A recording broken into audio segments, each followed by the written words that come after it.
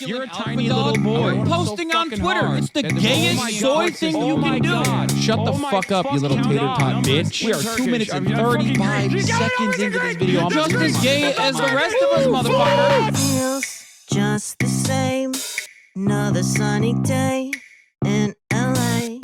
Everything is fine, so they say. Wonder what the news is today. 'Cause I know that every day I'm at this fucking job. Her son is streaming. Watch him on the clock.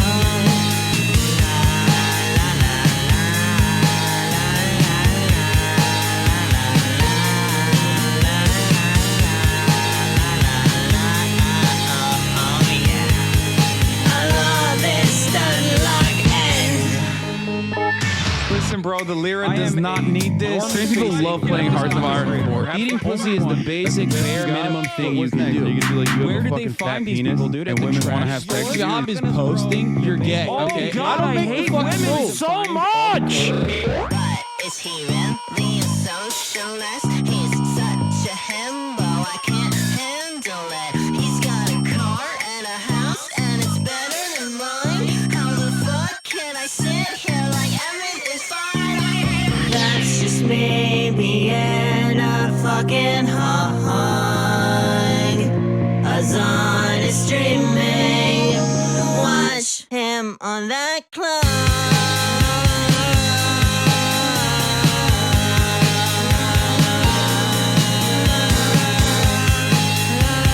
What's going on, everybody? I hope everyone's having a fantastic evening, fantastic afternoon, fantastic pre-noon. No matter where you are in the world, I'm Hassan Piker, and this is the HasanAbi broadcast coming to you live from sunny California, Los Angeles, folks. We're live and alive, and I hope all the boys, girls, and MBs are having a fantastic one. Because today's a beautiful day. Today's a wonderful day. Today is yet another day. It's a Thursday. It's Thursday, November 2nd, 2023. We are moving further and further into the end of the year. 11:35 a.m.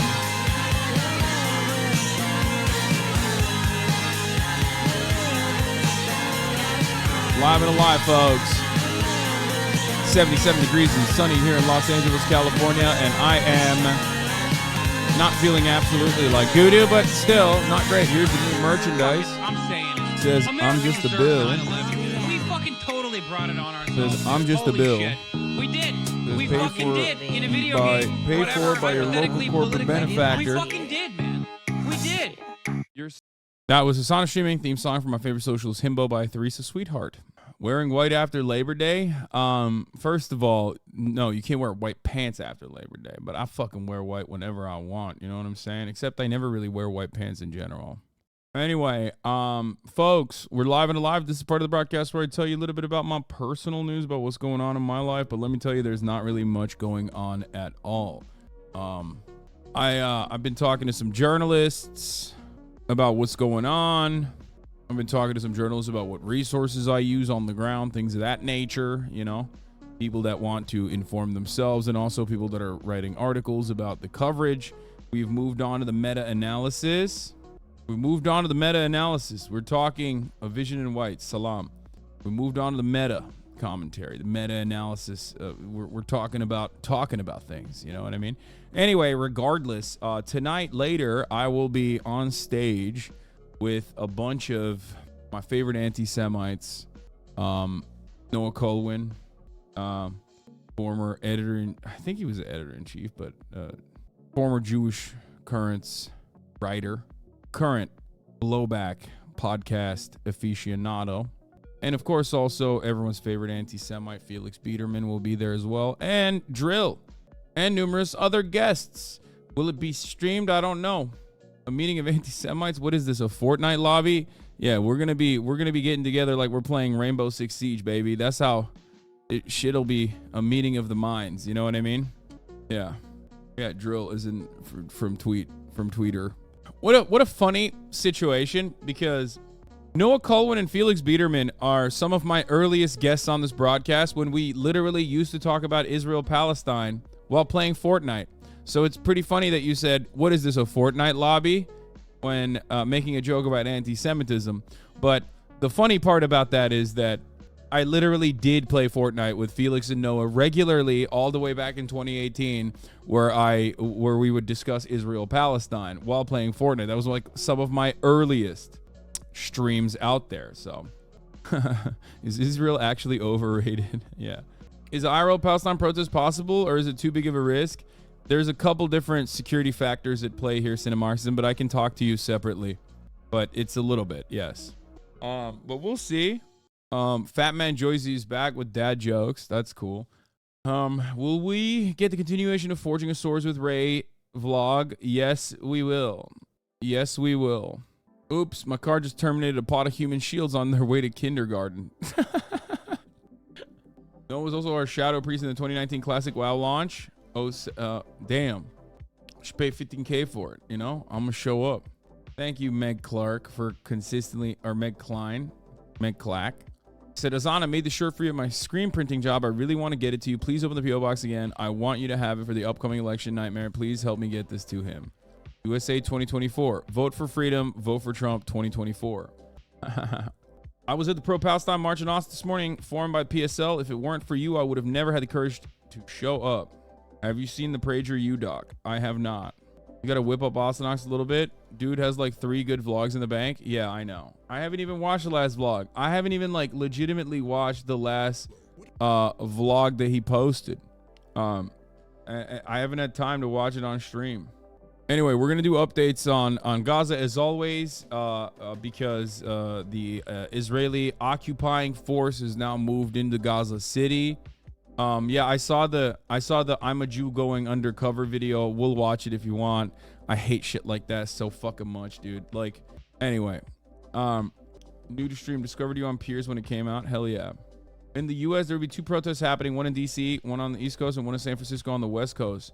How do I deal with my psychotic pro-Israeli in-laws at Thanksgiving? I should mention both my partner and I are for Palestinian freedom and are both Jews. Our brains just happen to function properly.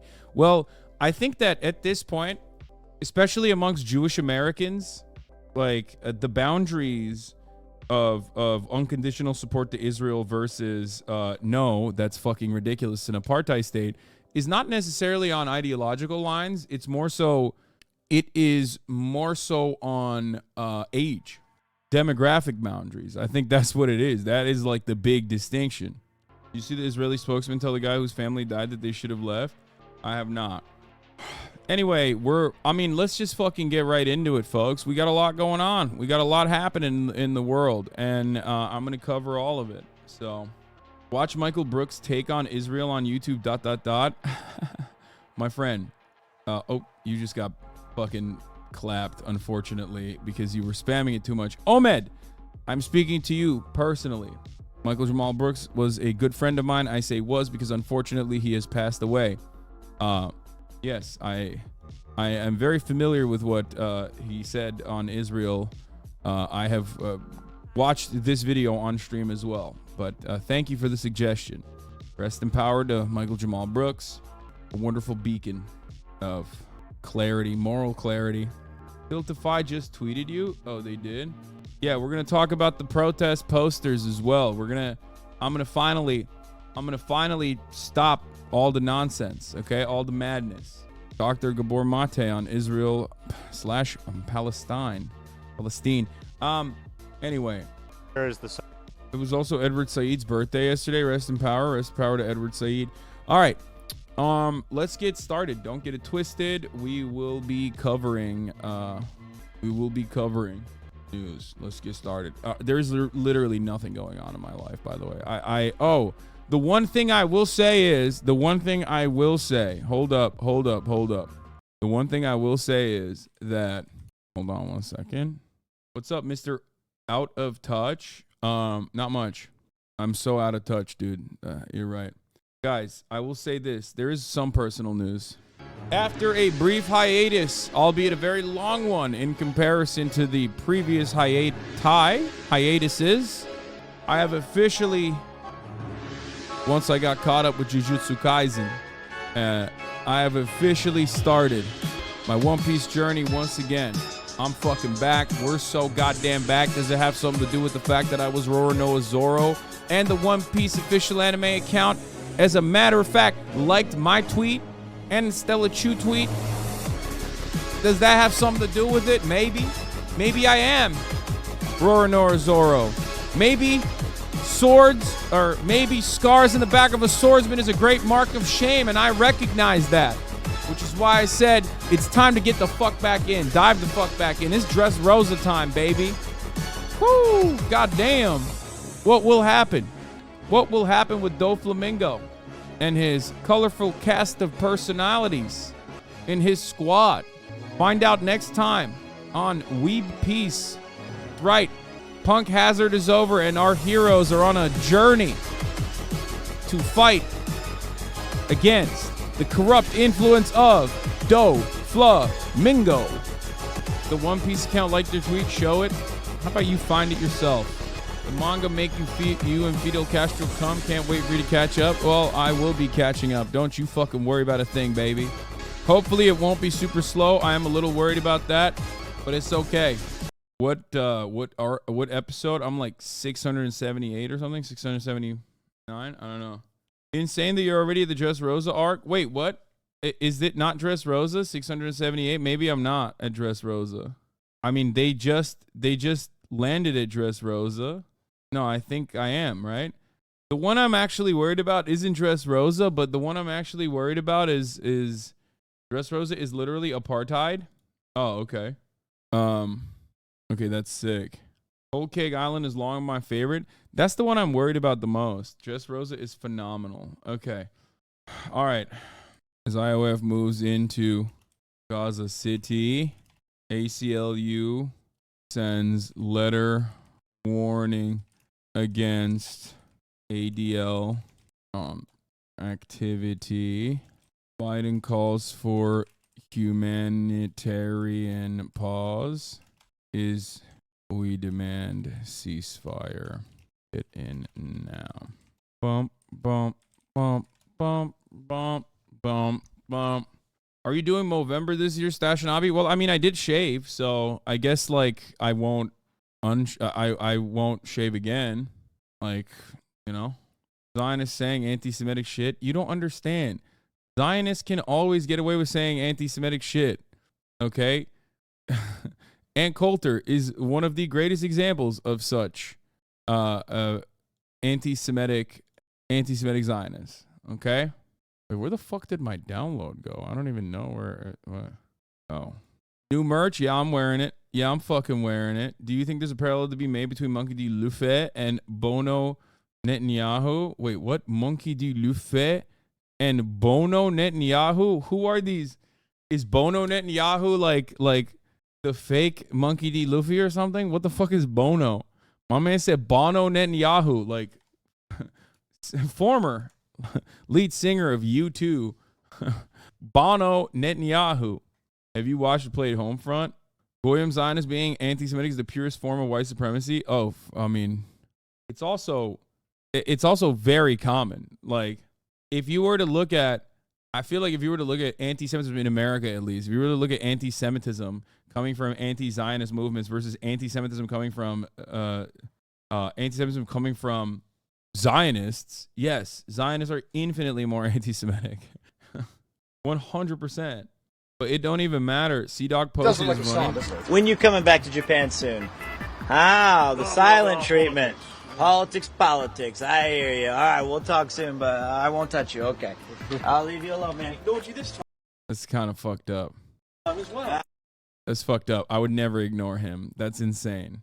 I would never ignore him. Have you seen the video of Joy Reid actually being truthful about the genocide? At least one person at MSNBC is actually honest. Yeah, I think it's like one of those circumstances where as long as there's no Bernie Sanders at play, Joanne Reid is like, no, you know what I want to talk about actually? I want to talk about a liberal writer, very important thinker, especially like under the Obama administration, a lot of people hated him / also revered him. I'm talking about Ta-Nehisi Coates. I'm going to be talking about Ta-Nehisi Coates because he said something that I find very interesting. Like he had a moment of like self-reflection and honesty that I think a lot of thinkers in the United States of America should honestly engage with. He basically, I mean, he did the biggest mistake of his life. He went to actually Palestine. He went to Palestine. You can't do that. You can't go to the West Bank, especially as a black man, and come out of that experience not recognizing exactly what the fuck is going on. Now, for Ta-Nehisi, as you guys know, he's talked about reparations quite a bit, and I agree with him. Reparations are a moral necessity. I've always liked Ta-Nehisi bad. He's not bad, but he is a liberal. Okay, he is a liberal. Thing is, Ta-Nehisi Coates had talked about a successful form of reparations, and made a case for how black reparations, like African descended slaves, could get reparations in the United States of America by pointing to the successful example of reparations in Israel, right? German government gave reparations to Israel for Holocaust. This was a part of his work. Now, he straight up came out and openly said, I will for the rest of my life work to undo the damage that I have caused to the Palestinians. Not necessarily to say like that the reparations argument is wrong, or not necessarily to say that Israel did not deserve reparations. Of course they did, right? Like Jews deserve reparations, not Israel specifically. Jewish people deserve reparations after the Holocaust, of course. But his frustration with his own writing came from not going and seeing Israel and the West Bank with his own two eyes. We are going to be talking about campus demonstrators today as well. There's a lot of misinformation going around on campus demonstrations and whatnot. But yeah, here's what Ta-Nehisi Coates at PalFest said. Okay, this is a Palestinian literary festival. Here's what he said on at PalFest. He said, I'm a latecomer to this. I will probably be making amends for this until the day they put me in the ground.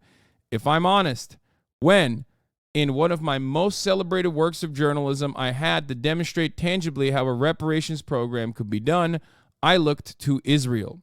One of my golden rules about reporting is you only write after reporting. And I wrote without going. For me, personally, there's a thing of making amends, and it is terribly, ferociously important to me. Then he also went on, of course, my favorite broadcast on the fucking planet, the most consistent outlet of real news and dedicated reporting, and Democracy Now!, you know, the greatest institution, okay? The amount of respect I have for everyone that works there, I mean, they are, I love them. I love them so much, and I hope you do too. Always incredible work from them. So yeah, he went on to clarify what he means by that, okay? He went on to clarify. I had this degree of anxiety about going because I knew I was going to see something, something I couldn't quite name. And I knew because of my upbringing, because of my mother, because of my father, because of my wife, because of my son. I thought you were being sarcastic. Fuck no. No, dude. He literally went to the West Bank and was like, oh my God, this is some racist ass bullshit. Because let's be real, okay? Any black person, any brown person, most brown people living in the United States of America, they go to the West Bank, they'll be like, oh shit, I know exactly what the fuck's going on here. Like, what the fuck? This is like the final stage of like what we fear will happen to us in America, right? And what has happened to us in America in previous formations. Like, it's impossible not to realize, and is especially impossible not to realize when you're fucking Ta-Nehisi Coates, like, you know, a very important journalist that has spoken and about Black history in America. You know, like, this is not some random fucking dude, but any random fucking dude would most likely see it. Let me take it one step further.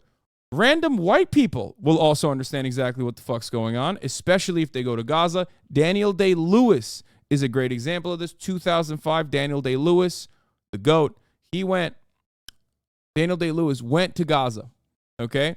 I mean, you should read what he had to say about what was going on, And he wrote about it. He wrote about his experiences. That's why I always say, like, listen, if you are not born outside of the United States, or if you didn't grow outside of the United States, if you're not outside of like the immediate sphere of influence of the United States, and you want to develop a better understanding, just like if you visit one of these fucking places, if you see the rubble, if you see the consequences of American imperialism and all of its endless might, okay, all the bloodshed that it has caused, you will become a different person. You will develop a much better understanding of what the fuck really is up. Anthony Bourdain is another example of this. There is not a single person. This is a phenomena most commonly experienced by active duty service members, veterans. Okay, that's why there's a massive. There's a lot of groups out there of veterans who are anti-war now. Like, if you're if you're some dumbass boy from Arkansas, fucking 17, 18 years old, and the first time you leave the country is when you're, getting dropped into Iraq or Afghanistan, and then you see the atrocities that you're committing, and what you are doing is a part of like your quote unquote job, you for the first time ever develop a very different understanding. Now, that doesn't mean that all veterans are like this. Some of them don't want to meet the moral conundrum and choose to hand wave it away. Okay, are you comparing Israeli occupation to American imperialism? What? So argument for reparations using Israel as an example backfires? Imagine that. No, the argument for reparations is sound, and the argument for reparations is just. He's just saying that he should have been a little bit more considerate about his coverage on Israel rather than just simply talking about it like it's a shining beacon of democracy. That's what he's saying. Anyway, and also on top of that, what did you say? What was the second thing that you asked me, which was contentious? I can answer you as well. Are you comparing Israeli occupation to American imperialism? No, I'm not doing that, as a matter of fact. What I'm doing instead is, first of all, Israeli occupation is American imperialism. If you don't understand that reality, I don't know what you think. I don't know why you think it's happening and why you think people just not only refuse to assess the brutality with honest terms, but instead immediately champion it. Because like any alternative to this is basically just anti-Semitic theories, I think. Most alternatives to assuming that there's like some secondary reason that's not American imperialism would be often just anti-Semitic conspiracy theory that like some Jews have some profound influence on American Congress and American media or some shit. No, we're good. My first comment was in jest. The second was more illuminating on the comparison. So, I don't understand why he has to make amends then. Well, let's hear what he has to say about it. That after I saw the thing, I would have to come back and talk about it. That there was no option in which I did not talk about it. And I thought I was going to another country, but in fact, what amazed me was I actually felt that I was in the same country, but I was in a different time. I was in the time of my parents and my grandparents. I can think back to all of the articles I've read, all the things I've seen said about how complicated and how complex the situation is and the occupation is. I say it's complex, it's complicated. And it's made to sound as though you need a degree in Middle Eastern studies or some such, a PhD, to really understand what's happening. But I understood the first day. Yeah. We went to East Jerusalem to try to visit in the way that Muslims visit Al-Aqsa Mosque. And I can remember being there, and there were 4 IDF guards, biggest guns I'd ever seen in my life. And they checked IDs, and they gave us our IDs back. And then they did nothing. They just made us wait. And we waited, and we waited, and we waited. There was no list. There was no protocol. There was no anything. They were just making us wait because they could. And somewhere in the back of my mind, I was like, I know what this is. I know exactly what this is. The second day we went to Hebron, and I can remember walking down streets with a Palestinian guide, and we would get to certain streets, and he would say, I can't walk down this street with you. You can walk, I cannot, because I'm Palestinian. And I thought, I know what that is. As we drove through the occupied territories, and I would look out, and I would see roads that Palestinians could use, and roads that only Israeli Jews could use. I said, I know what this is. As I saw different colored license plates for different classes of people, I said, I know what this is. As I saw communities that I can only describe as segregated, I said, this is Chicago, it's Baltimore, it's Philadelphia. And I don't mean to center the whole world on America. We have a tendency to do that, but my lens is my lens. This is all I have. And what I felt was a tremendous weight. I felt the obvious thing that I think all of us feel, that our tax dollars are effectively subsidizing apartheid, or subsidizing a segregationist order, a Jim Crow regime. But I also felt that as an African American who was reared on the fight against Jim Crow, against white supremacy, against apartheid, I felt tremendous shame. How could I not know? Yup. How could I not know that the only democracy in the Middle East as it builds itself is segregated? How did I not know that? And what I came to, Michelle, was that Israel is a democracy, the only democracy in the Middle East, in the exact same way that America is the oldest democracy in the world. So the relationship was quite clear. It was quite clear, it was palpable, it was felt, and the responsibility was clear after that. Yeah, well, I'll say a couple things. I think it's really important to acknowledge something, and that is that I'm a relative latecomer to this. It's not something that I had a real knowledge of. I had an intuition for it, I had an awareness of the tradition, but it really was not until I went there that I had a tactile feeling for it.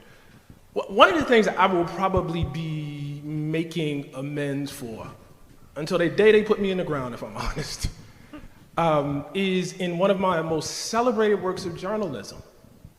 When I had to demonstrate tangibly how a reparations program could be done, I looked to Israel. This is reason, yeah. And I think about that. And one of my golden rules about writing is that, you only write after you've reported, you only write after, and I wrote without going. And so while there is this long tradition of solidarity, for me personally, there's a thing of making amends. And it is terribly, ferociously important to me. I think about that, and I think about how gracious people were when I was over there. I think about how they took me into their homes. I think about how they fed me. And I think about how their only request was, when you go back, don't lose your voice. That was all they asked. That was all they asked. And so for me, I am obviously aware of the tradition. But this is personal. You know what I mean? I have some debts to pay. And I think it's really, really important that I be clear about that. Yes, well, He wrote this he went after he wrote he went to the West Bank after he wrote about reparations and how successful it would work off of Israel. And obviously this doesn't mean that reparations doesn't work, or that Jewish people did not deserve reparations in the aftermath of the Holocaust. Of course they did. And reparations will work, of course. And whether it could successfully be implemented or not does not change the morality behind it, right?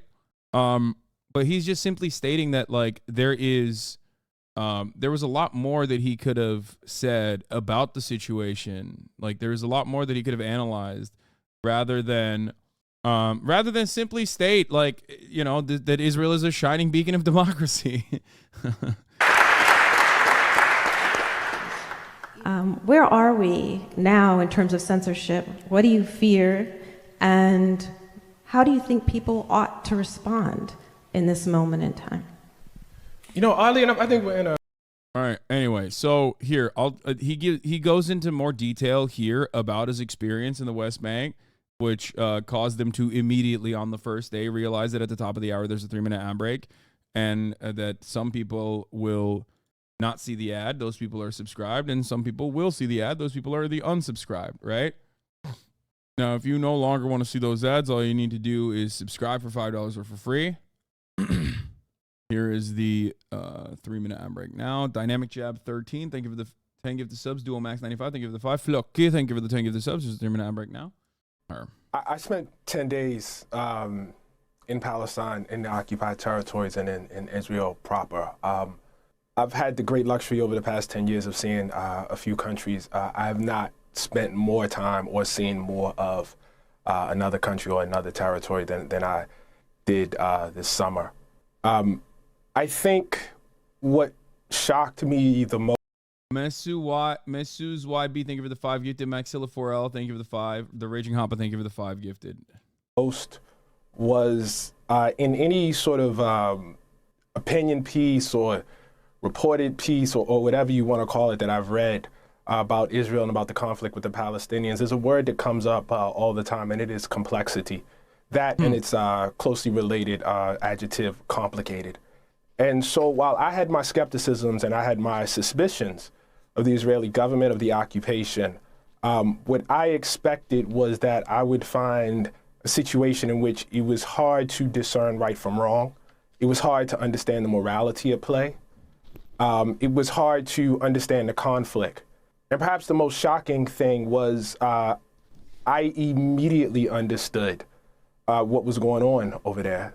Probably the best example I can think of is the second day when we went to Hebron, and the reality of the occupation became clear. We were driving out of East Jerusalem. I was with the Palestinian, with PalFest, and we were driving out of East Jerusalem into the West Bank, and you could see the settlements, and they would point out the settlements, and it suddenly dawned on me that I was in a region of the world where some people could vote and some people could not.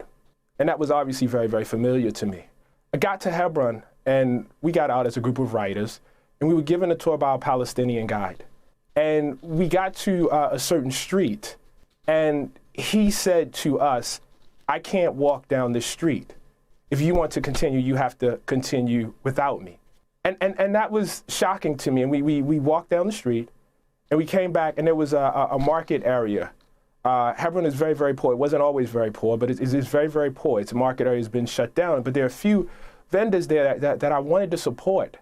And I was walking to try to get to the vendor, and I was stopped at a checkpoint. Checkpoints all through the city. Checkpoints obviously all through the West Bank. Your mobility is completely inhibited, and the mobility of the Palestinians is totally inhibited.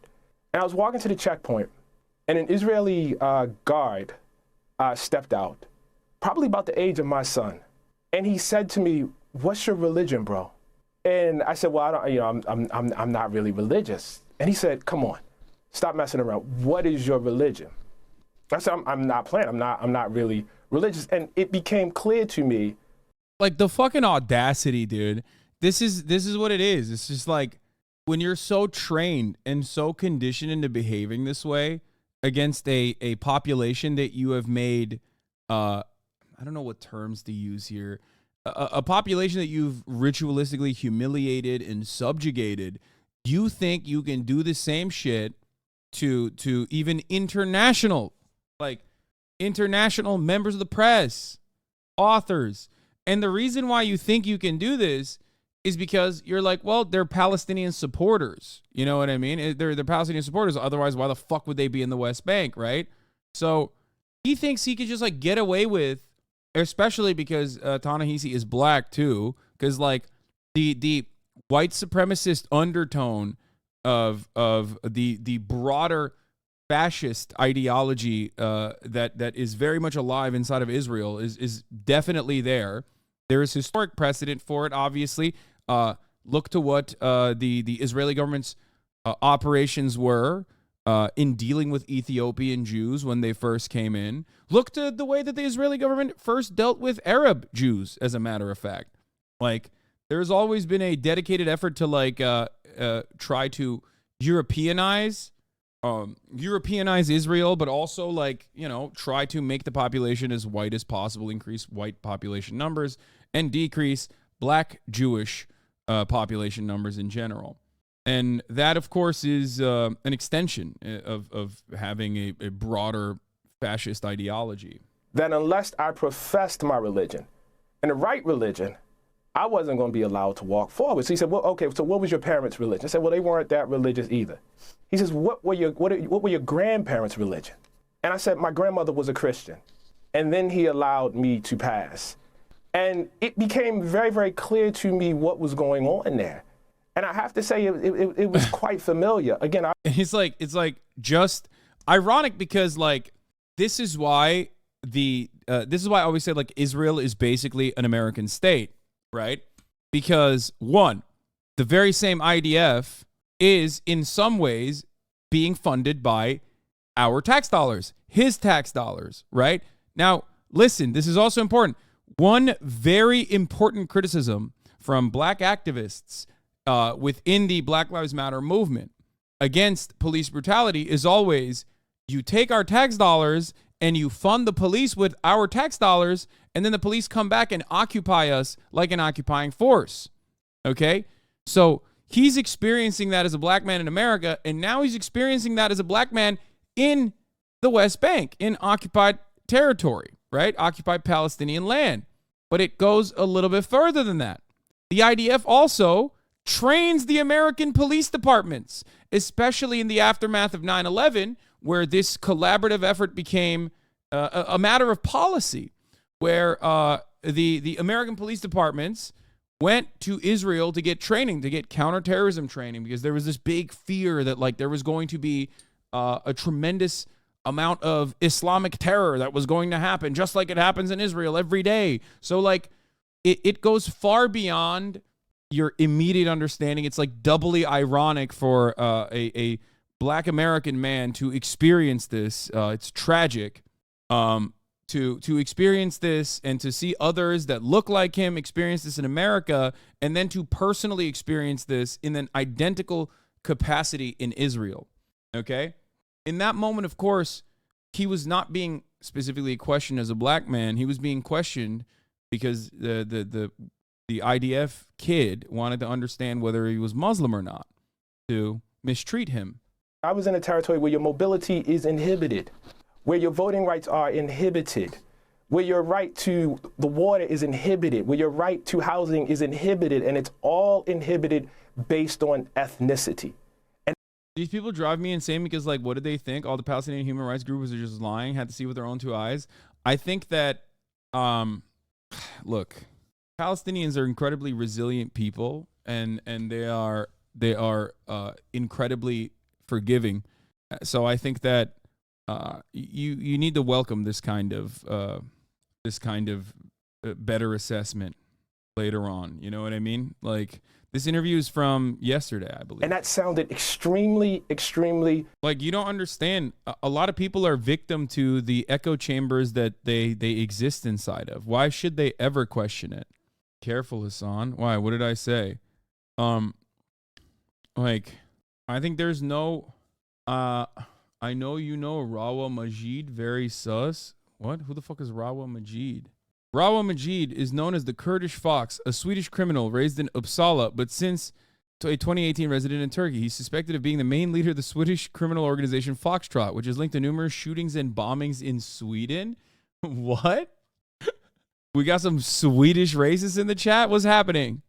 Majid's parents are from Iraqi Kurdistan, but he was born in Iran when they were fleeing Iraq on the way to Sweden during the Iran-Iraq War. Yo, dude, that's awesome. He said, Foxtrot. I know, bro. Another trash import. Wait, where are you from? I don't understand. Water in the pipe. Carter 3. Cartnark. Who is Cardi? Hasan looking like a Christmas elf, Kek W, on fucking Christmas last year. This year, he's like, I suspect you of having sympathies with a Kurdish gang leader. Like, you followed me for a whole ass year and you developed what? Like the most advanced racism After Rabo Majid served a long prison sentence, his cousin was murdered because of the escalating threat Majid then experienced. He was allowed by Swedish authorities to leave Sweden despite being under surveillance and has since resided in Turkey. He managed to purchase a Turkish citizenship in exchange for investments in 2020 through the Golden Visa program. Despite being wanted by the Interpol, an extradition of Rabo Majid from Turkey has been requested by Sweden, but Turkey is strict on refusing to extradite citizens unless they commit crimes in Turkey or have dual citizenships. Swedish police shared intelligence about an operation to capture Majid with Turkish police at the highest level. So what are they wait, cigarette smuggling? You reading this is confirmation? It's just like really funny that this guy is like, you know him, when apparently this motherfucker moved to Turkey. Like, this dude moved to Turkey 9 years after I had left Turkey. Like at that point, it had been 9 years since I had left Turkey. I can't even remember the last time I went to Turkey. And he's like, I caught you, dude. I got him. They hid in Turkey and had a shootout there. Swedish Mafia. Thoughts on Turkey being a safe haven for career criminals? Many Swedish gangsters hide there. I don't know. I don't know why. Especially because, like, if this dude is Kurdish, it's kind of wild that he, like... Turks don't necessarily like the Kurdish population in Sweden. As a matter of fact, the Turkish government's official position is that, until recently, was literally... Unless you release every Kurdish person that we have declared a fucking anti-Turkish terrorist, we will not let you into NATO. So, very odd thing. They can buy citizens. Yeah, I'm sure that this probably wasn't even, politically a popular thing that was allowed in Turkey, because I don't think Turkish people are all too fond of Kurds in Sweden coming to Turkey in general. Also, myself, if I were to go back to Turkey, I don't know what would happen to me. Let's be fucking very real about that. So there's also that aspect of the conversation as well. I have been threatened in the past, so I don't know. I don't know how this... I mean, I'm a dual citizen. I have an American citizenship, so I don't know how that works there, but anyway, yeah, keep going, dude. Pop off. Yeah, me and the big homie, the cigarette burglar. Tutuklarlar seni çok net ikinci bir rahip krizi yaşarız ABD ile. Vallahi yaşar mısınız bilmiyorum. ABD günün sonunda döner sizde kalsın diyebilir yani. Familiar to me. And so the most shocking thing about my time over there was how uncomplicated it actually is. Now, I'm not saying the details of it are not complicated. History is always complicated. Present events are always complicated. But the way this is reported in the Western media is as though one needs a PhD in Middle Eastern studies to understand the basic morality of holding a people in a situation in which they don't have basic rights, including the right that we treasure most, the franchise, the right to vote, and then declaring that state a democracy. It's actually not that hard to understand. It's actually quite familiar to those of us with a familiarity to African American history. Well, Ta-Nehisi Coates, last night you were asked about the significance of Martin Luther King's words on Vietnam.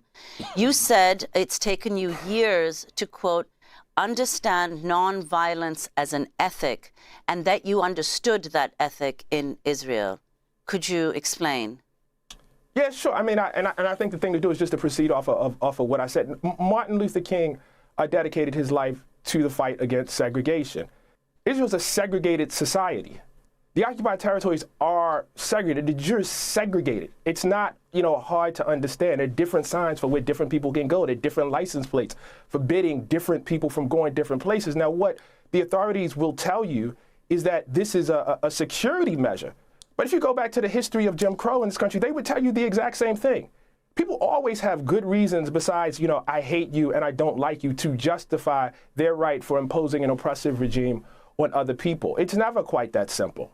And so that was the first thing. But the second thing I think that you're referring to is, Don't take this the wrong way, please, because I appreciate seeing people like him and you saying the same things basically verbatim. No, I mean, I like Ta-Nehisi Coates' writing. Like, I mean, there's things I disagree with overall, but I mean, I've used Ta-Nehisi Coates in the past to describe, for example, one of his works that I use regularly, I forget the name of it, but one of his works that I draw from is regularly on Reconstruction, like where he very adequately breaks down the dynamic of racism and how anti-black racism played a role in dividing the population, not on the boundaries of class, which it seemed which seemingly was creating new allegiances between wage laborer whites, like poor wage laborer whites, and also the recently freed black population. And like there is an example specifically about the utilization of "at least I'm not black." Like that was a primary that was a primary function of like racial division in an effort to break down any kind of like classist uprising. So I think ultimately there's a lot of good stuff in there as well, even if there's some that I don't agree with, but it doesn't matter. It's good. It's good for a cherished, celebrated liberal journalist, writer, author, a person that like, Barack Obama has hailed as like one of the most important authors. Like, it's great when he is saying the exact same things that I'm saying. This is like really personal for me, because I came up in a time and in a place where I did not really understand the ethic of nonviolence, and by ethic I mean the notion that violence itself is corrupting, that it corrupts the soul, and I didn't quite understand that. If I'm truly honest with you. As much as I saw my relationship with the Palestinian people there, and as much as it was clear what the relationship was, it was at the same time clear that there was some sort of relationship with the Israeli people too. And it wasn't one that I particularly enjoyed, because I understood the rage that comes when you have a history of oppression. I understood the anger. I understood the sense of humiliation that comes when people subject you to just manifold oppression, to genocide, and people look away from that. I come from the descendants of 250 years of enslavement. I come from a people who sexual violence and rape is marked in our very bones and in our DNA. And I understand how when you feel that the world has turned its back on you, how you can then turn your back on the ethics of the world. But I also understood how corrupting that can be. I was listening to actually my congressman last night, or I guess it was 2 nights ago, talk on the news, and a journalist asked him, how many children, how many people must be killed to justify this operation? Is there an upper limit for the number of people that could be killed when you would say this is just too much? This just doesn't compute. This does not add up. And I have to tell you, that congressman couldn't give a number. And I thought, that man has been corrupted. That man has lost himself. He's lost himself in humiliation. He's lost himself in vengeance. He has lost himself in violence. I keep hearing this term repeated over and over again.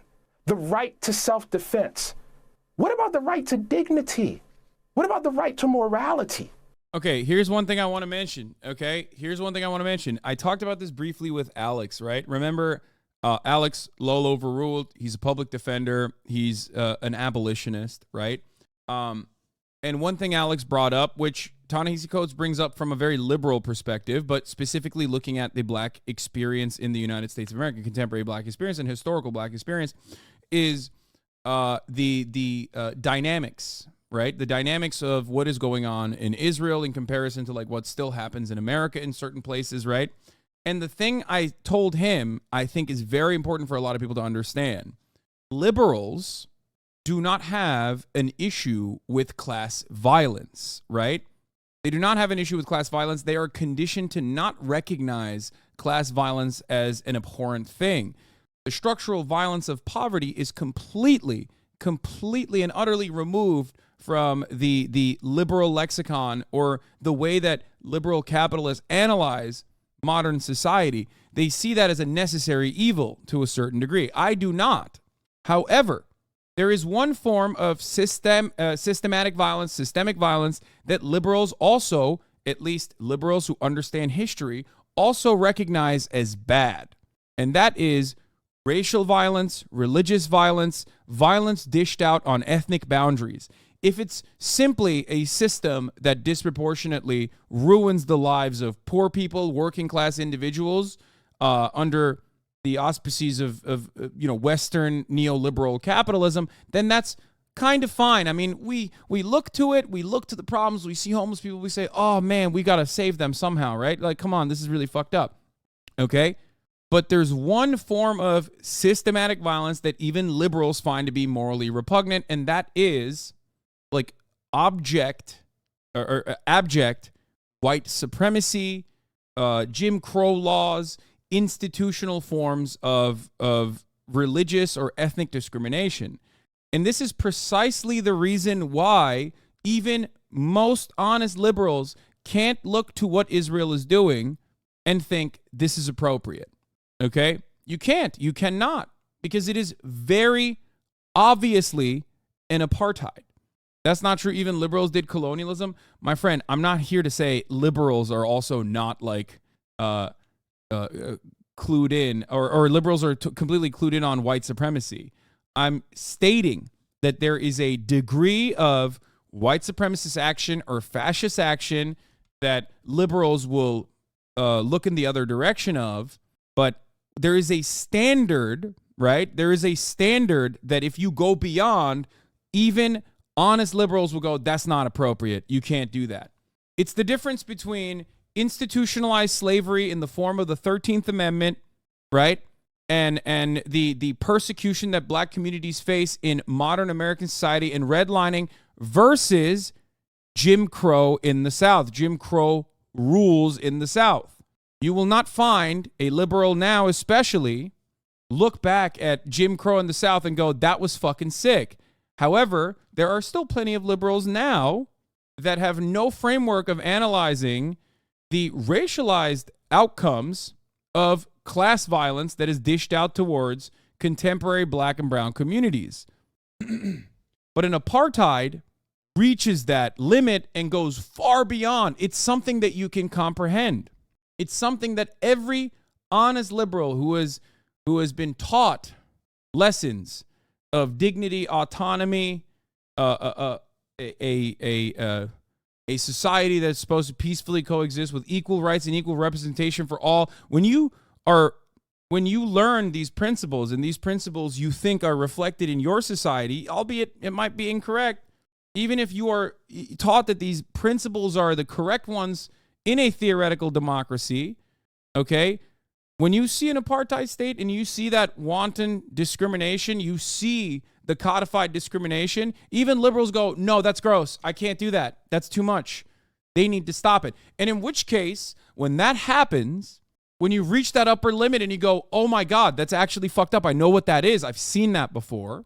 There are conflicting forces or influences at play that maybe walk you back down to the justification of said apartheid state and its violence, because violence is a necessity in the maintenance of an apartheid state.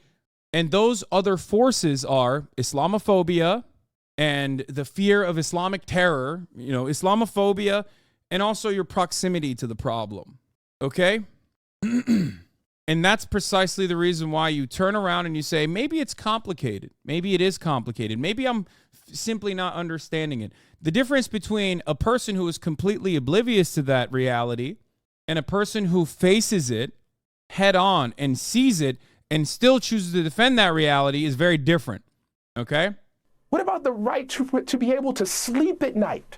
Because what I know is if I was complicit, and I am complicit, in dropping bombs on children and dropping bombs on refugee camps, no matter who's there, it would give me trouble sleeping at night.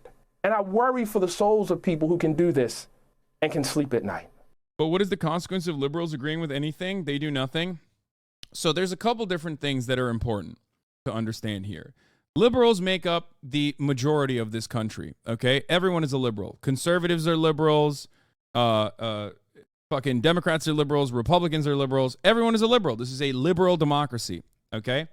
So at the end of the day, if you want to genuinely mobilize a massive amount of the population, if you want to have a mass movement that actually reaches the halls of Congress, that applies pressure on our politicians to go against their best interest, which is to continue the endless occupation, continue America's interest in the Middle East, and to continue funding Israel unconditionally, okay, you have to get liberals on board. This is why I always stress, like, the way you conduct yourself and the way you engage in propaganda is still important. The way you defend your positions is still important here in the United States of America.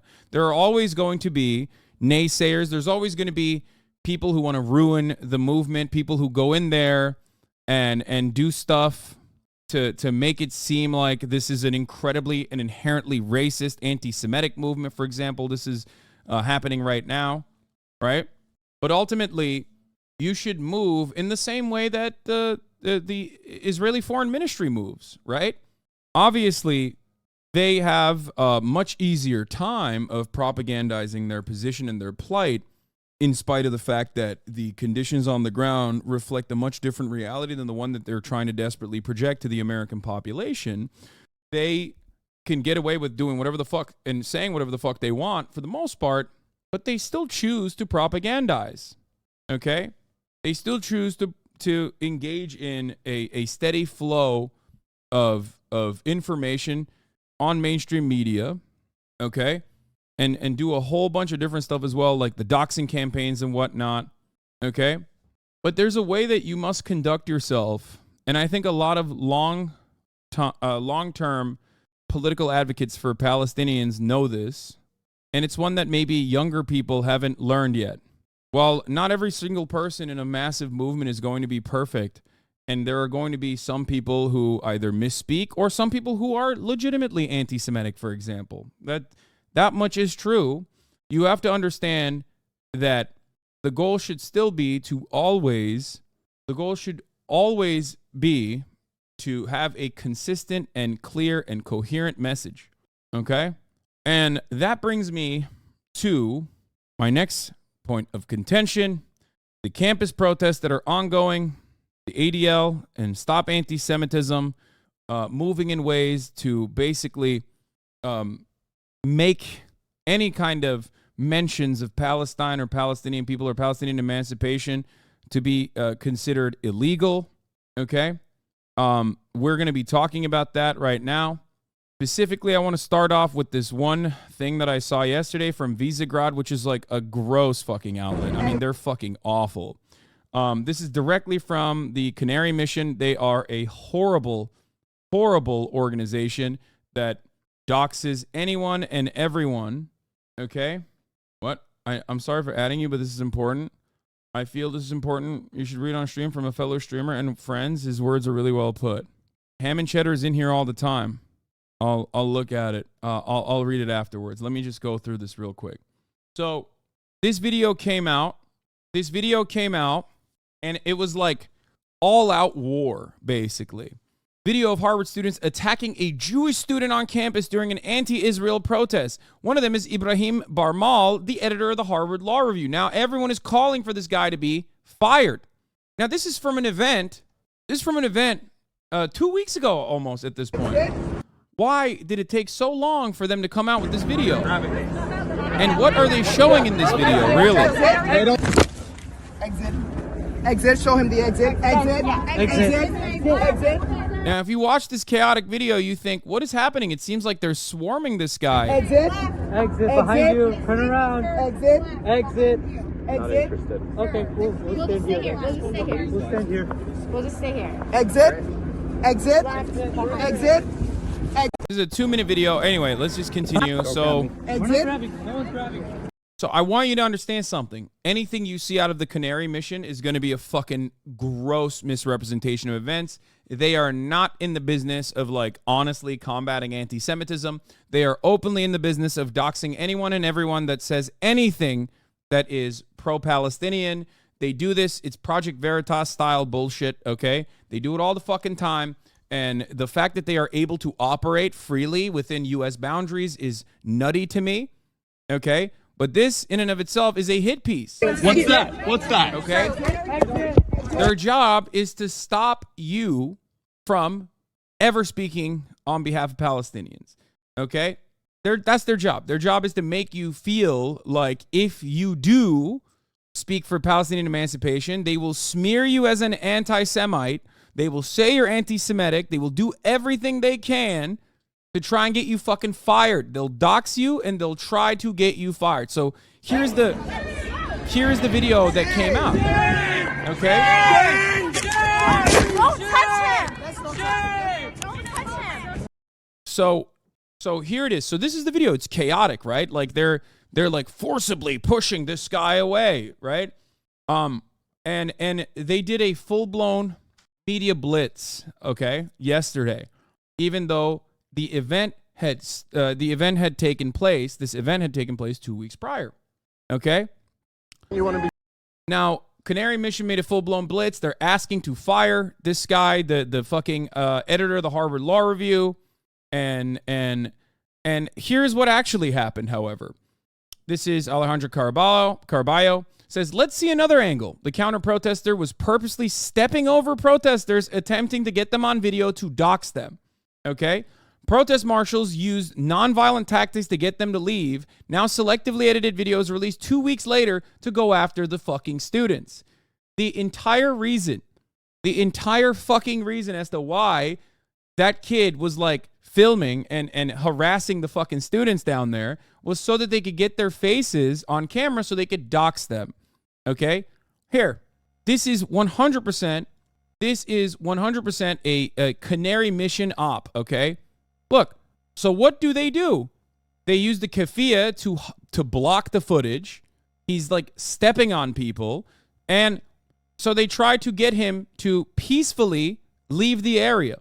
There is no better peaceful way of moving this person away from the area. There's like, this is confrontation, but it's a perfectly permissible and acceptable confrontation. Even the video itself shows it. But if you look at it from the perspective of the guy with the camera, all of a sudden, especially if you cut most of it, all of a sudden it's like, ooh, it's chaotic. It's so chaotic.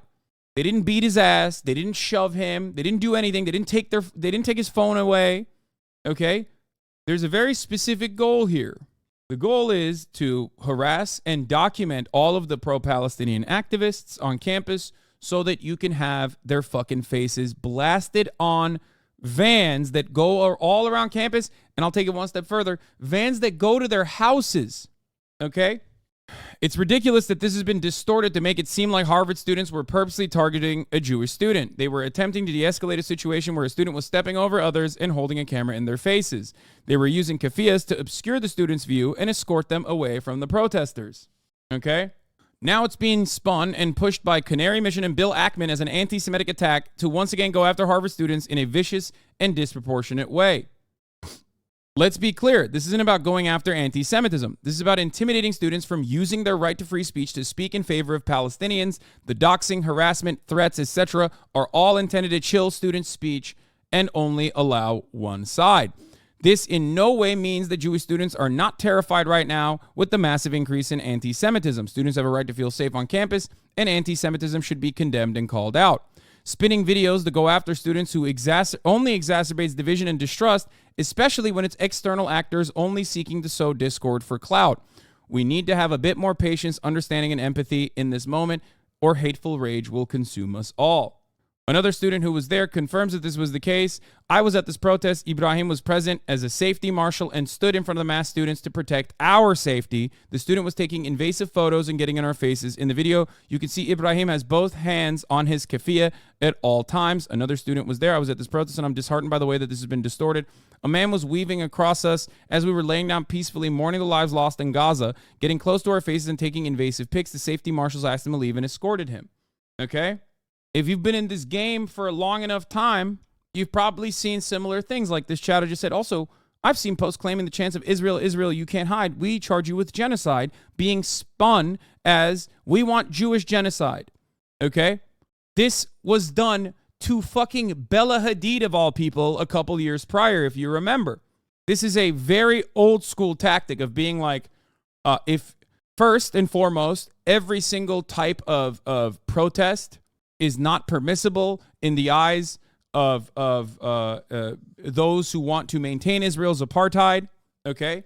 So that's number one. None of this is permissible to begin with. So what can we do? Well, the first thing we can do is say, well, the most common phrase is, let's just say that immediately means you want to wipe out all Jews, okay? Not even like dismantle Israel as it currently exists, an apartheid regime.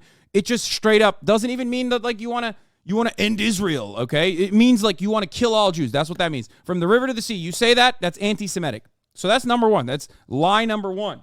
And if that doesn't work, okay, if that doesn't work, we'll say, and this is not just from the river to the sea, they say free Palestine is anti-Semitic as well, okay?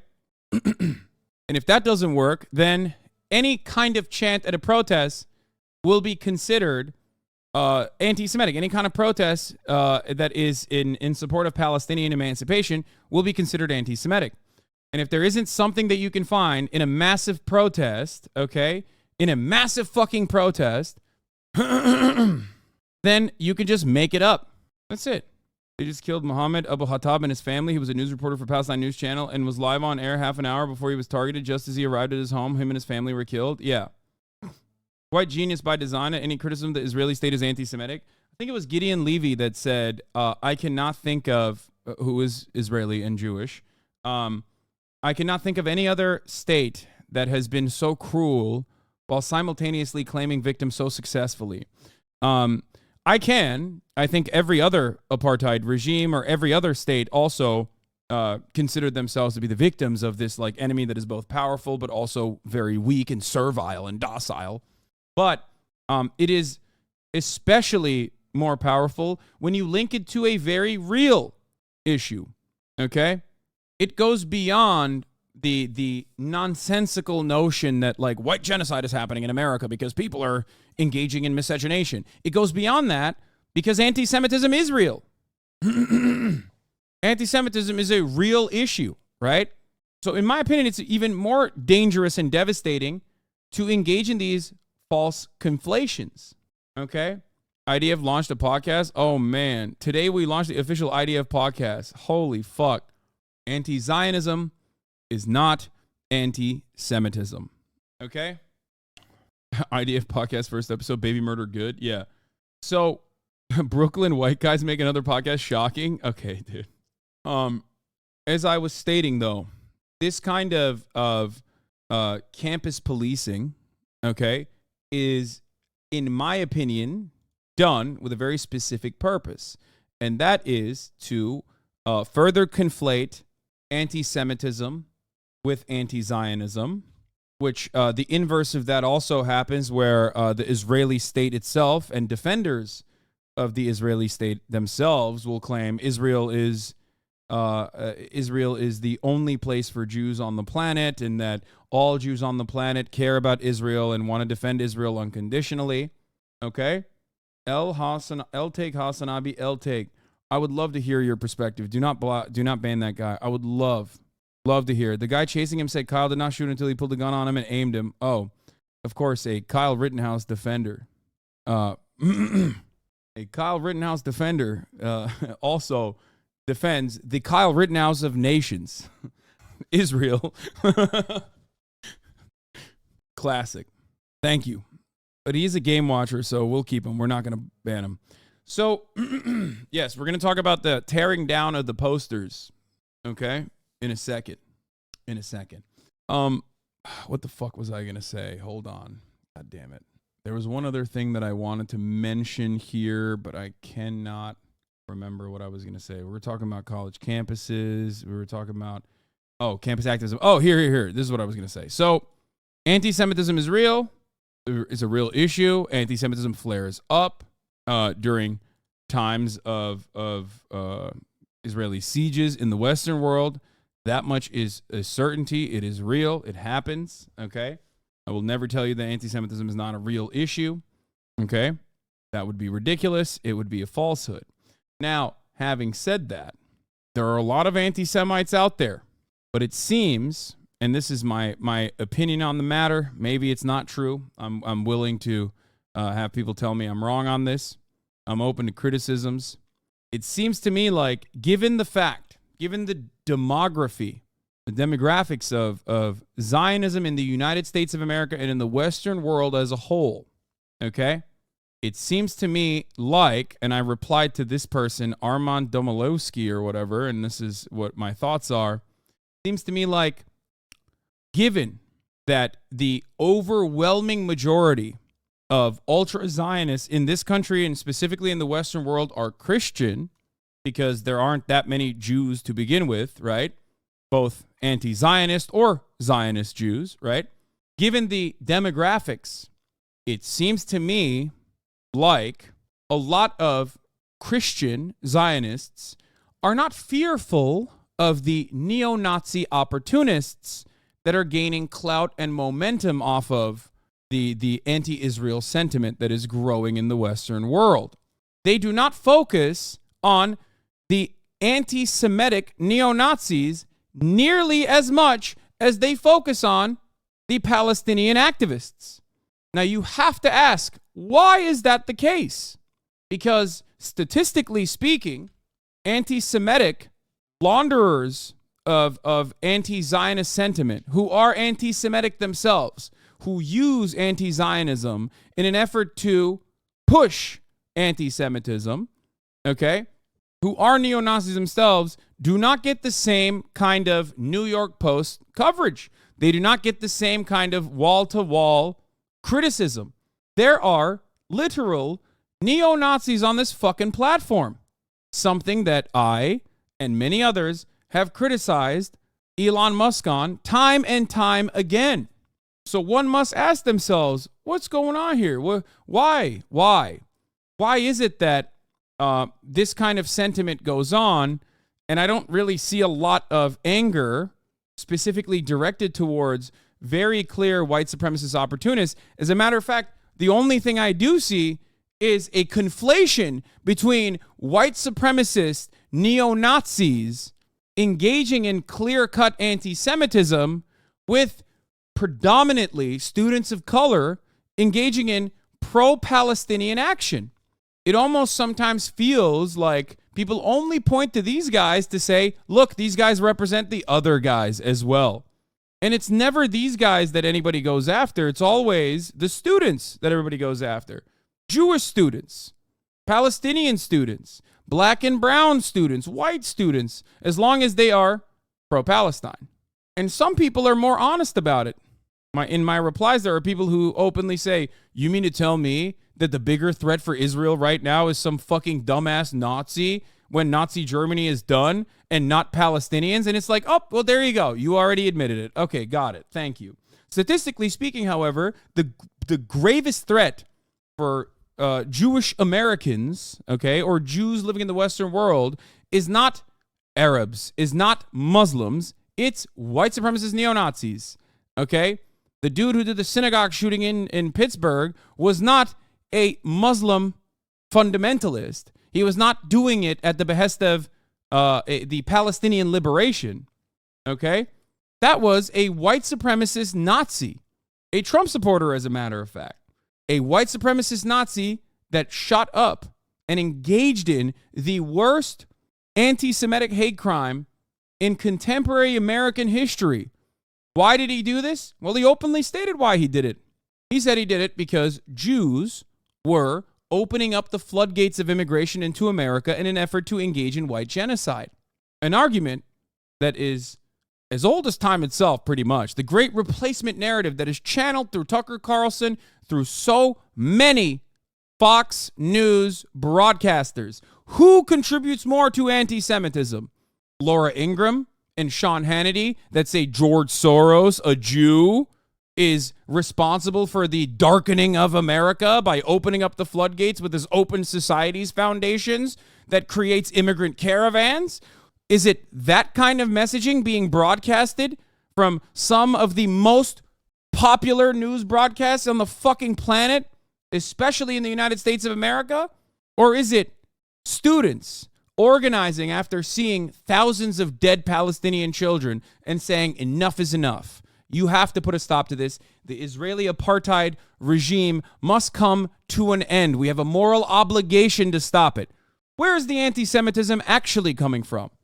I am starting to realize that the conflict does not have to do with religion at all, as you have stated. If it has something to do with religion, it's not the Jewish religion, and it's certainly not the Muslim religion. It's not Islam. It's not Judaism. It has more to do with Christian theology, and not even regular old Christian theology. I'm not even talking about fucking Catholicism here. I'm talking a very specific offset.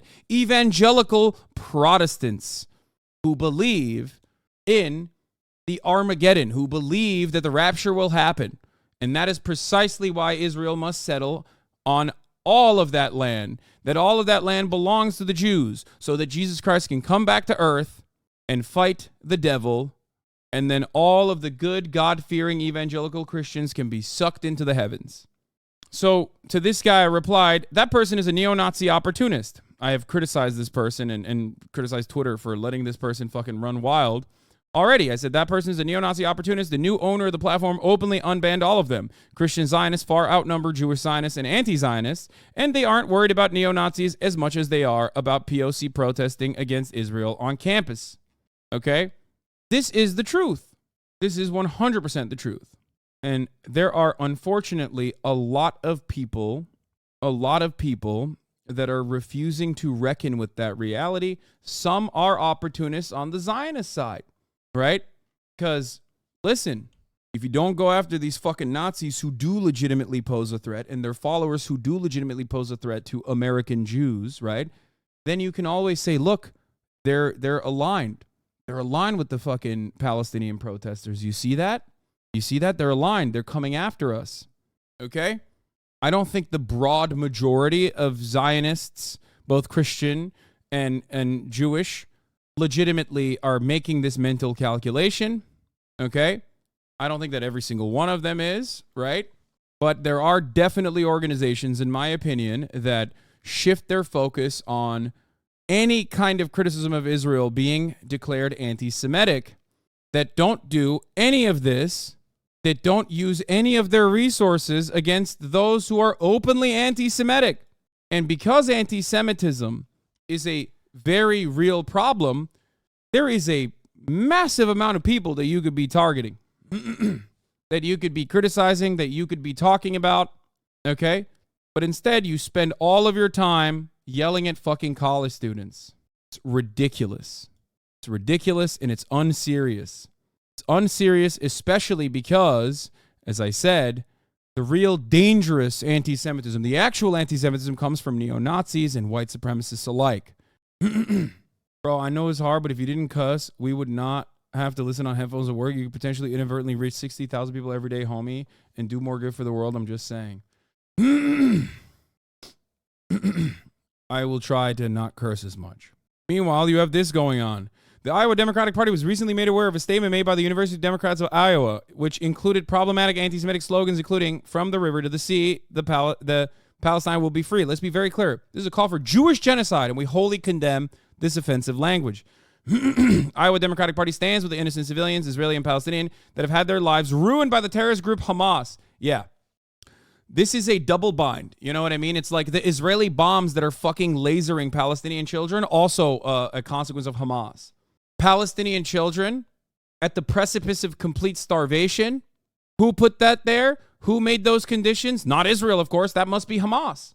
It must be Hamas. It's always Hamas. It's ridiculous. It's completely ridiculous. And I do believe that given that there is a lot more information that's readily available and accessible outside, that is more, that is infinitely more digestible on other platforms at a time when there's a lot of scrutiny on mainstream media, I think that younger generations who have only seen Israel to be an incredibly brutal occupation are genuinely coming to terms with its war crimes and saying, I don't really think this is appropriate. I don't think this is appropriate at all. But there is a sea change. The tide is turning. And I say this as someone who has been advocating for Palestinians for 10 fucking years publicly. Okay? There is certainly every year there are more atrocities that Israel commits that people see for exactly what it is. Okay? And I think that is what the Israeli Foreign Ministry fears the most. Israel is a victim of its own success in its ethnic cleansing campaign. Okay? That's what it is. They are too good at engaging in ethnic cleansing. Too good. Far too good. They're far too ferocious. They're far too brutal. So no matter how much the media immediately tries to contextualize that violent act of bombing a refugee camp into oblivion 3 days in a fucking row, no matter how hard you put the IDF guy on there to just contextualize that violence and to say, no, you don't understand. This is appropriate. We have to kill all these Palestinians. We have to. We must. At the end of the day, people still recognize that this is wrong. There is a moral rot. Okay? I love this. Weenie Linguini. Hey, Hassan, have you talked about Pakistan expelling 1.7 million Afghanis, and are you going to call that a genocide? Or do you have a strict policy not to cover Muslim versus Muslim atrocities? Yeah. One of the few places where I've talked where you can actually get information on the Saudi blockade on Yemen and an ongoing genocide has a very strict policy of not covering Muslim on Muslim atrocities. I love that. I love that white supremacists are always the same. You just hit me with a black on black violence argument, man. The fuck is wrong with you? You just hit me with a fucking black on black violence argument. Like, it's crazy. You think this is the first time I've encountered some fucking stupid shit like this? And yes, of course, forcibly expelling 1.7 million refugees because of your horrible foreign policy that ends up harming 1.7 million Afghan refugees is unimaginable cruelty. It's completely unacceptable. Why the fuck would I say anything other than that? But it is so gross that you bring this up specifically in the midst of like my coverage of our tax dollars directly going to the ethnic cleansing of Palestinians. Like, you just betrayed your own supposed moral high ground. The only time you care about it is when you can use it as a talking point. It's fucking disgusting. That's crazy, dog. You should be ashamed of yourself. Like, here, I'll tell you, if you want to troll in here a little bit better, if you want to virtue signal or do like the just curious argument, cut the second part out, stupid. Because this second part, you can't just openly say. When you say the second part openly, you immediately give the game away. Like, you're like, you came in here and you were like, I am the biggest racist piece of shit. Hello, welcome. Stop teaching them how to be better racists. I mean, it would be better for him to fucking not put the second part because it gives the game away. You're immediately showing everyone that knows a little bit about how this works that you're in it specifically for like winning a fucking argument with your 2012 created account. This is blowback for Pakistan. The Pakistani ISI destabilized Afghanistan in the 80s with the U.S. and also allowed America to use Pakistan as a base in the Afghanistan war. Now that the country next to them is a wholly failed state, they cry they have too many refugees from a Pakistani, fuck Pakistan, middle finger emoji. Not all 2012 accounts. Yeah, not all. Okay. Here.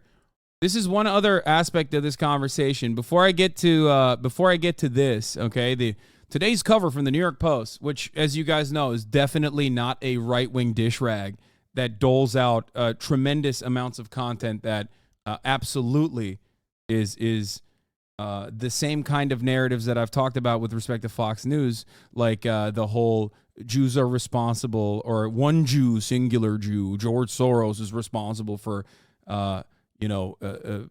browning out America by allowing refugee caravans to come in. Yeah, these guys, they love combating anti-Semitism.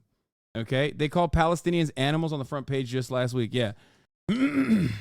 Sorry for having an older account. Fuck me. No, I will not be fucking you, but also chill the fuck out. Okay, calm down. Like, not everything is about you.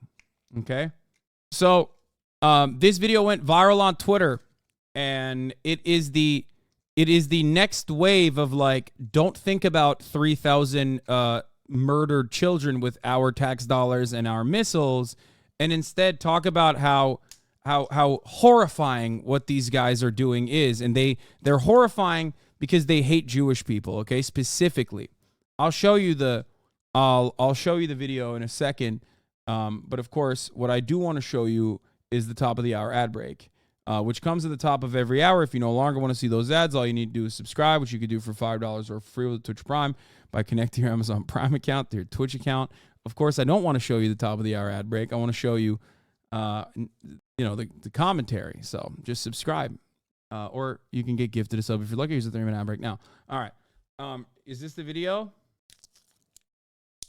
Hamas support and anti-Semitism have been the highest used reasons as to why it's okay civilians need to die. Yeah. Isn't ripping the posters kind of cringe? It is. Not only is it cringe, but it's also unhelpful, and you are literally giving in to why those posters are put up to begin with. It's not like those posters are put up specifically because they want to invoke a feeling, okay? A feeling that you should have, which is that it is fucked up that these are children that have been held hostage. Those children are also being bombed as well, okay? So make no mistake, the posters are propaganda. Of course they are. But just like I do propaganda, right? And I said this as soon as I saw the poster. I said, it's a trap. It's a fucking trap. Don't touch the fucking posters. You're dumb. You're dumb. Don't touch the posters, okay? Especially because the major reason as to why, if you touch those posters, is because Ben Shapiro is going to make a video out of it. And he's going to say, look, you're showing that you don't give a fuck about Israeli children. You don't care about Israeli children. You don't care about Israeli hostages. You know who doesn't care about Israeli hostages? Benjamin motherfucking Netanyahu. So do not, under any circumstance, allow this fucking demon and others to make an example out of you, to like cut this fucking propaganda to a bunch of liberal squishes. Because the broad consensus in the United States of America, for those who like actually you can have on your side, is that they're squishes. So aesthetics are a little important, okay? When you want to build a broad coalition.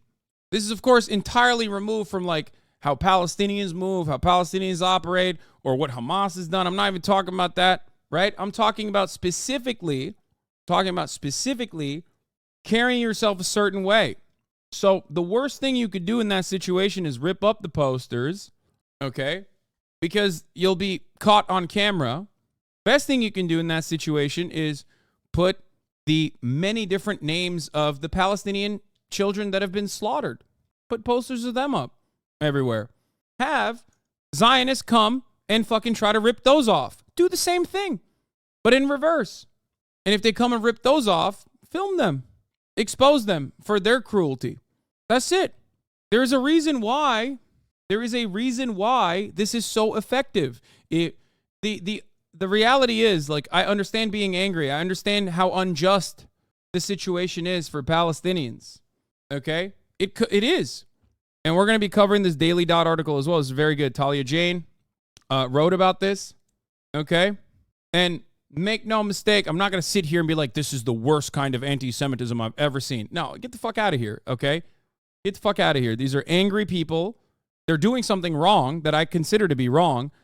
I consider it to be both wrong and also, additionally, bad, because it's going to be used against you. No matter what happens, there is a way that you have to carry yourself. I've talked often about the callous indifference to human life that those who are in support of Israel's apartheid state can present when talking about a Palestinian or an Arab or a Muslim. But you, if you are defending Palestine, cannot do that. And there is no honor in breaking through that boundary, because the unfortunate reality is, if you are presenting yourself and your movement to America as a whole, when there's a sea of Islamophobia and they're going to say you're anti-Semitic anyway, you cannot give up any ground. You can't do that. Most people who have been at this for a very long time are aware of this reality. Okay? Sometimes you do have to capitulate to not someone who is advocating against you, but you do have to capitulate to the whims of the broader audience that you want to represent your moral case to, okay? To a certain degree. So where's the video? Does anyone have that? I don't think it matters. If it wasn't this, there would be something else. Islamophobic peeps won't change. Media will find whatever opportunity to show Arabs in a bad light. Yeah, 100%. 100,000%. Okay? But there's varying degrees of, like, acceptability. think about how easy it is for me to dismiss when I am trying to help liberals come to terms with Israel's apartheid regime. Think about how easy it is when someone says, oh, from the river to the sea is actually deeply anti-Semitic. They want to kill all Palestinians. I mean, they want to kill all Israelis, right? They want to kill all Jews. You can very easily go, no, that's wrong. But the reality is, every single thing that you do, you have to be thinking, is this productive? Am I genuinely, okay? Am I genuinely helping the cause? Okay? Because this is propaganda. Of course it's propaganda. But when you do that, you've played into the propaganda. Okay? You've played into the propaganda because you have heightened the propaganda. You've legitimized it. Just give them less ammo. It's that simple. These are ripping boosters down. These are innocent civilians in Israel. Fuck you, fuck Israel. Bitch. Fuck you. These are our family members. We have family there. Fuck you, bitch. Fuck you too, bitch. Someone says they're not here. Like, what are you gonna do? Find them here? I think in one of the videos. Fuck you. And I mean, don't rip down these posters. Again, you need to understand. Stop saying base. Stop saying base in the fucking chat. Oh God, you guys are so stupid. You're doing it. You're doing the thing. You're doing the exact same thing. There is probably at least 1,000 people in here right now that is screen recording every single fucking person that said base just now to be like, look, Hasan loves it. Hasan hates Israeli babies. Notice how Hasan fucking didn't immediately and regularly condemn it. It's like, bro, it is so fucking disingenuous to act like you give a single shred of a fuck about Israeli children being held hostage by Hamas right now when the Israeli government that you're defending is blowing up those fucking hostages, okay? It's ridiculous. You know who's fucking taking down those posters in Tel Aviv? Motherfucking Benjamin Netanyahu supporters. You want to know why? Because they see it as counterproductive. They see it as propaganda that is actually harming the war efforts, okay? So stop. I know that here in the United States of America, this is specifically created, okay, to invoke this kind of reaction so they can continue it. It's that simple. Why do you give into this idea that there's any utility of hanging these posters in America outside of justifying genocide of funding Israel? What do you mean? I am saying that. There's no real utility here, but it's a trap, and you're willingly walking into the trap. Like, that's my point. That is what I'm saying. The point of those posters in and of itself is not to be like, look at all these children that are lost, okay? The point of these posters, the real point of these posters is so that someone goes and fucking tries to rip it off so they can fucking film it and go, look at these scary Arabs. They hate it. They have no interest in Israeli lives, okay? And it does look like that. It looks like that to every single person that's watching it that isn't as invested in the plight of Palestinians. You have to carry yourself a certain way. Here, let's talk about it, okay? Now, obviously, I'm not going to bend over backwards to condemn them. I don't. I do think that it's unhelpful and unproductive, and you shouldn't do it, okay? Especially when you should know that you have to be very careful with the way that you present your argument. Unfortunately, okay, in America, if you want to apply any kind of fucking stress towards any kind of pressure towards the government, you have to have a broad coalition. And in order to have a broad coalition, you have to bring liberals onto your side as well. And liberals can be brought to your side. However, the issue is in this situation, if you deal with it in this way, then the only thing that Americans will talk about is not saying that you have to roundly condemn these people, okay? But this is what'll happen. Look at this. This has got 20,000 likes. Now, the fucking hilarious circumstance here is that there are a ton of Zionist counter-protesters, both Christian and Jewish, but predominantly Christian as a matter of fact, like engaging in acts of violence against any number of different Palestinians, people that aren't even like at a Palestinian protest, but just straight up looking Muslim. And it's not going to ever get this kind of coverage. It's absolutely stupid because we should care equally about the hostages as we do about Palestinian humans. Life is human life. I agree, exactly. As an Arab, I've had to be hyper vigilant my entire life when protesting because all they want to do is catch you on something to demonize us further. Yes, exactly. I think a lot of people just like don't want to think about that or don't recognize that like why this kind of thing happens to begin with. Like a trap. Are posters of Israeli hostages drawing awareness or baiting pro-Palestinians into getting canceled when they tear them down? I think people are looking at the fact that they are so one-sided about these missing people. You are promoting Zionism, says a young woman carrying a wad of papers while being tailed by someone filming a fairly empty promenade. I am promoting Zionism. I am a Zionist, retorts the person filming. So you basically think genocide against Palestinians is justified, the woman replies. Great question. The video is one of more than a dozen similar videos circulating online. Each depicts a person or people removing a poster of Israeli hostages while others confront them. In one, a woman in a bright pink coat removes a post from a streetlight and yells, "You support genocide, you asshole," at the person filming. In another, a person removing a poster from an electrical box appears to refer to the person filming them as a dog. A man gets a camera shoved in his face in yet another clip that shows a small group accosting him for removing posters. He asks the crowd, but what about the Palestinians? Most people depicted removing the poster have been identified, launching calls for them to lose their jobs, get kicked out of school, and a barrage of internet trolls. Okay? The posters themselves were created and originally distributed innocuously enough. This part is also true. The original posters, especially in Israel, play an entirely different role in Israel than it does in the United States of America. The posters were originally created, they were arrested for vandalism. You can't commit a crime in the name of free speech and expect to get away with it. Well, I mean, you can make the argument of like putting up posters being also an act that is could be criminally punished, but no one's going to do that, obviously. But and they shouldn't. So this isn't about like optics and respectability politics. Exactly. This is about laying a trap and having people fucking step directly into it. Okay? If you are an activist, if you care about a cause, you always have to think, am I doing something that is productive? I know a lot of people in my hater communities make fun of me for using that term a lot, but it is important. Okay? If you want to engage in building a movement, if you want to engage in coalition building, you have to think about these things from a broader context. And one of those contexts, especially if you're in the fucking Western world, is like how it will be viewed. Okay? If this was not important, if the aesthetics and the optics weren't important, then there would be no need for Jewish Voice for Peace, for example. They are a perfect representation of a group that is very clear, very coherent on their agenda. Okay? They're all Jewish. They all wear the same t-shirts that very clearly define it. Why is there a need for that? Why is there a need for that? Because people are ruthlessly trying to analyze under a microscope every single thing that you do if you are saying pro-Palestine in an effort to vilify you. Okay?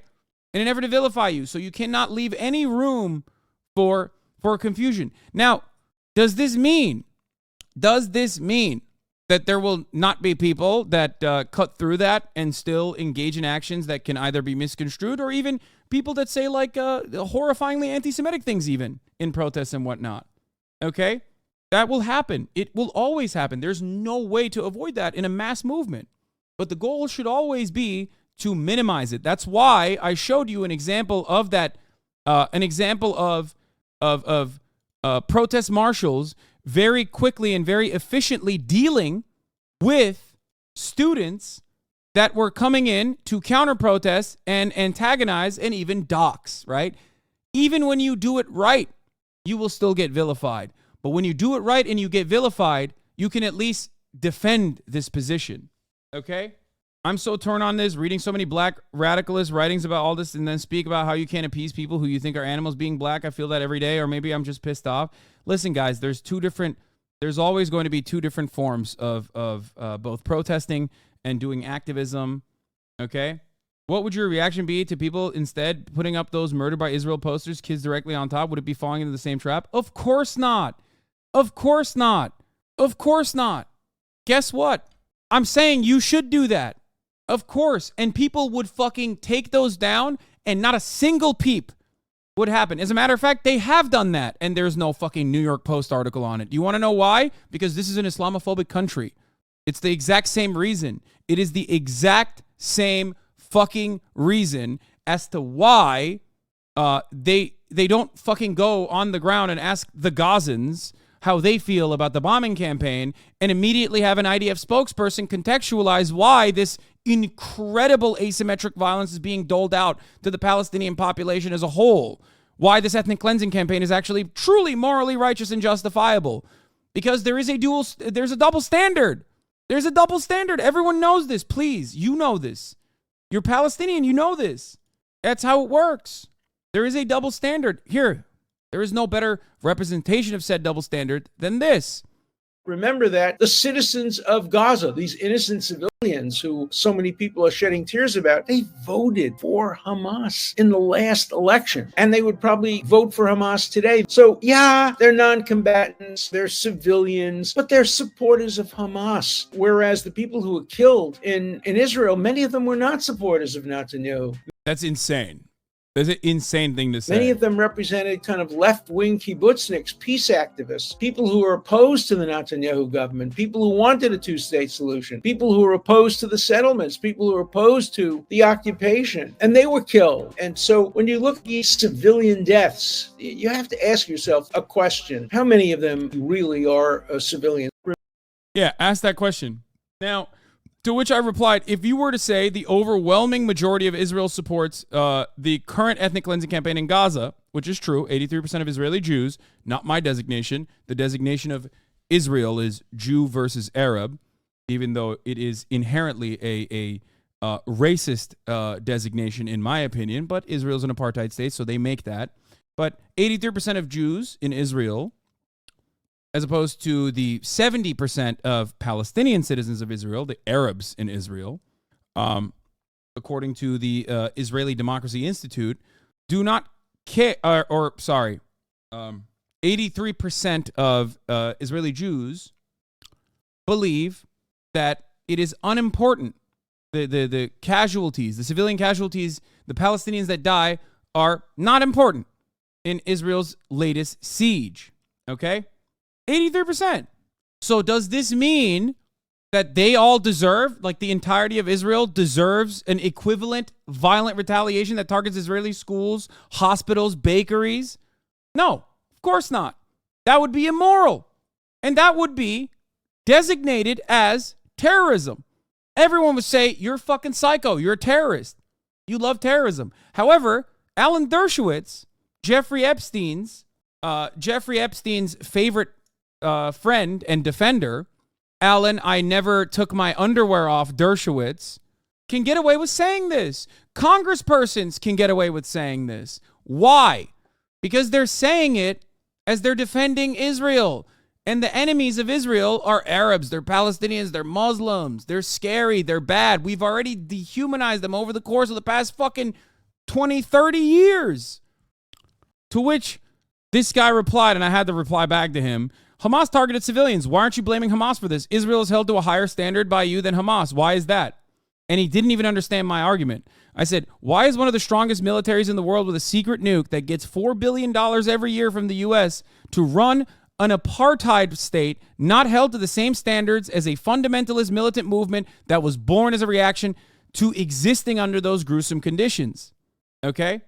But of course, because if you're biased, you don't understand my point here. If you're biased, you think I'm saying Israel should be held to a higher standard. And I think Israel should be held to a higher standard. Of course, it's a fucking militarized state, right? It has all of the power to end the violence. But in that circumstance, I'm not even saying Israel should be held to a higher standard. I'm saying, why can't you hold Israel to the same standard as Hamas? But because people are already inherently biased, okay? Because people are already inherently biased, they immediately go, oh, what? You just, I don't understand. Israel should have even lower standards, actually. You didn't go against the guy who attacked Finkelstein accepting a good faith argument. I'm just saying, it's just ridiculous. It's ridiculous. You're a better tweeter than you are a streamer, and you're an amazing streamer. I mean, I think it's a little bit different when I don't have to, like, go off the cuff. You clearly don't want apartheid means if you think Israel is the one that is apartheid. Sit this one out, boss. Wait, what? You clearly don't want apartheid means? The fuck? The fucking IDF bots are out, dude. My replies are a shithole. Major Hassan L. That is unequivocally invalid. Hamas is a fundamentalist religious organization. They were born to rid Palestine of the Jews. Blah, blah, blah, blah, blah. Okay. Yeah, Israel, on the other hand, is not actively engaging in an ethnic cleansing campaign that is being backed by, like, openly backed by and openly celebrated by this fucking guy right now who's defending Israel and many others who are in the Knesset. Ministers. That's it. You are biased. Children voted for Hamas, don't you know? 3,000 voting children slaughtered. Nice. What a fucking idiot. Exactly. I'm biased. Anyway. I actually think Israel, the most democratic and virtuous country in the region, should be held to lower standards as they are the good guys. Yeah. That's how I think. I'm a baby. I'm a child. I also think that good people do good things, Israel, and bad people do bad things, Palestinian children especially. They are responsible for a lot of the bad things, which is why good should triumph over evil. Okay, got it. Can you finish your thought about the two different forms of resistance? Yes, there is always going to be more militant forms of resistance in comparison to a broader coalition building effort. The dynamic between Martin Luther King and Malcolm X, okay? These two forces work side by side with one another, no matter how people try to tell you that one triumphs over the other. They are both a necessity. I am a communicator, okay? I am a commentator. You're not going to fucking get me to be like, no, it's fucking sick. Thank God people are ripping these fucking posters. I think that's because I think it's bad. It's bad. It's not a good thing to do. Fuck you in that propaganda. You know, I don't. Specifically because you're then being used, okay? You will be used no matter what. If you are defending Palestinians, you will be used no matter what. They will say that you're anti-Semitic. If they can't find anything, here, I'll give you some. I'll give you an example. I'll give you an example from myself. I have roundly condemned Hamas pretty much every single time I've opened my fucking mouth for the first like 2 weeks of the bombing campaign as Israel was like ruthlessly slaughtering Palestinian children. Kept doing it over and over again. Over and over and over again. And I do think that violence is unjustifiable. It is not permissible. I'm against the ruthless slaughter of civilians. Okay, it doesn't matter if they're Israeli. It doesn't matter if they're Palestinian. Now, having said that, what ended up happening? Every single person still said I'm HasanAbi, and every single person still said I'm a terrorist. Every single person still said I love Jews being slaughtered globally. Okay, it didn't stop people from lying. First, they went and tried to fucking find people in my audience, right? First, they tried to find people in my fucking audience, in my community, to be like, look, we found some clips of Hasan. Well, we couldn't find clips of Hasan, but we found clips from his audience of like, 50,000 people watching, like that his mods couldn't get to fast enough. These guys they love it. They're fans. Then they did the same shit. They went into my Reddit and were like, look, his community is like anti-Semitic. His community is bad. They love Hamas. They celebrate it. They are big fans because they couldn't do anything to me. Then they turned around and said, look, Hasan still says, like, when I'm having a conversation with Ethan about the settlers in the West Bank, something that Ethan and I agree on, is like something that the international community agrees on, okay, is that it's completely unjustifiable and it is an act of terror, okay? And they turn around and they said, oh, he's saying like, babies should be ruthlessly slaughtered. So no matter what happens, they will always smear you. So don't give them an opportunity to do so. Always maintain a defensible position, okay? Just recognize that there is always going to be a double standard. You're always fighting. You are always fighting from a position where the broader majority, you're pretty hated on the internet lately. It's not lately, it's always, okay? It's always. And it will be forever because nobody represents leftist politics and social progress across the board unconditionally on every fucking boundary, especially even on America's foreign policy endeavors in a clear manner without drawing a lot of fucking ire. These are not popular subjects. If it was popular, I'd be sitting over here, playing video games and watching fucking YouTube videos instead of trying to endlessly describe this position to people who refuse to understand it. I get hated on anytime I mention your name to someone who's heard about you. Yeah, because that's literally only online. That's the reality. Most people in the real world don't know who the fuck I am, okay? Maybe it's not popular because it's not a great idea. Yeah, you know what wasn't popular? Fucking the civil rights movement. You know what wasn't popular? Ending slavery. Shut the fuck up. You know what wasn't popular? Ending the apartheid state. Something not being popular to a bunch of dumbasses, especially because it's been propped up by capitalist forces our entire existence, doesn't change the fucking reality of whether or not it is morally or legally permissible or just. Idiot. Good take, man. Yeah. Obviously, no matter what happens, you need to make things popular, okay? You need to make things popular. So you still need to build a movement. I saw Ukraine war pervert try to get people to care about that conflict again by shitting on you. Everyone wants a bite. It's fucking insane, but whatever. It's fine. There's never been a fucking social justice movement that was popular until it did become popular, and it changed, okay? It doesn't start off as popular. People don't like change. Anyway, the posters themselves were created and originally distributed innocuously enough. Each includes bold white letters over a thick red band that reads, "Kidnapped," over the image. Name and age of some of the more than 200 people believed to be held hostage by Hamas following their October 7 attack on Israel that left the world stunned and over 1,400 people dead. Created days after the attack and originally shared as a Dropbox link, demand to download them made the files practically inaccessible, prompting the creation of a website, kidnappedfromisrael.com, registered October 12th. According to the poster's creator, who goes by Dede Band-Aid, the site gets 30,000 hits a day. It's a humanitarian thing, Band-Aid told Daily Dot about his motivation for creating the kidnap posters. He says their aim is just to advocate for the hostages' return home and abstains from any call to action beyond sharing the images. We all want peace. We want good neighbors. No one wants bad neighbors, Band-Aid said. I do believe it, especially because the goal of those hostage posters in Israel is diametrically the opposite of the goal of the hostage posters in America, okay? And the way that it is being seen in the United States of America. The hostage posters in Israel play a very important role. They are a constant reminder to the far-right government, who does not give a single shit about the hostages, to scale back on their wanton violence and end up killing the hostages themselves. That is precisely the reason why inside of Israel, it is the Benjamin Netanyahu supporters that are fucking ripping the hostage posters. In lieu of peace and neighborliness, Band-Aid's posters have added fuel to the culture war over the war in Israel, thanks to a part of a Twitter account called Stop Anti-Semitism. In the weeks since they were created, the posters have expanded to billboards, LED signs on trucks, and projections on buildings, and have shifted from an advocacy project to a polarizing symbol that has turned neighbors against each other and incited widespread harassment. Now, some are wondering if the posters are being strategically placed to entrap those who tear them down, many of whom support the Palestinian people. On October 16th, a 14-second video of 3 people quickly ripping the posters off, taped to glass walls of the NYU Stern School of Business, was published to Twitter by Stop Anti-Semitism. Stop Anti-Semitism tagged New York University and captioned the post, "Horrifying," adding, "The lack of humanity by our students is not only heartbreaking, but extremely concerning." The video instantly went viral. The post has garnered over 6.5 million views as of this writing. It was covered by Newsweek and other outlets. This is something that conservative movements do quite regularly, and they do it really well. I'll give you an example from recent U.S. history.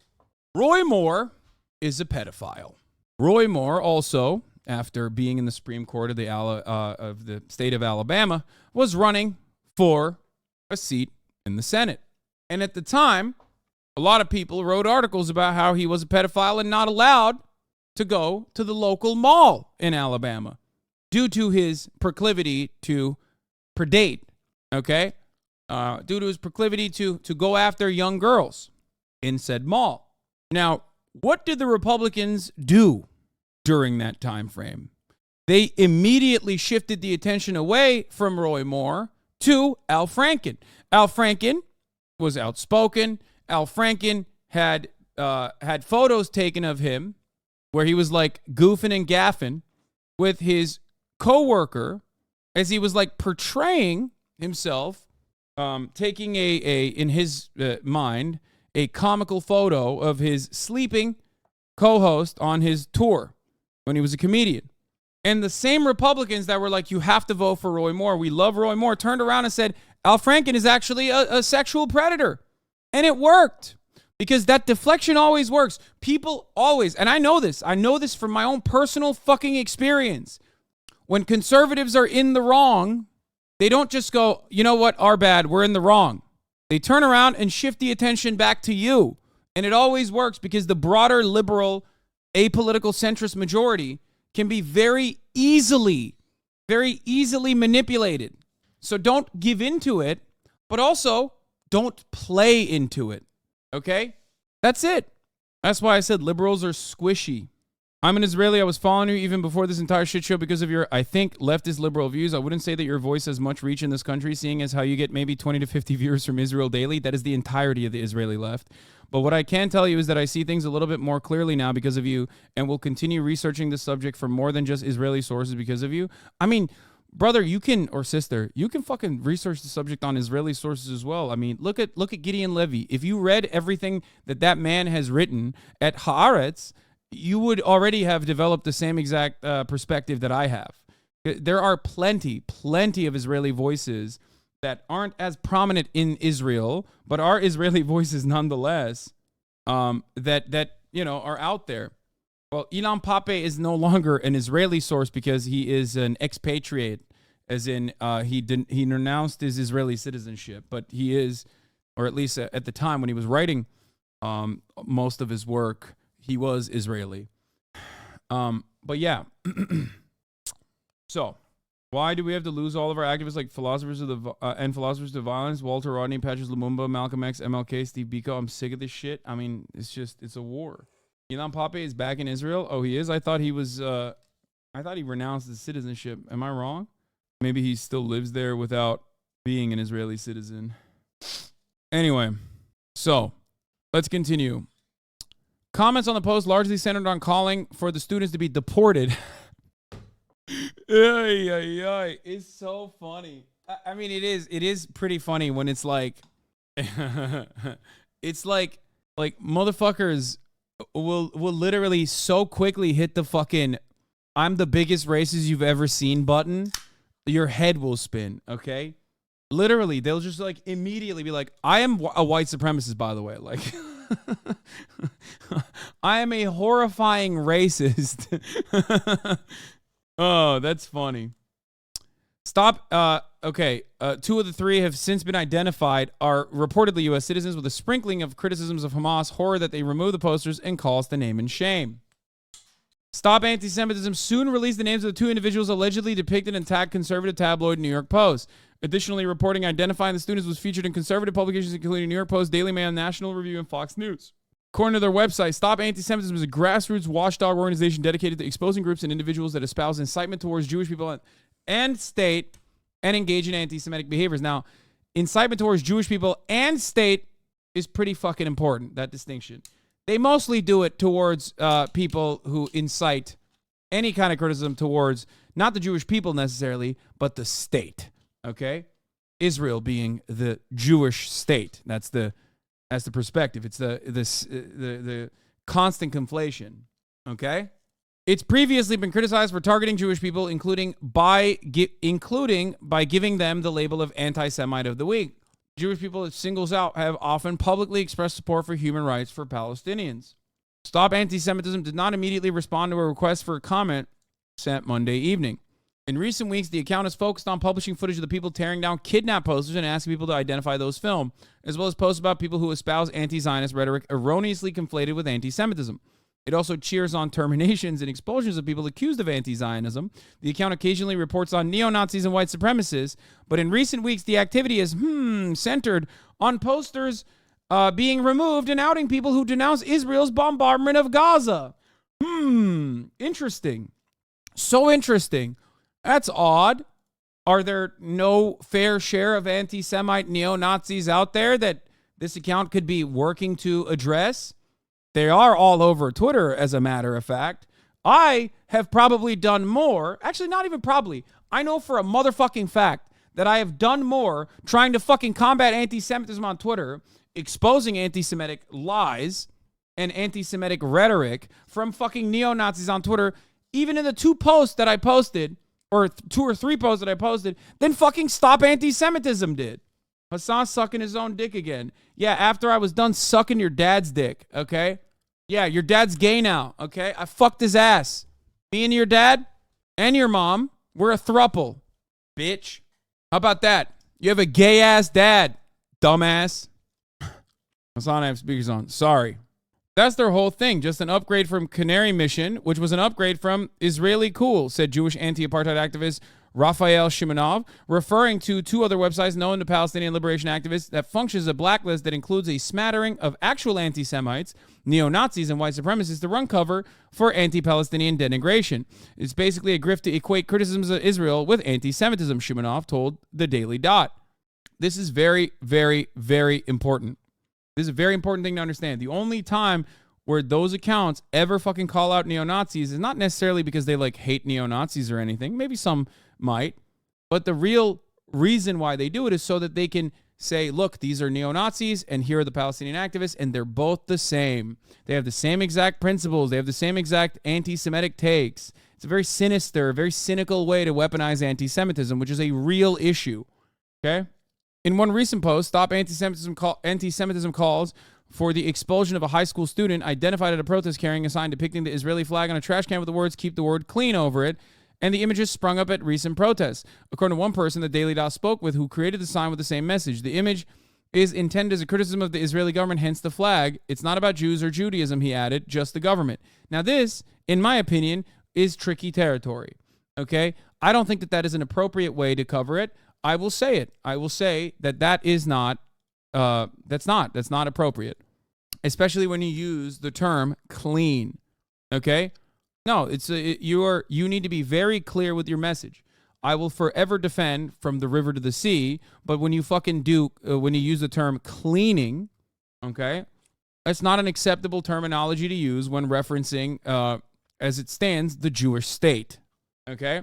Just like from the river to the sea, Palestine will be free is not anti-Semitic in and of itself. But if you spray that outside of a fucking like Jewish learning center or a synagogue, then yeah, you are literally engaging in an act of anti-Semitism. You are doing that. I need you to understand. Straight up. And you can't do that. There is no fucking world in which this is morally permissible, okay? It's not. It is completely and utterly abhorrent, repugnant behavior, okay? Saying Israel's a trash state is anti-Semitic? No, I just showed you two things, okay? I showed you the same sentiment being expressed as a slogan for emancipation, and in a protest, it's perfectly valid, but that same sentiment spray painted outside of a synagogue is not. Why? Understand the context and the nuance, okay?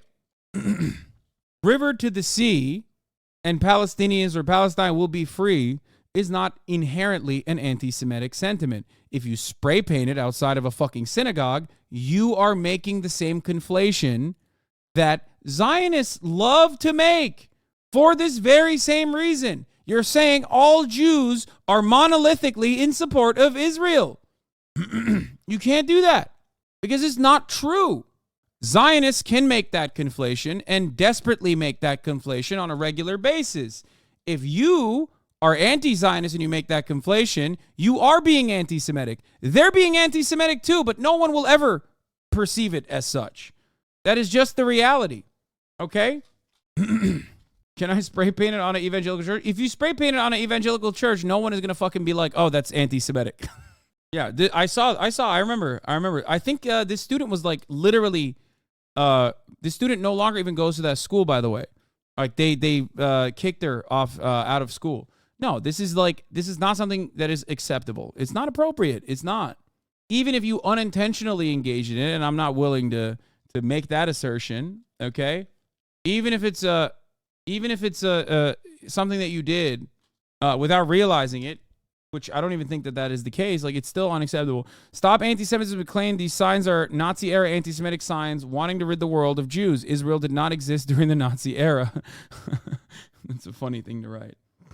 The blue top and bottom indicates it's the flag. If it were any other flag, it would not be controversial. No one but Israel decided to create that confusion. Yes, I agree. I agree with you, but this goes back to the same fucking shit, okay?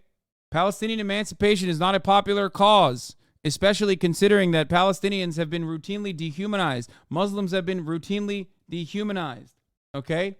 So you have to make an argument to the Western world to a certain degree. People have been doing this for much longer than you have and much longer than I have been very careful in describing their position, because nobody wants their words to be misconstrued, but nobody wants their words to also be used against a broader movement, okay? Like the top of the hour ad break should not stop you from watching the broadcast, which is why you can subscribe for $5 or for free with the Twitch Prime. Here's the 3-minute ad break now. The account's posts have racked up millions of views and has spawned a network of copycat accounts itching to cash in on the outrage. Far-right figures like Andy No have picked up the trend, often injecting reactionary framing that intensifies the backlash. Fuck Andy No, claimed Sarah during an interview with the Daily Dot. Sarah was filmed removing kidnapped posters. Sarah, who spoke on the condition of anonymity, said that to her knowledge, the video of her was first published by Stop Anti-Semitism. It was elevated by No with a more alarmist language once she was identified. As Israeli bombardment increases, so too have ceasefire and Free Palestine protests in New York City, nearly all of which have been met with pro-Israel counter-protesters. Many counter-protesters have carried kidnapped posters or signs from the conservative crafted End Jew Hatred campaign. Some counter-protesters have espoused genocidal rhetoric such as kill all Palestinians or flatten Gaza. And guess what? That will never be covered in the media, okay? That will never, ever be covered in the media. If it is, then the very same Stop Anti-Semitism campaigns will, and the ADL will say, you are being anti-Semitic. Public calls to preemptively put up kidnapped posters in areas where Palestinian protests will occur have begun to appear online.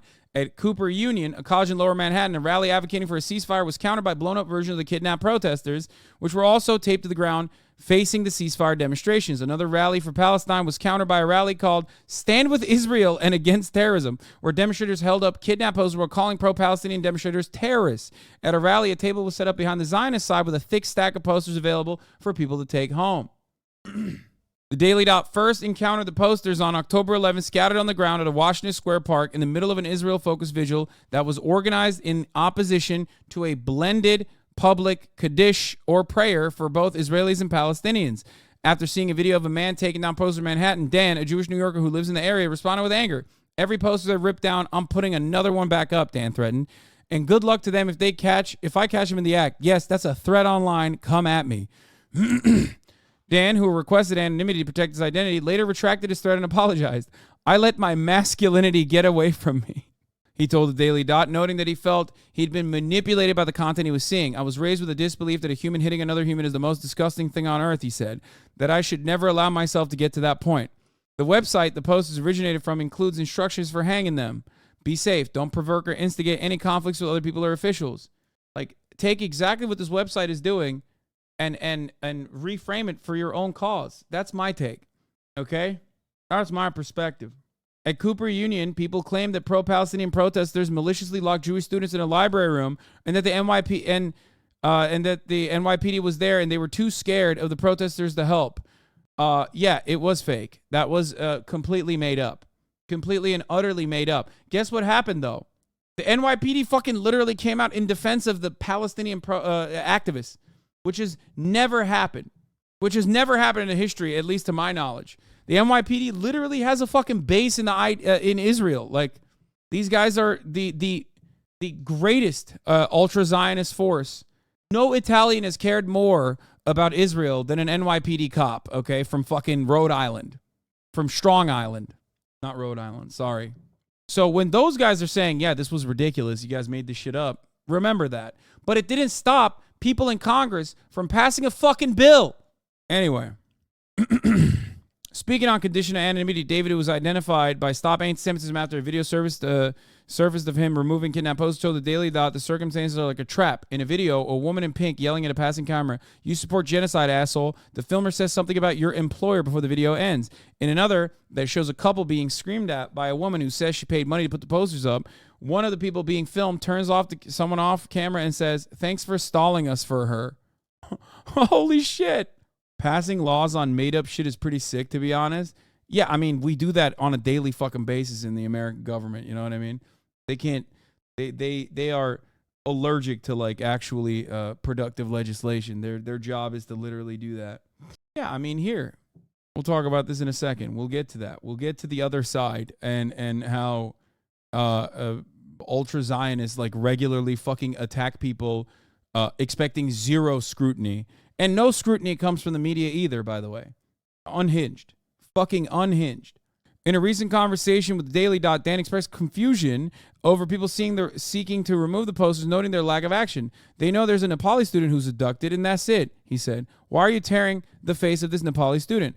I have no idea why you would tear his face. What? I don't get it. I just don't get it. It's like they're trying to force you to focus on only these people and not on the thousands being slaughtered in Gaza, said Mark, a videographer who has been documenting Palestinian protests in New York City. Mark, who requested anonymity, said kidnap posters seem to spring up in the vicinity where there's a protest scheduled to occur. I knew from my friends that these posters are being put up to stoke Islamophobia and to manufacture consent for the bombing of Gaza, the same way victims of 9/11 were used to manufacture consent to bomb Iraqis, said Sarah. You could actually be trying to find them like you say you are instead of trying to manufacture consent to bomb the location that they're at, which is true. Hundreds of family members of hostages have called for a ceasefire and expressed outrage at the possible ground invasion. Israel has described calls for a ceasefire despicable. The United Nations, meanwhile, overwhelmingly voted for a truce between Israel and Hamas. I think there's a lot of emotions. Bro, guys, let me explain something to you. Benjamin Netanyahu brought in a fake family of the hostages into his first meeting in public a week after the bombing campaign had already started, where they were blowing up, potentially, the Israeli hostages. And he brought in a fake family member that wasn't even related to the fucking hostages to go, Bibi, go ahead. I support you unconditionally. I support you unconditionally, Bibi. You fucking killed my family members. It's cool. It's fine. I give you my full-throated support. Like, it's fucking insane, dog. It's deranged, psychopathic shit. Benjamin Netanyahu's bibists in Israel, in Tel Aviv, are the ones who are ripping the hostage posters. Because Israel doesn't care about the fucking hostages. Israeli citizens care. To a certain degree, the family members care. But that's what's fucked up, is that we have to sit here and act like the IDF gives a even shred of a fuck about these hostages when, for all intents and purposes, like Hamas has said time and time again, we will do a hostage swap. We'll start releasing the hostages day by day. And Israel's answer to that literally is, no, we can't stop the bombing campaign. Fuck you. Straight up, this happened. Like, I covered it. I've been covering it nonstop for the past 3 fucking weeks. You know this is the case, right? So it blows my fucking mind that here in the United States of America, the conversation is like entirely on the different scale here. So there is no reason to like give into this, okay?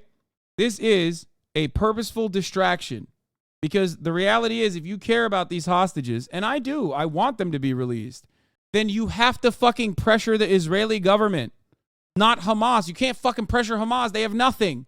We have no control over Hamas. But you should, ostensibly, at least in theory, maybe not in practice, have some control over the Israeli government. It's supposed to be a democracy, right? Which is not, but let's be real. The moderation is wild here. Yeah. Anyway, yeah, I know Israel has now encircled Gaza City, IDF has. So it's truly completely disingenuous and very frustrating that this conversation continues. And it's going to be continued by people who are also, some people who are also disingenuously continuing the conversation as a means of distraction, and some people who do genuinely think it's fucking gross. Because, like, if you have family members in Israel who you are afraid of, you are afraid for their security, and you see someone fucking tearing down that poster, you're going to be like, okay, well, you hate Jews. Like, you hate me, you hate my family. I totally understand that, okay? They're not going to fucking examine why that poster is up there. I don't expect them to. I don't expect them to think about the intricacies, right? Hammond Cheddar says, is it too tinfoil hat to suggest that there's a non-zero chance that Bibi's government lightened the idea of presence near Gaza pre-October 7th to basically be given an excuse? I know it sounds crazy. I don't see any way out of this flat earth that they didn't see it coming. No, I don't think so. I've said this before, Hammond Cheddar, which we're going to read your post in a second, actually. Here, we'll read it in a moment. I have it here somewhere. But no, I've said this before. It's arrogance. It's sheer arrogance. I think it's arrogance, and that's where it's coming from. Not necessarily like a real conspiracy theory. It makes so much more sense for the Israeli government to just routinely just go, shut the fuck up, to the Shin Bet members who are like, dude, fucking stop killing people in the West Bank. You are going to cause a security issue. Like, I think it's arrogance and an over reliance on your tech and your surveillance, thinking that you're fine, that you can maintain an apartheid with very little scrutiny. You know what I mean? Anyway, there is no call to action here reflected. You look and your fear is heightened because you think someone is missing from your neighborhood. And then you see the beautiful pictures of beautiful people and they're in harm and danger, but they're in another country. There's nothing you can do to help them. So the only thing you can live with is one-sided anger. And maybe now you're more primed to oppose a ceasefire. Maybe you're now more primed to support the vilification of Palestinians. The person who created these posters is now the responsibility to understand. Do I continue this, knowing what's happening? The harm that I said I didn't want to be created from this? Or do I use that new platform I have where 30,000 people are visiting my site to download these things? And do I put a message that says, these are not the ways to use it? Shimonov said that ignoring the way the posts are being used is effectively a form of endorsing or at least accepting the repercussions irrespective of anyone's original intentions. Band-Aid, the artist who created the posters, said that the best response to people removing the posters is just to put more up. It's outside, it's outdoors, everyone's got their own opinion, and you could take them down. It happens. It's not a museum, he said. Asked his thoughts on the conflict surrounding the posters, Band-Aid asked for the name of the account sharing the videos and said, sounds interesting. Asked whether he would support posters calling for a ceasefire, Band-Aid was reluctant to make a statement calling for action. Dan, who previously threatened people who took down the posters, said he would absolutely support a ceasefire. Sarah, who was filmed removing the kidnapped posters, if these posters have something about a ceasefire or about discouraging Israeli aggression to safety, to safely get the hostages back, I would not have taken them down. I would have been a champion of them. Over the weekend, the Daily Dot was provided images of posters mimicking the kidnap format. These features images of Palestinians, including their names, ages, and are titled Murdered by Israel. This poster was created by Jews who support a free Palestine. The images add, the Israeli government does not speak for us or for you. Do not let them tell you rejecting genocide is anti-Semitism. So that's good. That's what you're supposed to do. That's what you're supposed to do. And guess what? Some people have done that. You see examples, plenty of examples, maybe not in media, but on at least social media, of pro-Israel counter-protesters thinking that they can get away with like behaving in a fucking psychotic manner. Here. Stop Gaza, you Stop it with fucking Gaza, you fucking asshole! This pro-Israeli woman in London attacked people who were distributing leaflets in support of civilians in Gaza. Stop it with Gaza, you Do you not care about Gaza and people like that? Okay, No, you're hitting me. Later, the woman was detained by the police. And she was fucking crying. An act of egregious anti-Semitism. Fucking hell. Bit nasty, innit? When you see Israelis comfortably abusing people in broad daylight outside of occupied Palestine, know that they believe they're operating under the same impunity to exercise and brutalizing Palestinians. They forget that in the moment they're not wearing their uniforms. This entitlement to abuse people is cultural for them and is what they've been subjecting Palestinians to for over 7 decades. Full military. I don't even know if this person is like Israeli. Okay, this person is not fucking Israeli. This person is British. All right, fucking hell, he's a British person. We don't even fucking know if they're Jewish or not. Never forget, this is a very important part of this conversation. The largest number of Zionists is not Zionist Jews. Okay? There's not that many Jews to begin with. It's Zionist Christians. It's crazy, mate. It's fucking crazy. It's mental, innit? Southern Connecticut State University, a girl rips down posters of kids who were kidnapped by terrorists during a terror attack in Israel. So, anyway, here it is. Here's the article, and here's what it has turned into. And I think I've made it clear. My position is that it is unproductive. People are already looking for anything and everything they can to fucking shit on you. And the reason why they want to shit on you is not because like they legitimately think you're anti-Semitic. Okay, so there's no reason to fucking give them any opportunity to even present to a broader audience that your pro-Palestinian position is in any way, shape, or form anti-Jewish, okay? Anti-Zionism is not anti-Semitism. So here's the thing. This does not mean that there aren't anti-Semitic people that for one reason or another attend anti-Zionist protests. Of course there are anti-Semitic people that are opportunists. There are opportunist fascists that that involve in these protests, that like try to take over these protests and co-opt them, okay? And every single person that is involved, that's why there's like protest marshals and whatnot that try to make sure that that doesn't happen. And this is a constant. This is a constant. This happens during Black Lives Matter protests. This happens during protests against Roe v. Wade. This will always happen, okay? It'll always happen. This is not new. The only difference in this circumstance is that there is an objective moral wrong here, and that objective moral wrong is being committed by the state of Israel, okay? That's it. It's just the truth. It is objectively immoral to run an apartheid state, even when you're not doing an ethnic cleansing campaign in Gaza, okay? 100%. Does anyone ever ask Zionists if anti-Zionist Jews being told they should have been put in gas chambers and that Hitler made a mistake falls under anti-Semitism?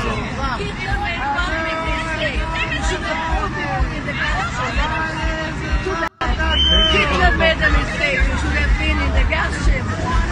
Too bad. But we're here and you're gonna go to hell. Nice. Yeah. Bro, the gall. I'm telling you, man. I'm telling you.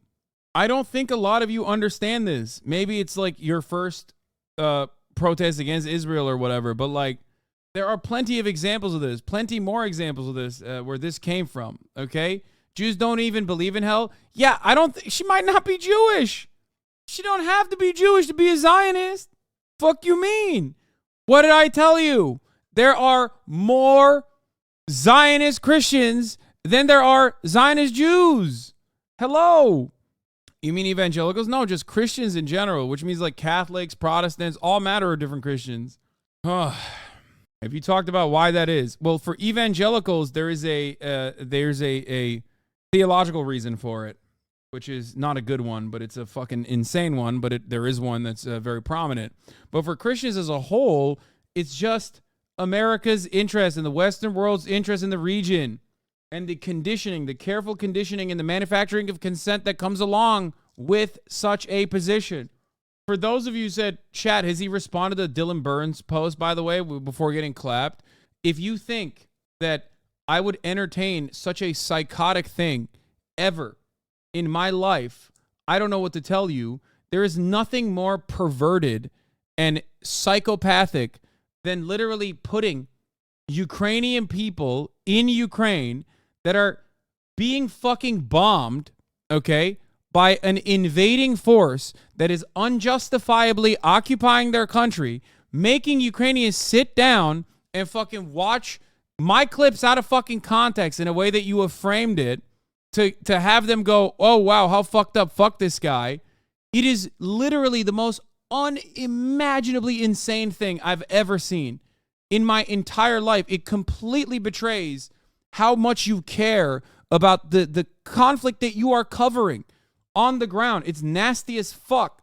It's such a weird, psychopathic thing to do, especially considering that I have time and time again, over and over again, repeated my position, okay, that it is completely unjustifiable to invade Ukraine. Russia is cruel for doing such an act, and that Ukrainians, of course, have a just cause for emancipation. Not only that, but I've also raised money for Ukrainian refugees. This community has raised $300,000 for Ukrainian refugees. It is so insane to do a Jubilee video on this, okay? Like, I don't know what to say. It basically betrays the position that you have. Like, oh, I genuinely care about this. That's why I went out there, not because I'm like a fucking war tourist pervert, but I went out there because I care about these people. So what am I doing? I'm like fucking using this as an opportunity to be like, yeah, look at how bad this guy is. Like, what the fuck? Like, it's insane. I'm a Ukrainian who has been watching you for several years, and you know, as soon as you start talking about Ukraine, I completely agree with them. I don't know what that means, but been following since October 18th, 2023. Anyway, aren't there more Christian Zionists than Jewish people, full stop, or is that misinfo? Yes, of course. Anyway, in January of 2017, I snapped this photo. I don't know why I snapped it at the time, but something in my brain told me to save this image.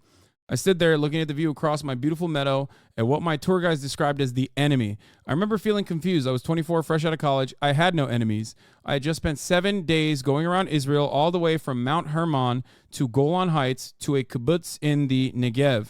I was introduced to loads of new friends, foods, and culture that was so welcoming and familiar to me because of my upbringing as a Jew.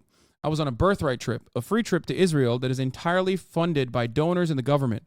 I had a great and memorable time. I fell in love with Israel. I fell for it all. Just a few days prior to this photo being taken, I sat in a classroom in Jerusalem where I was lectured for a few hours on the conflict with Palestinians. They went on about the first and second Intifada. They showed us gruesome images of innocent Israelis murdered. They made it clear who they wanted us to hate. I stood there overlooking the meadow with Gaza in the distance on January 18th, 2017. We stood at the Black Arrow Monument.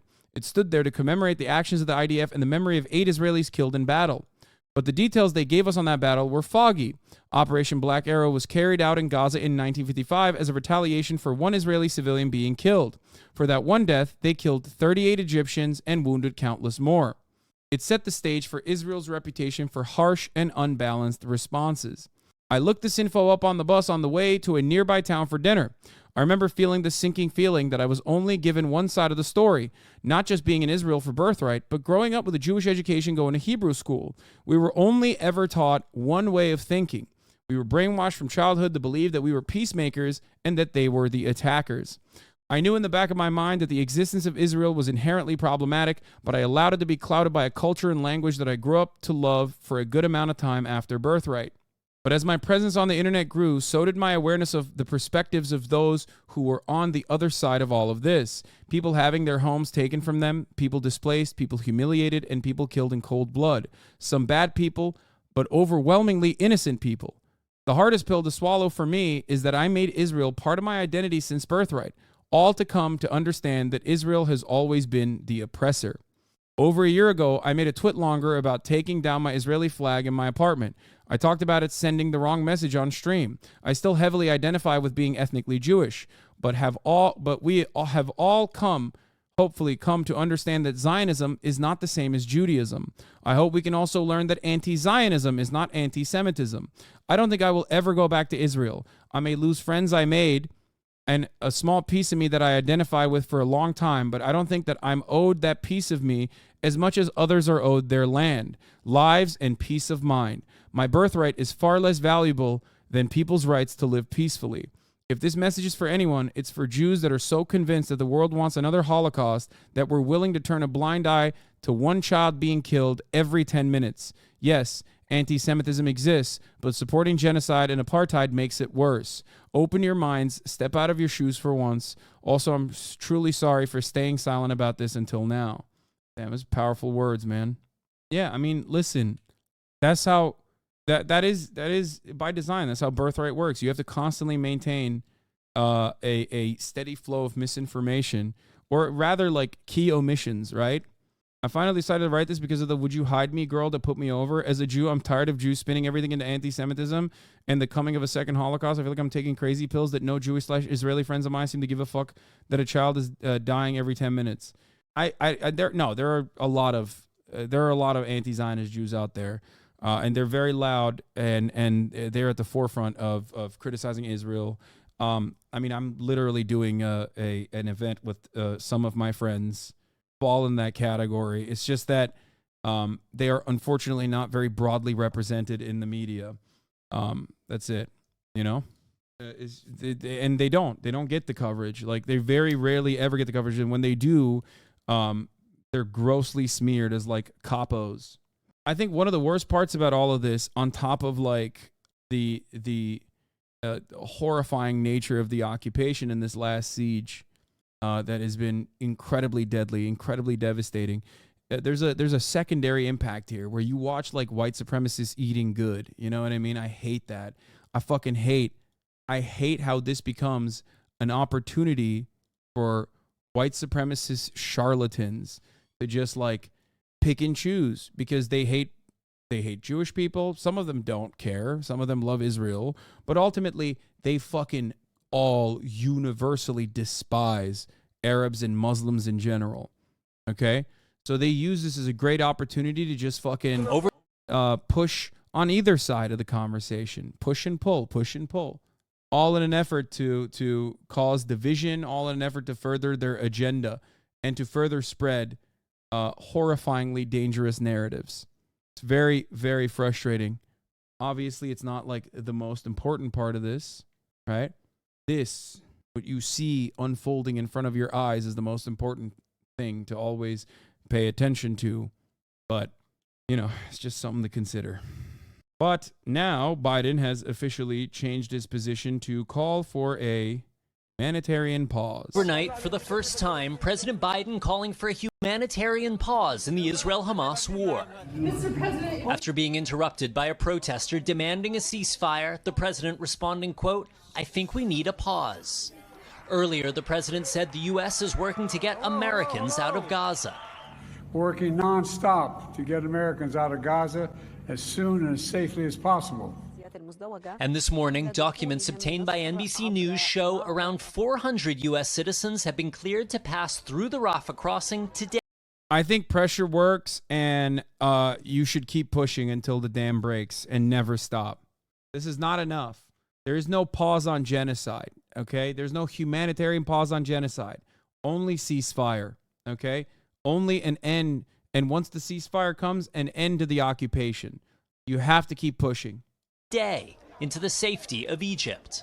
The border opened to civilians Wednesday for the first time since the start of the war after painstaking negotiations. But only a handful of U.S. citizens made it out, including 71-year-old aid worker Ramona Akamara, who came to Gaza to make prosthetic limbs for children.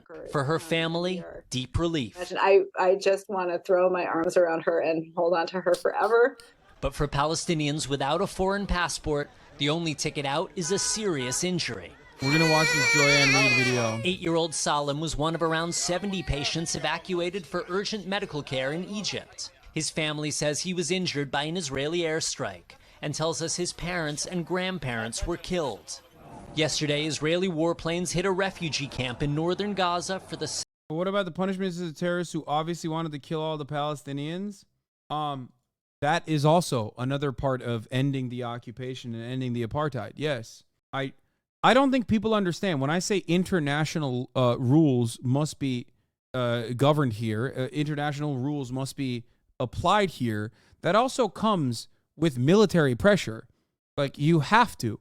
100%. There has to be an international humanitarian intervention here to end the apartheid. If Israel chooses to not end the apartheid, it's that simple. Second time in 2 days, targeting what Israel says was a military command center deliberately hidden underneath civilian homes. These images show the scale of the destruction. Today, Israeli troops continuing to push deeper into the Strip in their effort to crush Hamas, but also taking casualties. At least 16 soldiers killed since the start of the invasion. Yet more grief in a holy land that's already seen too much of it. And Secretary of State Anthony Blinken is due to land here in Israel tomorrow for his third visit since October 7th. We're expecting him to carry a message of support, but also to push the Israelis to allow more humanitarian aid into Gaza and to start working towards those pauses. Hoda. All right, Ralph Sanchez for us there in Israel. Chris Murphy, my new Gaza statement. It's time for Israel's friends to recognize that the current approach is causing an unacceptable level of civilian harm and does not appear likely to achieve the goal of ending the threat from Hamas. I urge Israel to immediately reconsider its approach. The dam is breaking a little bit, which is why but it's still fucking ridiculous. Oh, now it's approaching an unacceptable level? That's crazy.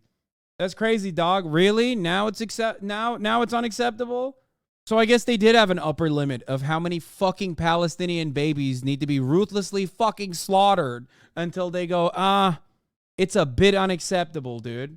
I want to take you now to Joint Base Andrews Air Force Base, where Secretary of State Antony Blinken spoke to reporters prior to his departure for Israel. Let's listen in. Get out. And over the last 2 days, you've seen Americans and their families begin to come out of Gaza. And we expect that to continue over the coming days. This has been a very deliberate effort on our part, working.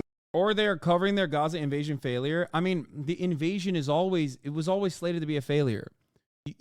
There's no, how many times do I have to talk about this?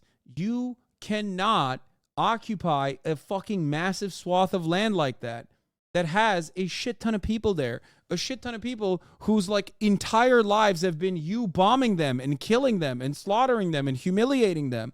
You cannot permanently occupy the Gaza Strip unless you do full-blown ethnic cleansing. And even then, there will be plenty of problems for you, right? You can no easily occupy and annex Gaza as Russia can occupy Ukraine. This is a major fucking problem. I said this for 2 fucking years about Ukraine. 2 years now at this point. I've been saying Russia is unimaginably stupid for trying to fucking invade and annex a country with 40 million people in it that their entire national identity is ridding themselves of Russian influence. Like, this is never going to fucking happen. The cruelty in order to enact such an agenda is unforgivable. Okay? With other countries to make sure we could get passage out for our citizens and citizens from other countries. Of course, we're intensely focused every single day on the hostages and taking every possible step that we can in concert with others. Except if the U.S., hello, no, not even the United States. The United States tried this, failed in fucking Vietnam. The United States tried this and failed in Afghanistan. The United States tried this and failed in Iraq. What do you mean? If the United States can't do it, and like the reason why, if the United States can't do it and we don't even fucking have healthcare so that we can try and do this overseas, then it's impossible, okay? It's fucking impossible. The only way to do it is by just indiscriminately slaughtering as many people as possible, indiscriminately doing ethnic cleansing. And, you know, the United States was able to do that to Native Americans, okay? But you can't do that now. Not the same. To secure their release. Third and finally, we will be talking about how we can set the conditions for a durable, sustainable peace, durable, sustainable security for Israelis and Palestinians alike. We're focused on the day of. We also need to be focused on the day after. And so in conversations that we'll be having through the course of this weekend, I expect you'll see a focus there, and particularly how we can get, over time, two states for two peoples, which, in our judgment, remains the best guarantor, and maybe the only guarantor. Fuck out of here, bitch. Fuck you. Of a secure Jewish and democratic Israel and Palestinians with the state that they're entitled to. So these will be the things that we're focused on. These are challenging times. These are intensely difficult issues. But I am convinced that American diplomacy can make a difference in moving everyone to a better place. That's what we'll be working to do. I have questions. Thank you, Mr. Secretary. Do you assess that Israel has shown restraint up to this point in their offensive in Gaza? And what are the concrete steps you'll be pushing them on? And are you confident that you'll actually be able to get them to make any movement on this, given the maximalist positions we've seen from Israelis? Well, as we've said, and it's important, Israel has the right and the obligation to defend itself, and again, to try to make sure that what happened never happens again. No country, not the United States, not anyone else that I can think of, would tolerate the slaughter of its civilians. So we stand behind that, and we stand behind the proposition. But as democracies, the United States, Israel, other democracies have a responsibility to do everything possible to protect civilians who may be caught in harm's way. And this, again, is a crossfire, quite literally, of Hamas's making. The fact that it cynically and monstrously, deliberately, has people, men, women, and children, as human shields, puts... I fucking hate this scumbag, dude. I hate it so much. Like, the idea of, like, claiming that every single person that Israel is killing is a fucking human shield forced to be there by Hamas is disgusting. You want to know why it's disgusting? They can't go anywhere, you fucking idiot. Many of them don't want to because these are their homes. But also on top of that, they can't fucking go anywhere. It's not like they can go into Israel. It's not like they can go into Egypt. I love that that's the acceptable, legally permissible ethnic displacement campaign there too. It's so disgusting. It is so fucking disgusting. They're openly engaging in ethnic cleansing, and this fucking piece of shit monster is over here acting like, oh, well, it's the human shield. It's... That's why there are so many documented instances, well-documented war crimes. There's so many fucking Israeli officials saying, like, we're bombing indiscriminately. First of all, there is no argument to be made here when the Israeli government's official position is, we're shutting off their food, we're shutting off their water, and we're shutting off their fucking supplies. The fact that you had to argue with Israel, even though you are Israel's daddy, the Mac daddy, to fucking allow humanitarian aid to come in is unimaginable. Like, there's no fucking... Ugh. The idea that, like, Israel must be a Jewish and democratic state is so stupid. Israel can either be a Jewish state or a democratic one. It can't be both. That's just the fucking truth. You can say that's, like, anti-Semitic or whatever the fuck you want. Okay? It's just the truth. You can't have a democratic and Jewish Israel. You can't do that because one is an ethno-state. It's additionally disgusting to say this with 3,000 children that have been fucking slaughtered with our bombs. Puts its command posts, puts its leadership, puts its fighters, puts its weapons, puts its munitions underneath hospitals. Doesn't Israel have a right to defend itself when I try and break into my neighbor's house? Doesn't Israel have a right to defend itself? When I try and break into my neighbor's house to steal their things and they shoot at me, I'm allowed to shoot back? Hey, I can't tell if you, like, accidentally actually fucking... Like, I don't know if you know this, but that's not a pro-Israel argument. Oh, okay, got it. All right. Because that is what Israel's doing. Yeah.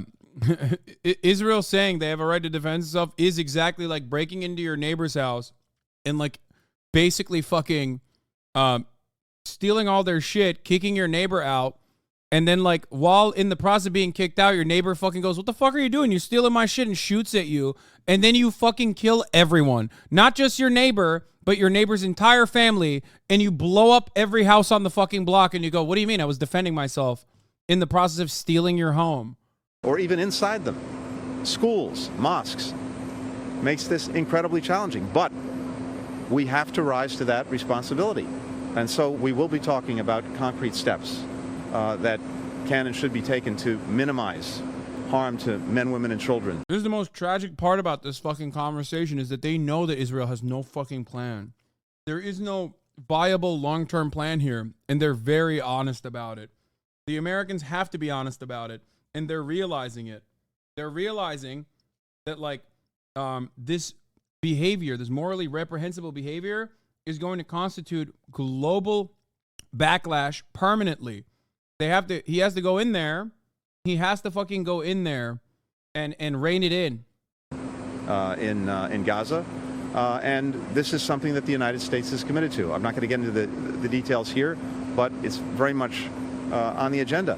When I see a Palestinian child, a boy, a girl, pulled from the rubble. It's like, why is this a challenge? Why is this a challenge, guys? Oh, because Israel's too horny to fucking keep murdering children. That's why it's a challenge. The country that is propped up with $4 billion of U.S. funds a goddamn year just can't stop itself from murdering children with those funds. And, like, it's really challenging for us to tell Israel to stop. No, it's not. Say tomorrow your funds are shut off. If America right now said tomorrow the apartheid is done, or else you will not get a single fucking dollar from us, Israel would literally have to listen to whatever the fuck America had to say. 100%.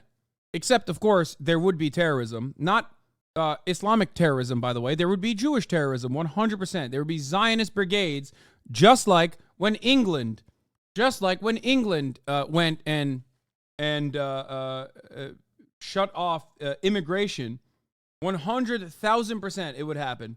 It wouldn't be Jewish terrorism, however, of course. It would be done for supposedly a Jewish cause, but it would be Zionist terrorism, just like it did in the past. Just like Islamic terrorism is not done at the behest of Islam. Of a collapsed building, that hits me in the gut as much as seeing a child in Israel or anywhere else. So this is something that we have an obligation to respond to, and we will. Thank you. I wonder if we could get your assessment of the current risk of the spillover in the conflict. Today, Hezbollah have said they've attacked 19 posts along Israel's border with Lebanon. The Houthis said the other day they're entering the conflict. And just secondly, while you're in the region, how do you expect to be able to get other countries in the region involved in sort of the day after plan that you're talking about when, there's rising opposition, rising protests against Israel from, we've seen Bahrain and Jordanians pull out their ambassadors? So we are determined to prevent escalation on any of these fronts, whether it's Lebanon, northern Israel, southern Lebanon, whether it's the West Bank, whether it's anywhere else in the region. And the president's been very clear in what he said publicly. We've been very clear in what we've shared privately. We've been very clear in some of the actions we're taking, that we are determined to deter any escalation. So with our partners as well, we're making sure that that message gets through. It's not in anyone's interest. Not in anyone's interest. So why were there internal State Department memos that said, do not use the terms ceasefire or de-escalation? That's quite interesting. Interest for this to escalate. And I think some of the other parties involved actually recognize that. But we're going to work on that every single day. Do you assess that that's happening, though, if these strikes already taking place? What we've seen so far are discrete attacks. We've responded as necessary, including on our forces who are in the region in Syria and Iraq to prevent the resurgence of ISIL, which also should be in everyone's interest. And you saw the actions that we took in response to that. But as I said, we're determined to prevent escalation, to prevent the spread of this conflict, and we're taking the necessary steps to try to make sure that that happens. With regard to discreet, motherfucker, if it was discreet, you wouldn't be flying back there, okay? Also, I love when they say ISIS or ISIL. Okay? Like, if there are two sides to this, if there are two sides in this conflict, okay, the side that has routinely been closer to ISIL is Israel. The side that has killed the even more reactionary influence for their own self-preservation purposes, by the way, is Hamas. As far the maximum amount of Islamist fundamentalism that they will allow inside of Gaza is Islamic Jihad. That's it. You go further beyond that, you'll get killed. And they have. But of course, you don't care about the nuances of these sorts of things because you think, well, they're all Arab. They're all fucking Arab. So they're all Muslim. To what comes next. Again, I think, understandably, people are very focused on the day of, not just the day after. But we do have to have conversations now about how we can best set the conditions for a durable, sustainable peace, durable, sustainable security for Israelis and Palestinians alike. So I expect that those are conversations that we'll have an opportunity to pursue over the next couple of days. But this is a long-term effort, but we have to make sure that we're focused on it now. Thanks. Thanks, everyone. You've been listening to Secretary of State Blinken speak with reporters prior to his trip to Israel. Blinken reiterated Israel has the right to defend itself, but added democracies, including the U.S. and Israel, have an obligation to reduce the number of... Yeah, Israel has a right to defend itself against the top of the hour ad break. To my 25 Israeli watchers right now, the 25 Israeli leftists that haven't been imprisoned, okay, for like defending their Palestinian citizens of Israel friends. If you no longer want to see those ads, all you need to do is subscribe for $5 or for free. Theresa Werley, thank you for the 10 gifted subs, allowing 10 people to no longer see the ads at the top of the hour. Here's the 3-minute ad break now. Civilian. Are you going to weigh in on the Hezbollah speech tomorrow? Fuck yeah, dude. Are you kidding me? Of course. Now, Israeli... Channel 4 has been a fucking beacon of light, okay, in this coverage. I can't believe I'm saying this. They are single-handedly holding up British people to a high regard.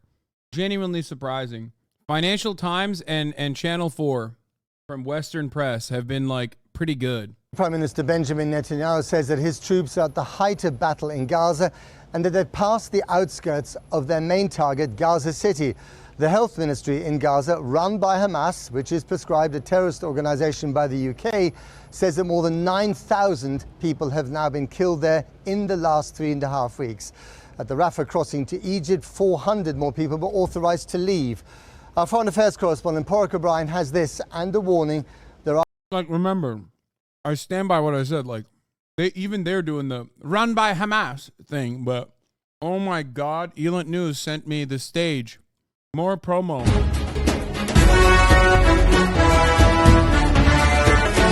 Bro, I mean, it's kind of wild because I would be genuinely shocked. A lot of shocking things have happened in this iteration of the occupation. Incredibly shocking things that I never would have assumed could ever happen. Shocking things that Israel did not assume could ever happen to them. But on the front of Hezbollah, I don't think that, you know, I don't think that there's going to be anything like really, I don't think that there's going to be anything outside of like violent language and condemnation. But will there be like real action that follows? I don't think so. I don't think at all. Maybe it's an announcement for expanding their fiber coverage. I realized that for them, it's like they already have their fiber. So I think that's part of the reason why they don't want the smoke. They have too much to lose now. Okay? They have fiber optic internet. Why the fuck? Does anyone have the Yemen, does anyone actually have the Yemen troops in the music video they made, which is crazy. That one is even better.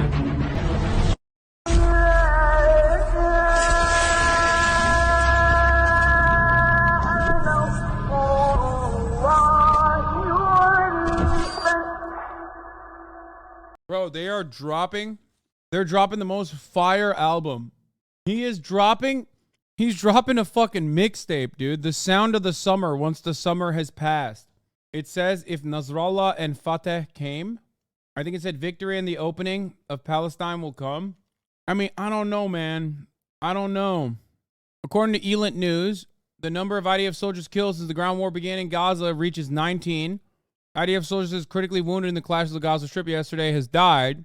This was, of course, expected, slated to happen. And those numbers are going to be even fucking way higher for the record.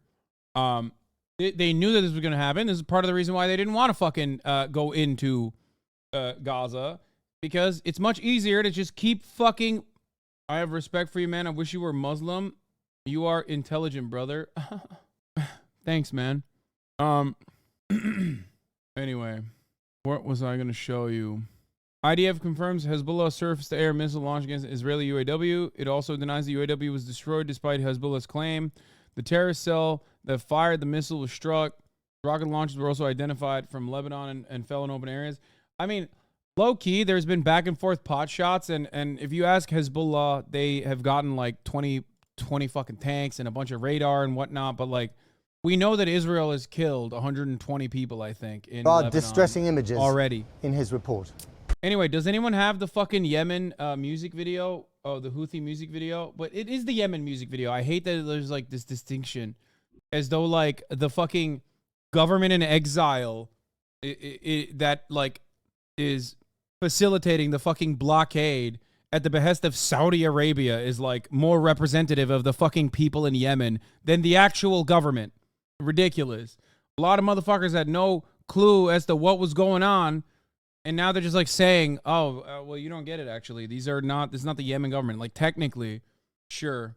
There's a distinction, though. Yemenis don't care about the Houthis. Yeah, okay. Well, the ones that are there do, it seems.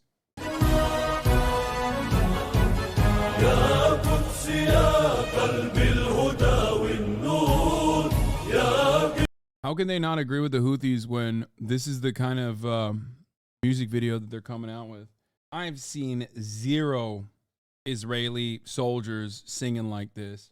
How many IDF soldiers have openly had the courage to sing like this?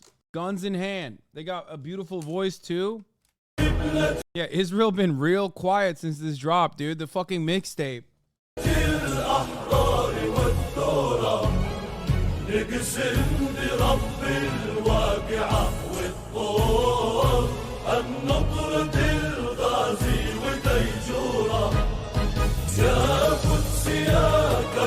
Bro, I used to live in Yemen. People don't like them. They think they are the reason why the country is fucked up. Yeah. The Houthis are not just Shia. There's, as far as I understand, there's 3 different branches within the governance of Houthis, within the governance of Yemen in general.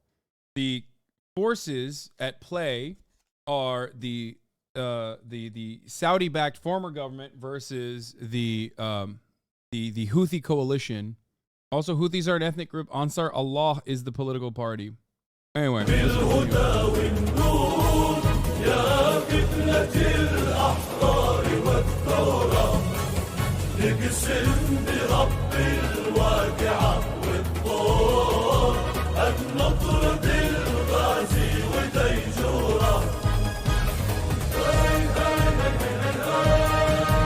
This part is sick.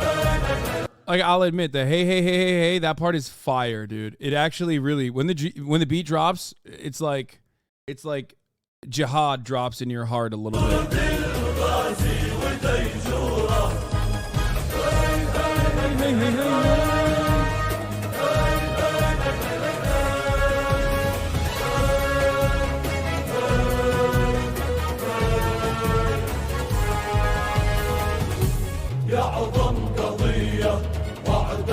مذكور والله خلت باسمها صورة ما زال مسرى الهادي المعمور بشرب.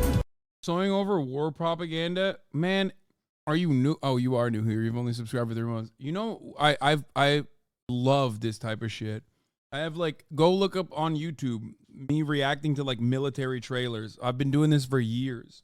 American military, Western forces, Australian military, all matter of different like Arab militias. We fucking love this shit. This is extremely HasanAbi coded.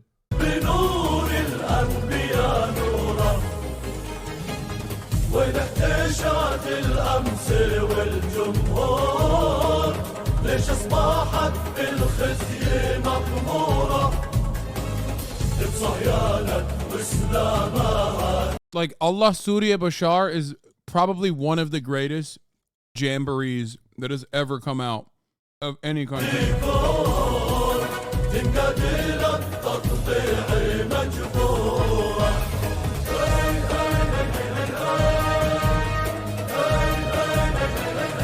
I think Cholima is my favorite though.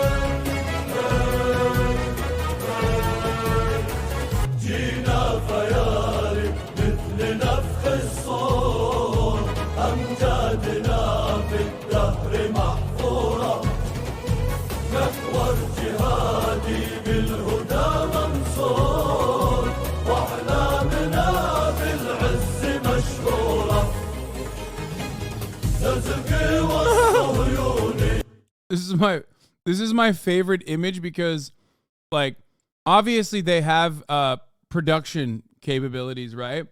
But they do have limited, like, there are limits to their productive capabilities. So like, look, you can tell that it's just like not real.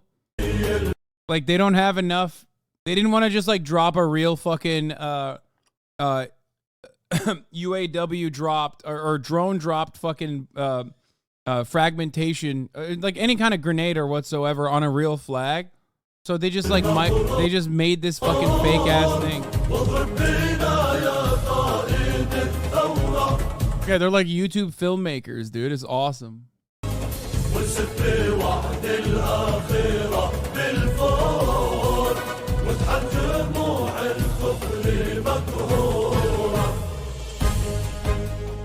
جماهيرنا وأبناء شعبنا. Oh, dude, they even have the fucking extra speed. نقاتل إلى جانبكم جنبا إلى جنب وكتفا بكتف.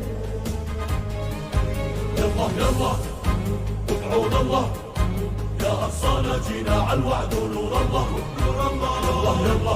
يلا ادعونا الله يا أغصانا جينا على الوعد ونور الله. سبحان الله. ثرنا وفار الثار وانت النور. جيش الفدا بالصوت والصورة نرفع عن الأقصى قيود الجور نخرج بني صهيون مدحورة. كنا وفار الثار وانت النور. جيش الفدا بالصوت والصورة نرفع عن الأقصى قيود الجور نخرج بني صهيون مدحورة. Dude, it's pretty sick. It's pretty fucking sick. It's interesting that they're singing in their local dialect for what is to them a pan-Arab national struggle. Usually they opt for like a quasi-Quranic language and stuff like this. Yeah, I mean, I don't know the intricacies. The Legion is called the Bayside Quds Shield. It goes pretty fucking hard. But yeah, ultimately nothing fucking unites and quiets down otherwise likely sectarian infighting and sectarian violence amongst Muslim forces than America coming into the region.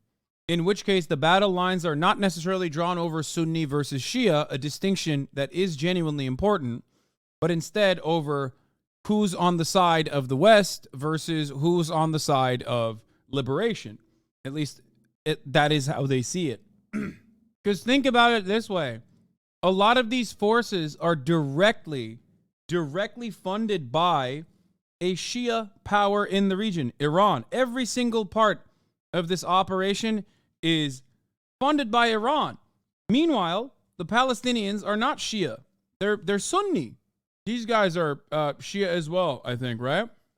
Hi, sorry, what's Sunni and Shia? Sunni and Shia are two different sects within Islam that have historically fought one another. Forgiato Blow has been real quiet since this dropped. I mean, this is pretty fire. Anyway, $14.3 billion Israel aid package passed the House. Why do you put a Haas mods on it? GOP-led House passes Israel aid, setting up a clash with the Senate. Really? I don't think this is gonna... Wait, this is also with cuts to IRS funding? Dude, these people are so stupid. Oh my God, I'm gonna lose my fucking mind. I hate this country. I hate this country. I hate this country. Fuck this country. Fuck this country. Holy shit, fuck this country. Fuck America. Holy fuck, dude. I'm about to pull up like I'm on Memory TV and burn an American flag. Screaming fucking death to America or some shit. Are you fucking kidding me? $14 billion in cuts to the IRS? That literally adds to the fucking deficit. Every dollar spent on the IRS actually reduces the deficit. Oh! The fact that they are literally trying to push for this as though this is a fucking mechanism that will reduce the deficit is so fucking unimaginable. The IRS is how you fill the coffers. Fuck! If we defund the IRS to fund Israel, I am going to fucking lose my mind, dude. Josh Gottheimer, Jared Moskowitz, Debbie Wasserman Schultz, Louis Frankel, Jared Golden, Juan Vargas, Angie Craig, Don Davis, Greg Landsman, Darren Soto, Haley Stevens, and Frederica Wilson voted yes. We are the dumbest country on the fucking planet, dude. We are the dumbest nation on the fucking planet. I hate this goddamn country. I hate it so much. I hate it with all my fucking heart. Holy shit, dude. Chalk it up for things that make me say, global jihad, what the fuck? Except, you know what the real jihad is? And I don't mean like struggle. I don't mean like literally the actual Arabic interpretation. Like the racist interpretation of jihad, of like death to America shit. You know who's doing that? The motherfucking Republican Party, dude. And the Democrats too, actually. Our Congress. Osama bin Laden could never envision such a destructive force on America. In his wildest fucking dreams, he could not implement the fucking fraction of harm that the goddamn Congress delivers on a daily basis to the American population. Oh my God, dude. Those are the motherfuckers who are doing the racist ass interpretation of jihad. Meanwhile, Hezbollah has fucking fiber optic internet, dude. This is one of the craziest things I've ever seen from a modern conflict. This is something you'd see Spears and Band of Brothers do and then wonder how much they embellish from the Easy Company book because you can't believe somebody could just do this. What is this? Hamas released footage of its engagement with Israeli vehicles in Hay al-Zaytun in Gaza. Oh, I saw this. So for tank divisions, you're supposed to have infantry alongside your actual tank to literally stop this from happening. The fucking Hamas dude gets up, sees the fucking tank, straight up walks up to the motherfucking tank. Hey, watch. It's insane. The cope is it's too hot outside and the Merkava has AC. No, the real cope, that's cope. The reality is they're scared. That's what it is. Because why wouldn't you be? Of course you're fucking scared. The motherfucking trees are talking, okay? The trees are saying, inshallah, and all of a sudden, before you know it, you know, the fucking back of your tank is blown out. You thought your trophy system was going to defend you, and holy fuck, now you're stuck inside of this metal contraption with no way of getting out. من بين مصدق ومن خلفي مصدق فأغشيناهم فهم لا Look يبصرون. at this. Look at this. Look at this. Motherfucker walked up to it.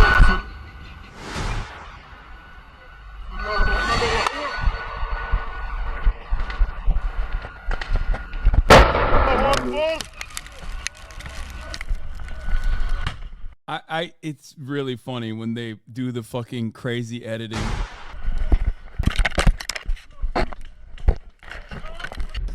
And then they're out. They're done. Wait, is there blood on this? Hold on. Oh shit. What the fuck? Oh, he took a piece of the tank, I think. The fuck? What the fuck's he doing? Also, on a totally separate note, olive trees are so fucking beautiful. Anyway, but that's like not, that's besides the point. Bro, he took that not as a trophy, but he's gonna make a fucking, he's gonna make another bomb out of that. He's gonna make a fucking RPG. They're gonna have to melt that down. He was saying a verse in the Quran, and we put berries in front of them and berries behind them and above them, so they were blind and could not see. Anyway, the real reason why tanks normally have infantry units is so that that doesn't happen, right? Obviously, visibility is very, very limited inside of a fucking tank. But the reason why I suspect these Merkavas didn't have an infantry unit is because they're scared. They don't want to fucking die. Because if you're a fucking reservist and you have a nice hot meal waiting at home, okay, and you have a sexy wife and children or a fucking roof over your head with no legitimate fear, then you're just like an accountant who now has a weapon who went to boot camp. You know what I mean? And all of your experience leading up to this moment was just like owning 12-year-olds by arresting them for fucking throwing a rock at a checkpoint if you didn't directly dome them, right? So you're a normal ass person. You're like an accountant or a fucking graphic designer or some shit. And now you're just like sitting there. You're like, I don't want to fucking be outside this tank. I don't want to get murked by some dude wearing fake ass Abibas pants and a tracksuit. You know what I mean? Because the dude wearing the fucking fake ass Abibas tracksuit is waiting for this moment. He has nothing else going on. He does not have anything else in his life. He's like, this is the time. Like, thank you for coming into my trap. I will now fucking ruthlessly and mercilessly destroy you. Because guess what? I feel like you are a representation of the conditions I've been subjected to all my fucking life. You killed my parents, and now here we are.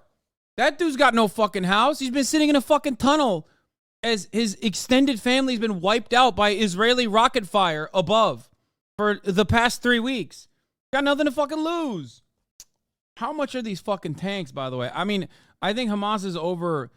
They're claiming that they've blown up a shit ton. But these are like insanely expensive. The Israeli economy cannot withstand losing multiple 20, 30, however many millions of dollars, one tank at a fucking time.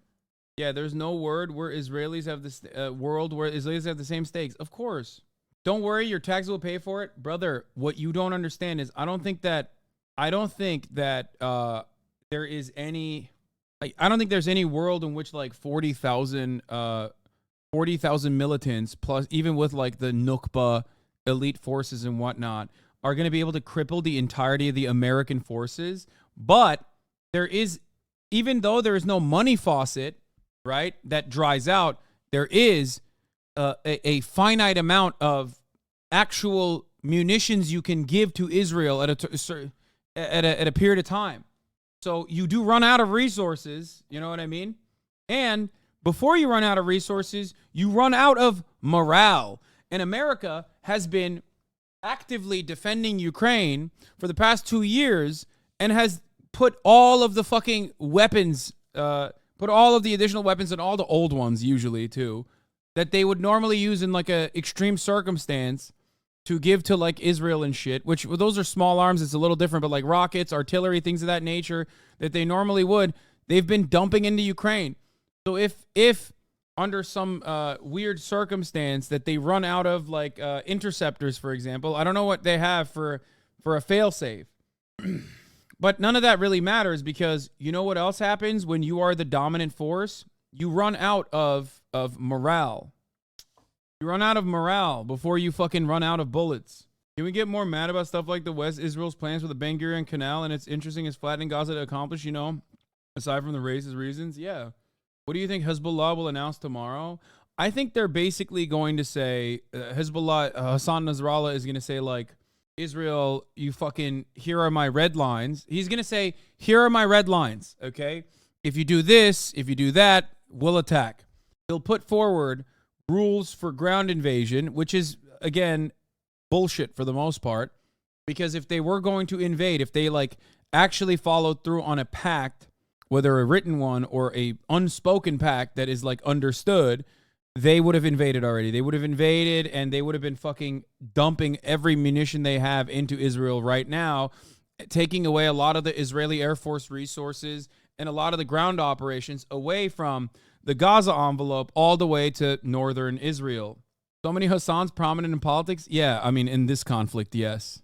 They're also going to say, if you invade Lebanon, we will defend, and then they ask them to stop or else. Yeah, I think, like, I think that Lebanon cannot withstand the Israeli strategy of flattening entire fucking towns. They just don't have it. They don't have that.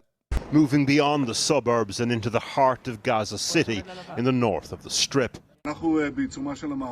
Flanked by soldiers at a military base in central Israel, he said they were making, quote, impressive progress and that nothing would stop them as they move beyond the outskirts.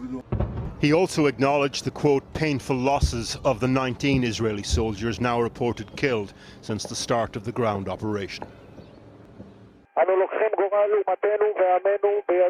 To coincide with this, the IDF released this footage today, a commanding officer rallying troops on the approach into Gaza City. It's now almost a month since Hamas's murderous outrage on October the 7th, and the Israeli army are moving into the center of Gaza City from at least 5 different directions.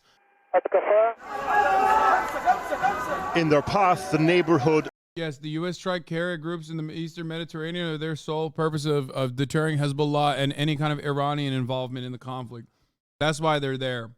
They got Saudi forces taking care of any kind of, like, rocket and drone fire coming in from Yemen on the sea side, and Israel itself as well.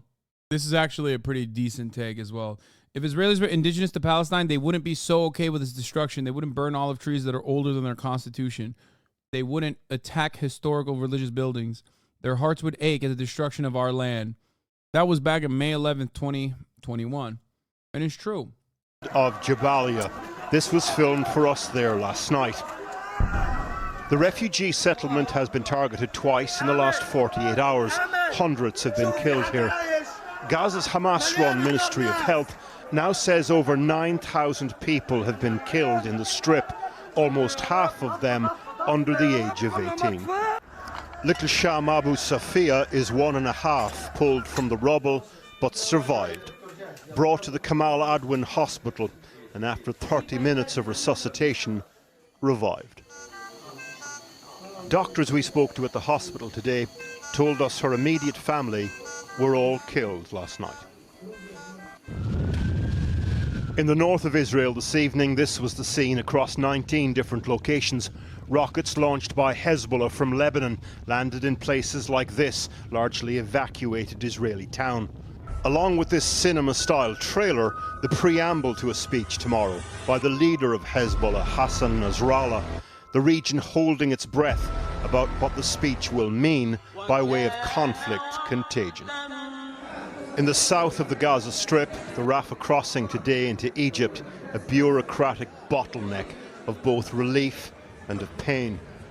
A second day where the dry administration of stamping passports meets the tears of heartbreak and escape. Egypt, Israel and Hamas have agreed to allow several hundred people through so far, mainly foreigners or Palestinians with dual nationalities, along with a handful of the severely injured. The lucky ones on the lists checked against their passports. VIP access to survival. The majority on the list so far are US citizens, 400 of them approved to leave today. I'm not even excited to leave Gaza because we have so many people that we love and care about. So right now I'm between ice and fire, I don't know if I'm ever going to be able to see the family that I left behind or the friends that I left behind. People are dying. Everybody is dying. A handful of the 200 or so. If you don't have a good passport, you basically die. Brother, there is no world in which the Americans would not have been extracted this far into a bombing campaign. These are the Americans that have a better passport than just non-humans. Everyone knows this. Every Palestinian knows this. There is no lower passport on the American passport than one that is of a Palestinian American. There is not a fucking lower passport, because America internally has like a value system for passports as well. Think about that. Israel's number 2? No, man. Depending on the situation, no. Israel's actions, no matter how fucking violent, are more important to America's interest in the region than like a couple, Palestinian Americans getting killed in the process. I'd keep an eye on Ismail Hania's reported flight to Iran today. Hamas in a pretty grave situation. I wonder if he'll press for greater axis of resistance involvement. Well, even if he presses, I wonder if he'll be able to get it. I think if America hadn't done a hostage prisoner swap with Iran literally right before this, maybe the situation would be different. But I truly believe, not with much information, it's just pure speculation. Wee woo, Hasan speculation alert. I truly believe that America behind the scenes was like working, collaborating with Iran, and they publicly were as well, which is one of the one of the many reasons as to why Iran has not retaliated in the way that they claimed they would.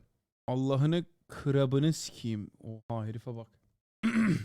What do you think of Palestina rejecting several land offers of Israel in the past? Why didn't they agree for peace? Is such a funny question. Yeah, man, why didn't they?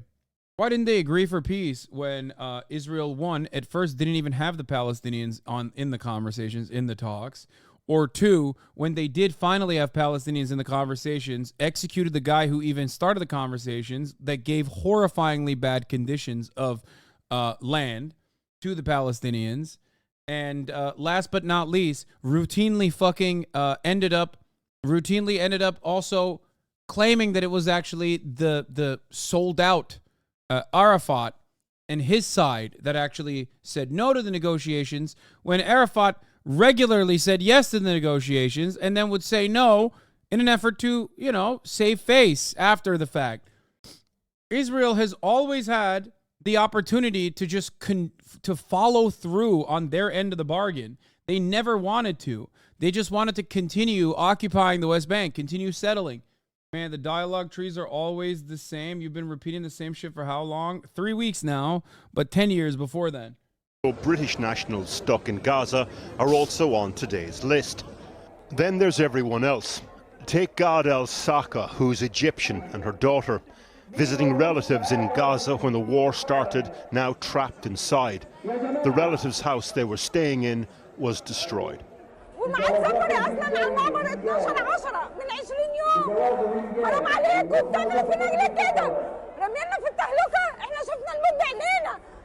These the tiny handful that got out through Rafah today. There are over 2 million people, though, still stuck inside Gaza. Like this young boy in Jabalia. What else will his eyes see in the days and in the weeks to come? Well, earlier I spoke to Nibal Farsak from the humanitarian organization, the Palestine Red Crescent Society. They're operating in Gaza and helping to transport patients to the border. I began by asking about the situation for Palestinians in and around Gaza City, where we know there's been very heavy fighting. The situation in Gaza and the north is catastrophic. Hundreds of thousands of civilians are still in Gaza and the north. Those who were unable to evacuate themselves because there is intense bombardment that is taking place all over Gaza, and literally there is no safe place in Gaza. So now hospitals, not only having injured, wounded people, patients, they are now shelters for thousands of displaced people who are currently sheltering in hospitals corridor, lying on the ground because simply they don't have any place to go to. And they were unable to evacuate themselves because there is no transportation, complete destruction of the road and infrastructure. There is no fuel, and there is intense bombardments. So the only solution for them is just to seek refuge to the nearest school or nearest hospitals. Unfortunately, those are suffering from lacking every single humanitarian need. So if you are injured as a Palestinian in that part of the Gaza Strip by an aerial bombardment, what are your chances of survival? So basically, hospitals now, every single hour, are just receiving hundreds of injured and wounded people. So now those injured and wounded people are just waiting on hospitals' corridor, waiting there in line until they got the chance to have the treatment. Now doctors have to make choices and prioritize who is the most urgent situation to start deal with it and try their best to save as much people as they can. And we know that many people have now been evacuated, injured people have been evacuated through the Rafah Gate into Egypt. How do you decide, how do the authorities there decide who gets to be evacuated and who doesn't? Basically, there is so much, many standards that have been put, and this is between the ministry, the Palestinian Ministry of Health and the Egyptian Ministry of Health, along with Israel authorities who need to give permission for the names of injured people who are allowed to go out for a treatment. For example, according to one of my colleagues who reported to me yesterday, there was a boy, he is injured and he needs to be transported to get a treatment. The Israel authorities gave the approval for the child, but not for the father. So sadly, the dad and his son has to go back to Gaza because simply he can't leave his son alone travel to Egypt. Okay, finally, if you could evacuate all the injured people from the Gaza Strip to Egypt for treatment, how many thousands of people are we talking about? So basically now the numbers of injured people has exceeded around 18,000 who are now injured. We have inside Al-Quds Hospital, which is operating by the Palestine Red Crescent, 14,000 civilians who are now inside the hospital. Those who are internally displaced, they don't have any place to go to. So they sought refuge to Al-Quds Hospital. We have 500 patients. Many of them are in the intensive care unit. And now Israel threatening us of evacuation orders because Al-Quds Hospital is going to be bombarded. We have announced repeatedly that we don't have the means to evacuate Al-Quds Hospital. Evacuating the patients means killing them because we have patients who are connected to life support machines. We have babies in incubators. And on top of that, every single day, at least for the 3 past days, up to this moment, I'm talking to you, and there's intense bombardments that is taking place on the surrounding area of Al-Quds Hospital. You paint a very grim picture there. Nebal Fasak, thank you very much indeed. Thank you. Now, this afternoon in Tel Aviv, I sat down with... Bro, somebody's got to fucking blow up the hospitals, man. We got all these fucking bombs, dog. What do you want me to do? Not use them on a hospital? But I want to. You fail to consider that I really want to blow up the hospital and demoralize all the Palestinians and punish them collectively for the actions of the militant factions that operate completely outside of their control, even if it is representative of their desires, by the way. I don't know if people understand this.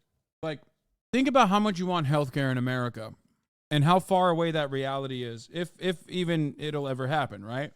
If you recognize that there is no fucking real democratic process and that it would be completely unjustifiable for, I don't know, a foreign superpower to nuke your entire family because Americans voted for the war on terror and shit, especially when you understand the complexities of politics here in this supposed democracy in a developed Western world, then you should be able to very quickly recognize that there's a reason why you don't kill civilians normally, unless you're Israel, in which case you only kill civilians pretty much. Well, America too. Russia, fair. Russia, fair. Except, as you have seen so far, Russian casualties are massive, right? And the Russian invasion is completely unjustifiable, but nobody's killing babies like Israel. Russia kills civilians, absolutely. Russia targets civilian infrastructure, absolutely. These are war crimes. Said this time and time again.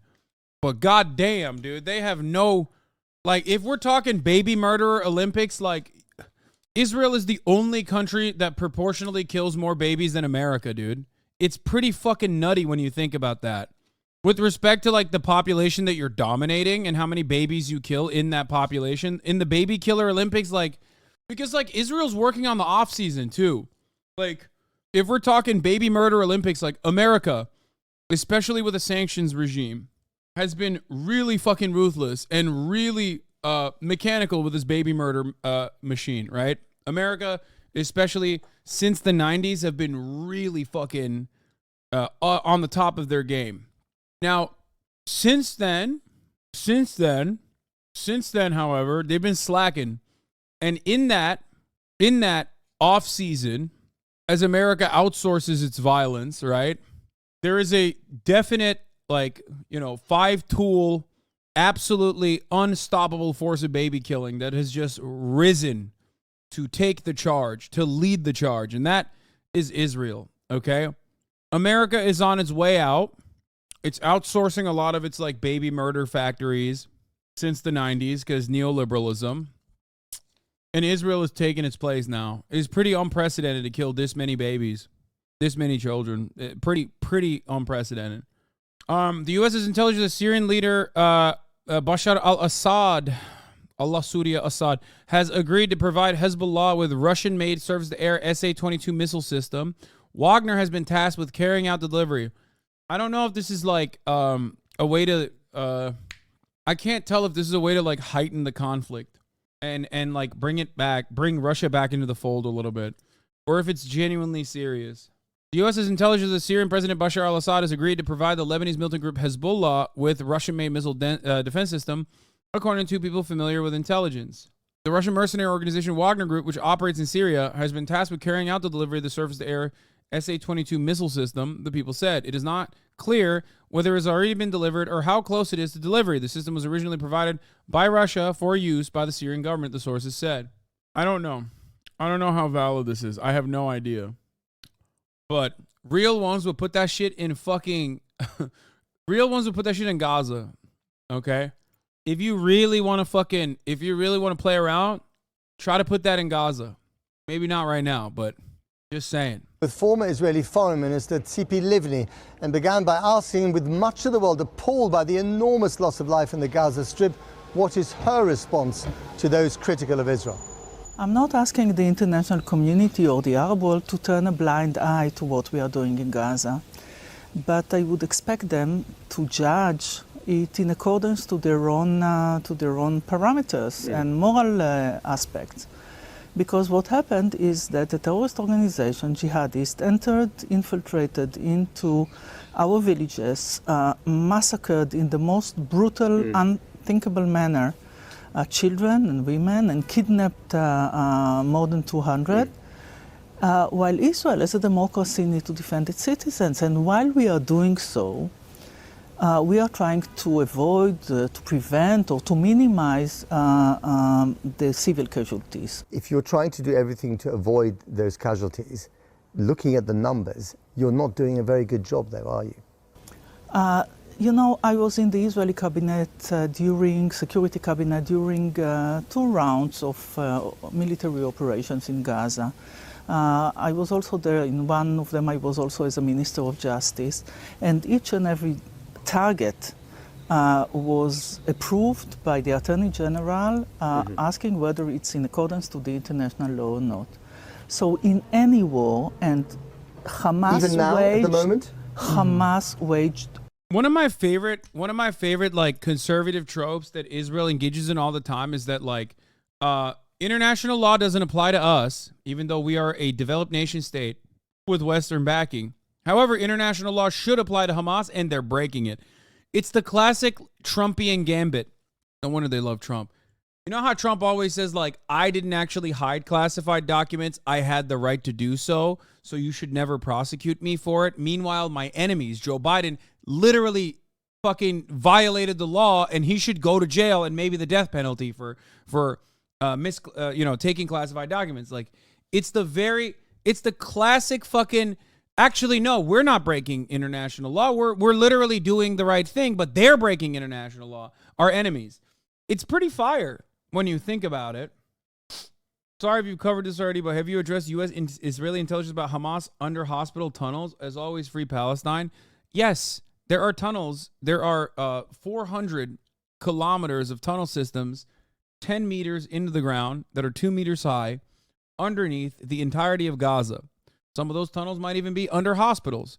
However, the notion that like they have all of their headquarters under hospitals is a lie, at least according to, or one that has not been proven, at least according to the doctors that have worked at Al-Shifa. If you don't want to believe a Palestinian, for example, because you think that they're like inherently liars or some other racist fucking reason, because you unconditionally trust Israel's guidance in the matter, in their apartheid regime and this ethnic cleansing campaign, then you can trust like the Norwegian doctors that worked at fucking Al-Shifa Hospital who said there was no headquarters of Hamas here. I worked there for years.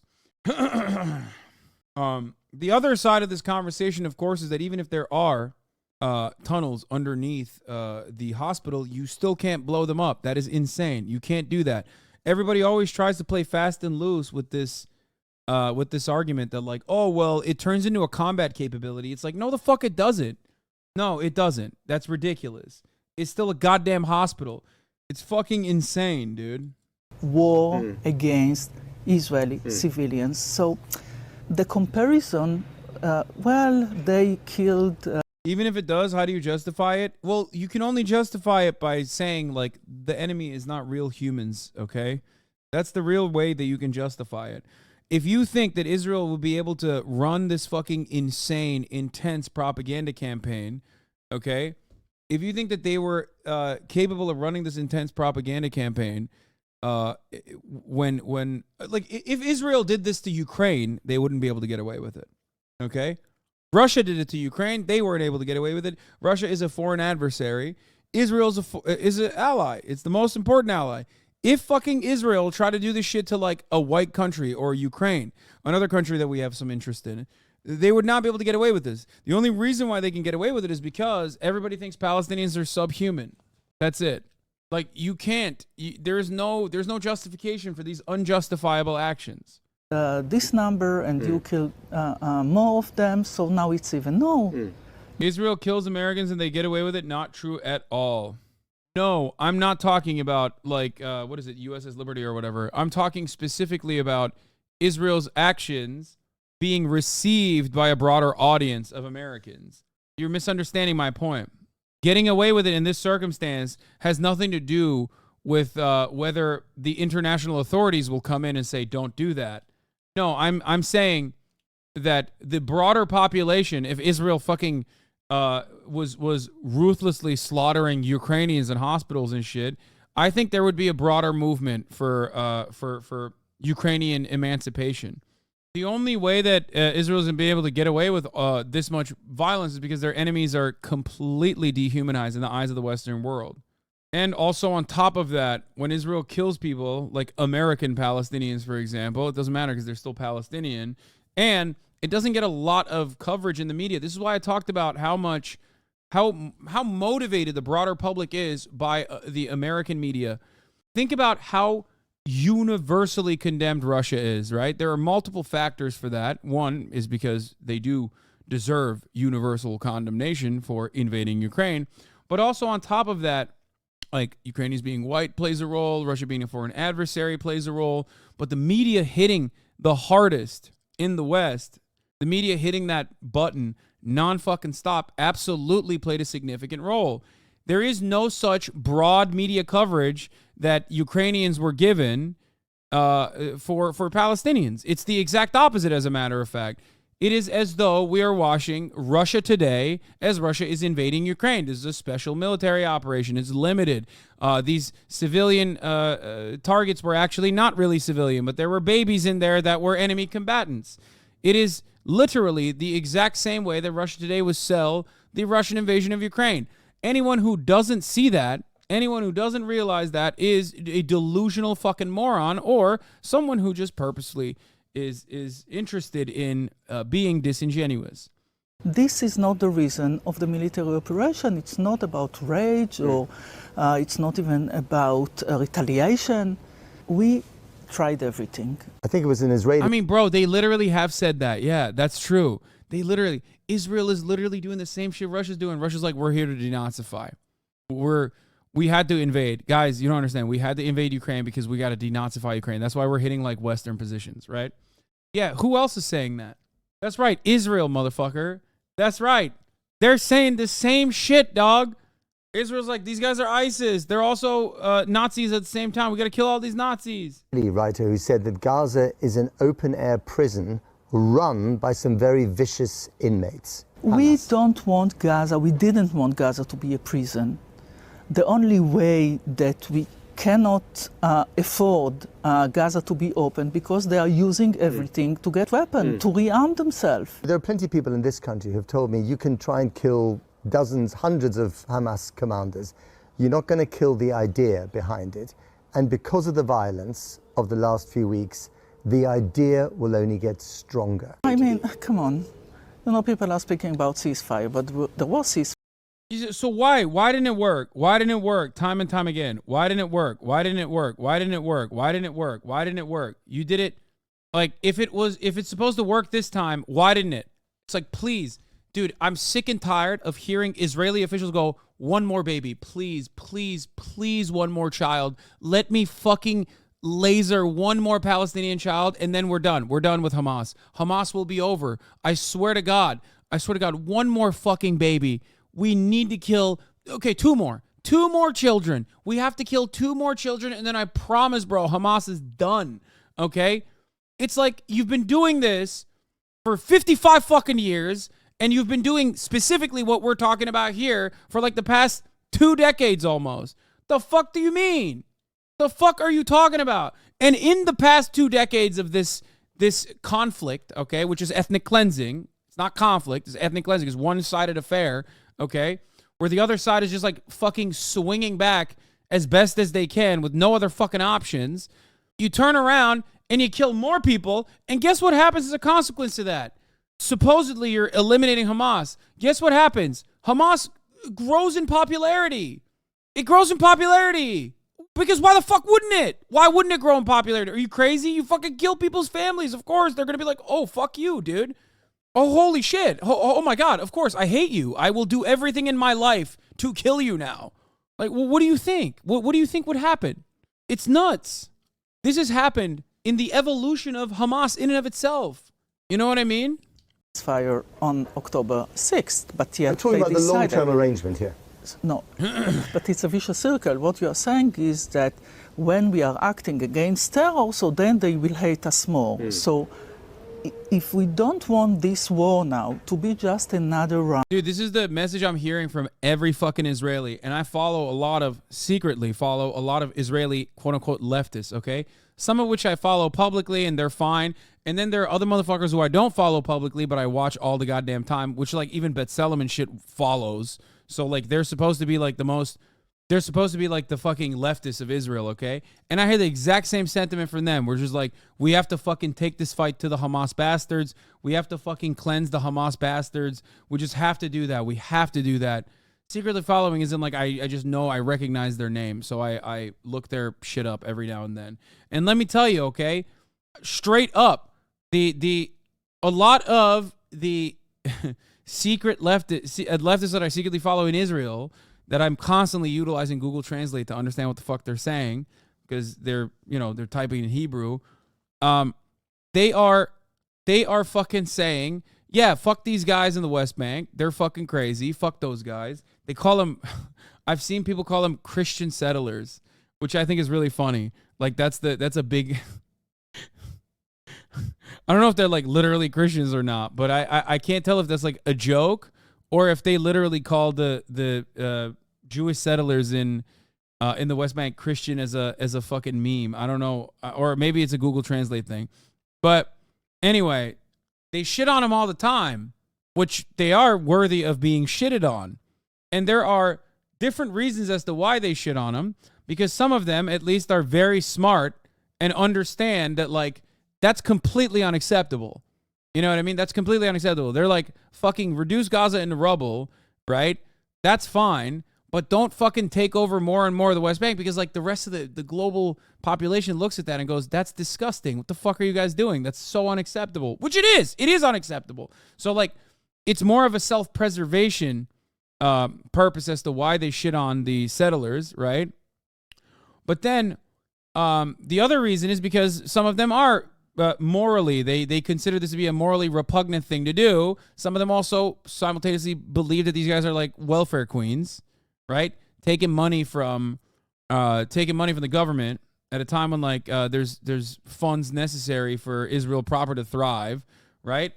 But no matter what, I've seen the broadest support amongst the Israeli left that I follow, and I secretly follow, I guess. And this is still anecdotal, but it does correspond to the Israeli Democracy Institute polls that we've looked at on this fucking broadcast.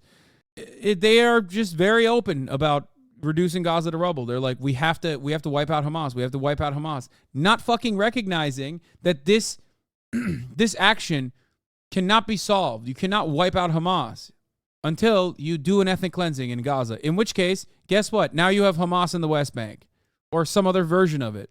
You can't keep treating Palestinians like dogs in Gaza. They're not separate from the Palestinians in the West Bank. They see what you're doing and they react. Never forget, the colonial force sets the tone and the severity of the violence. Okay? It's not the reaction that sets the tone of the violence. Just like police have always the power to escalate or de-escalate. Why? Because police against the regular civilian has all the power. They have the power to fucking take your they have the power to take your freedom away. They have the power to do civil assets forfeiture. They have the power to arrest you. They have the power to fucking kill you, right? So they always retain the power to set the tone of a protest. They can de-escalate or they can escalate.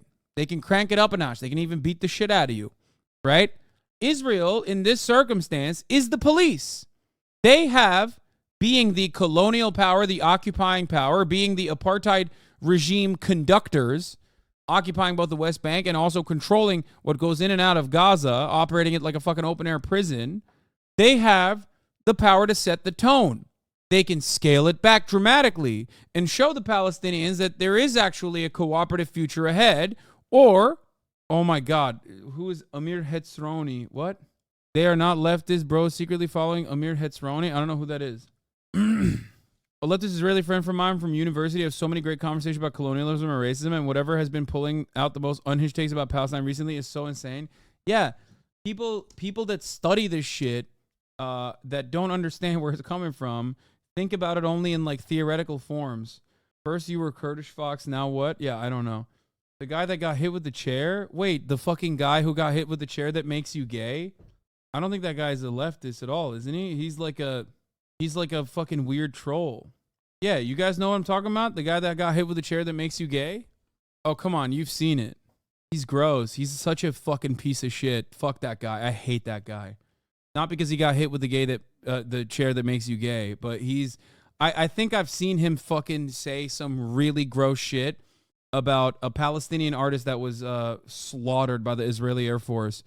That's the first time I ever heard of him. Here. Here's the guy that got hit with the chair that makes you gay. Also, there's a top of the hour that hits you, and it also makes you gay. If you no longer want to get hit with that ad, though, all you need to do is subscribe, which you can and should subscribe for $5 for free with a Twitch Prime by connecting your Amazon Prime account to your Twitch account. You can also get gifted a sub. You can get hit with a gifted sub that makes you gay. Here's the 3-minute ad break now. Heads up, there's some blood in this vid. I know, but it's fine. وای ما انتوا جوعين؟ ما كان ما انتوا جوعين؟ مين اللي كده؟ انتوا جوعين؟ Yeah, he got hit with the chair that makes you gay. Reddit was right. You are a grifter 1010. Thank you. I am. I love picking the most like statistically unpopular positions you can possibly pick, so that like all of the neurodivergent, socially anxious fucking losers who are too afraid of going outside on Reddit can act like I'm purposely picking the most popular positions on the planet, even though half the shit that I say would get me fucking murdered in like a in like the wrong town, probably. It's always so funny. And then they turn around and go, dude, yeah, see, Twitter is not real life, dude. Twitter is not everything, dude. Like, see? It's like, motherfucker, you think I don't know that? You think I have any fucking feeling that, like, the world, the United States of America gives a fuck about Palestinians overall? The fact that, like, even a marginal change has happened is seismic for people like myself, okay? We are very aware of that. I know the other guy was joking about the joke that he said I was a grifter. Oh, Mehdi Hassan, he told me he was going to fucking pop off today. You were kind of antithetical to being on the bandwagon? Yes. Especially because, like, it's not being purposely contrarian or even purposely supportive of, like, popular causes. Because I've been saying the same shit for 10 years. And, like, maybe you think personally over the course of those 10 years that, like, politics has changed dramatically. So why the fuck was I on it 10 years ago then? So it doesn't make sense. It literally doesn't make sense. If it was unpopular 10 years ago and it's popular now, why the fuck am I grifting? How am I grifting 10 years ago then? But it's not even popular now. There's no socialist movement in this fucking country. Everyone is delusional.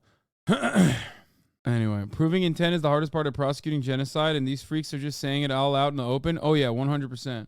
Yeah, but that is always the laughable part about the Hasan is a grifter narrative is that, like, yeah, I'm such a grifter. That's why I've been defending Palestinian emancipation for the past 10 years, like, which is a very popular idea, right? Like, motherfuckers who say Reddit is not real life are the ones, or Twitter is not real life, rather, are the ones who literally think Twitter is real life and get, like, whipped up into a frenzy being afraid that, like, you know, there's going to be a fucking global jihad in every township, okay? If my positions were popular, I wouldn't have to constantly try to educate people on it. I would just sit back, kick back, and watch fucking fun YouTube videos. You know what I mean? There's a need to think together about the day after, and I agree with you. The day after, this is something that the international community should work with. The legitimate Palestinian Authority, with Egypt, with the US, with the United Nations. It's very complicated solution. But yet, look at the situation. You have a legitimate Palestinian Authority that is not even willing to take responsibility on Gaza. But on that point... What? Bro, there is no Palestinian Authority. You have effectively ripped it to fucking shreds. Suck my dick. It is your fucking fault. You and everyone alongside yourself is completely responsible for the violence that has happened in Israel, both as a consequence of your fucking dumbass arrogance thinking that you'd be able to fucking maintain an apartheid regime without any repercussions whatsoever on the Israeli population that you hail as the superior race there, okay? But also on top of that, thinking that, like, people are not going to retaliate, that you can just keep fucking hurting people, keep destroying their fucking lives. You personally neutered, maybe not her personally, but you fucking destroyed the Palestinian Authority time and time again. Any Palestinian that was, like, down to collaborate with Israel, okay, that was down to renounce violence, that was down to say, okay, please, just, like, let us control these fucking territories, let us live a life of dignity, that was down to even accept conditions that are laughable, like, that are so utterly and unimaginably cruel and humiliating. In every single accord, in every single negotiations process, the deals that were floated, that Israel never even had the intention of following through on, that every single person that has even brought up favorable conditions that are not even favorable, that claimed were favorable conditions, were either fucking assassinated or voted out. And then the guy that came after was like, ha, we did it. The fucking idiots thought that they could get a fucking nation. What are you, stupid? We're not interested. And they showed it. They showed that they were not interested with it. There's never been a fucking moment where the settler expansion has not continued. You think 500,000? What is this? Motherfucker's cat is on the goddamn keyboard. You think 500,000 settlers materialized in the West Bank? No, it was a careful, concerted effort over the course of 50 fucking years. You think motherfuckers from Long Island materialized in Sheikh Jarrah? You think that's what happened? Motherfuckers with a Brooklyn accent like, hey, sorry, this is my home now. How did that happen? Israel made it happen. That's how. And they've been armed too. Yeah, Jacob. There is nothing that is more damaging to the fucking existence of Israel than this video, okay? You are stealing my house. And if I don't steal it, someone else is gonna steal it. No one is allowed to steal it, ya ammi. Jacob, you know this is not your house. Yes, but if I go, you don't go back. So what's the problem? Why are you yelling at me? I didn't do this. I didn't do this. But it's easy to yell at me, but I didn't do this. You are stealing my house. Jacob single-handedly did numbers for the Palestinian cause. You are not the same person arriving at this video. If you see it, is this the first time you've seen it? Like, I mean, I feel like this is a pivotal moment for some. Everyone has a moment of realization in this, okay? You go your fucking whole life learning one thing. Maybe you don't give a fuck about Israel. Maybe you didn't even hear about it. Maybe every now and then you hear on the TV that it's a complex conflict, okay? You see that, you're like, oh shit, I know what this is. I know what's going on. Get the fuck out of here. No. Not allowed. Not allowed. Pollywood again. Oh yeah, Pallywood. Totally. Yeah.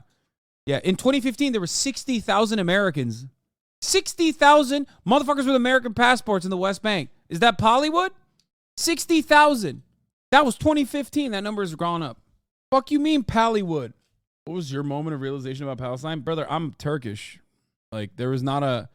I don't remember. There was not ever a moment in my fucking life where I was like, yeah, America's been really cool up until this moment, and now my mind changed. It's a little different. If you're from that side of the world, it's a little different. Same goes for my biggest like naysayers, okay?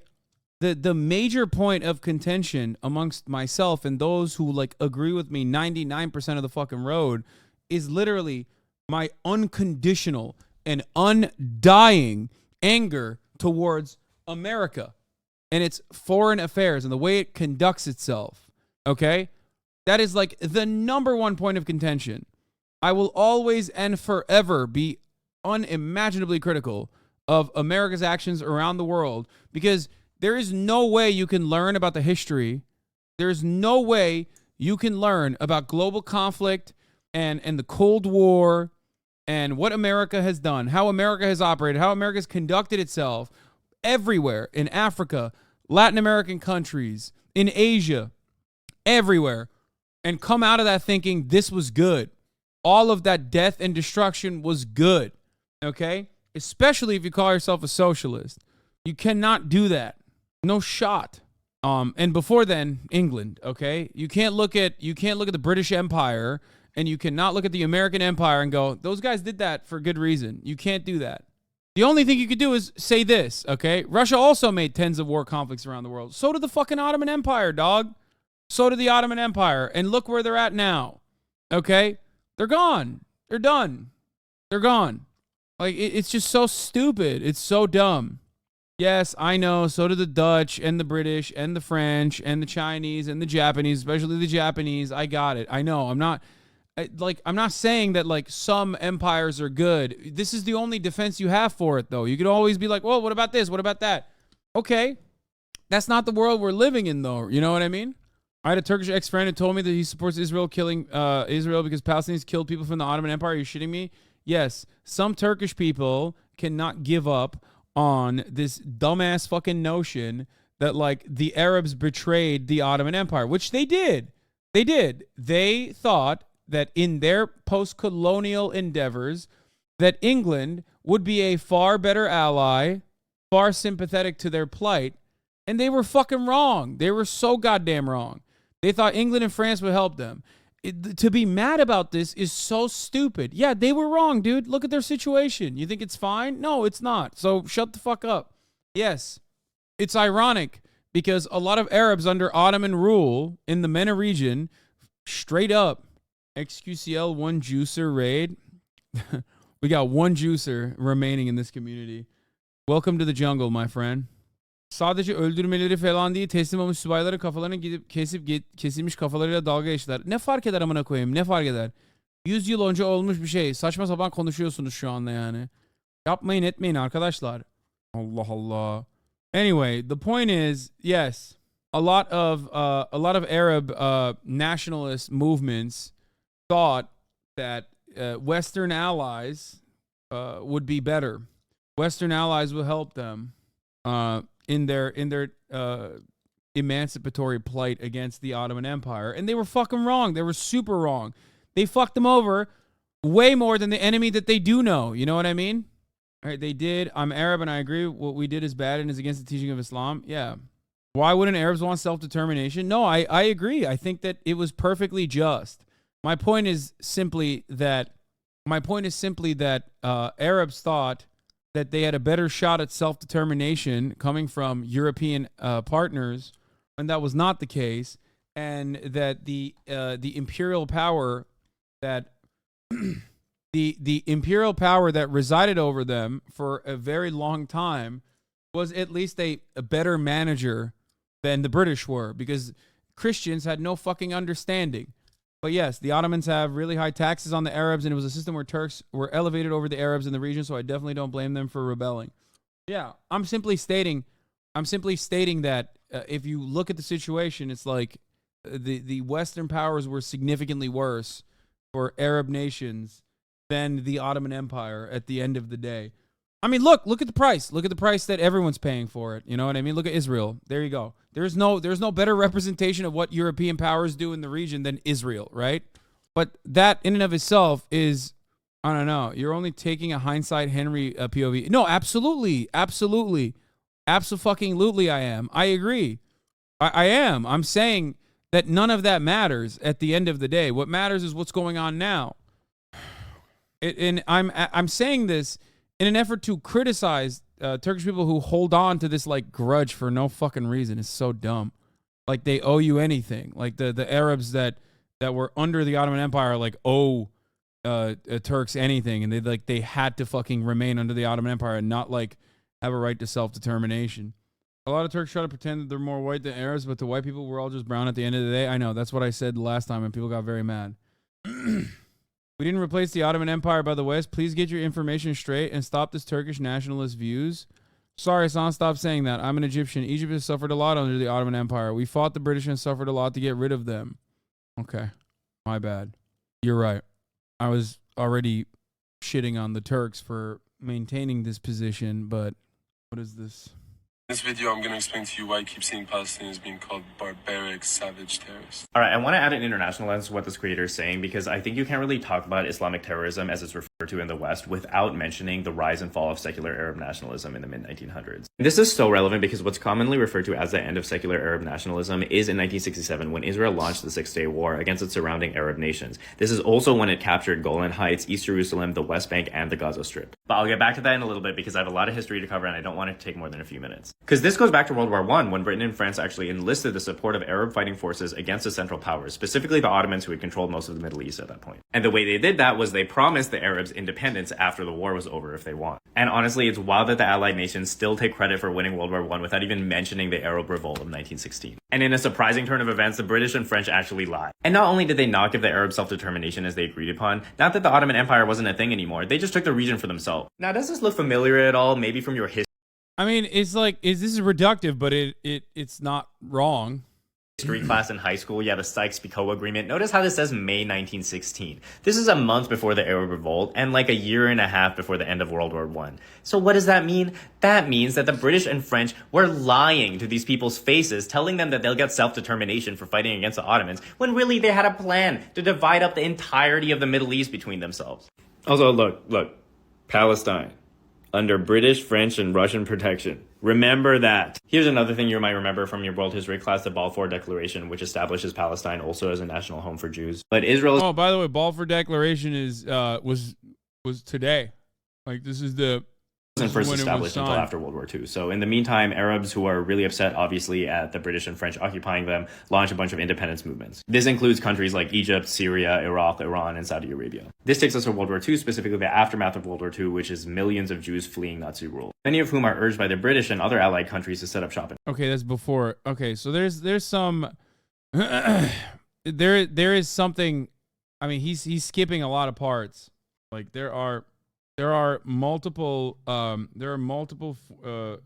there's immigration happening consistently throughout this time frame that that he just kind of glanced over. But Israel isn't first established until after World War II. So in the meantime, Arabs who are really upset, obviously, at the British and French occupying them, launch a bunch of independence movements. This includes countries like Egypt, Syria, Iraq, Iran, and Saudi Arabia. This takes us to World War II, specifically the aftermath of World War II, which is millions of Jews fleeing Nazi rule, many of whom are urged by the British and other allied countries to set up shop in Palestine. As a side note, notice how Western European countries conveniently redirect a lot of Jewish refugees to an area that is very far from them. All right, 1948, Israel declares independence. Yeah, because they were like, get the fuck out of here. I don't want to live next to Jews. Because they were fucking anti-Semitic, dog. Straight up. I will never, ever, I don't give a fuck how much, how deliberately those who unconditionally defend Israel try and desperately make it seem like, no, I promise the Europeans were actually not anti-Semitic. It's the Arabs that are anti-Semitic. Ooh, watch out. Watch out for that Arab anti-Semitism, okay? Ooh, look at all the pogroms and purges that happened in Arab countries when they were going through their post-colonial nationalist movements. Ooh, look at that. Are people saying that? Every single fucking conversation that happens right now in both European countries and in America literally makes it seem like Arabs are the singular force of anti-Semitism on this fucking planet, when the entire concept of Israel was brought about by anti-Semitism. In Europe, Christian anti-Semitism. In my opinion, is a deliberate attempt, and I cannot ever fucking turn around and get dumb bitches, especially in America, to understand this point, because they're incurious apes for the most part, who literally just have Islamophobia in the brain and cannot fucking get rid of that Islamophobia of the brain. So they go, oh, Hasan is just pure coping. Everybody knows the most anti-Semitic people on the planet are fucking Muslims. Okay? I try to give historical context to how silly of a notion this is and how it's like been desperately propagandized. And they just go, la la la, I can't hear you. No, Muslims are fucking rabid animals. They're dogs. They're the ones who are violent. And Israel has a right to ethnically cleanse them. Here's why. Here is why there needs to be a final solution, like your fucking Ben Shapiro in 2003, writing an article at townhall.com, which you should look up. He did write that article. Independence, which leads to the first Arab-Israeli war. With the help of the British, Israel successfully protects its independence, which leads to the Nakba, which is the expulsion of almost 1 million Palestinians from their ancestral homes. Now, during this time, Arab nationalism is surging, especially after gaining independence from the British and the French, and as a response to the establishment. See, look, way to pivot. Anti-Semitism has gone on everywhere, especially in all Arab countries throughout time. You need a list of all the massacres of Jews by Arabs throughout the centuries? Yeah, brother. If you think that I mean that there was no anti-Semitism in the Arab world, you are fucking delusional. In comparison to the anti-Semitism in European countries, which you're doing right now, by the way, including the motherfucking Holocaust, okay? Which is like the singular force of the worst anti-Semitic act that you can point to, okay? You are delusional.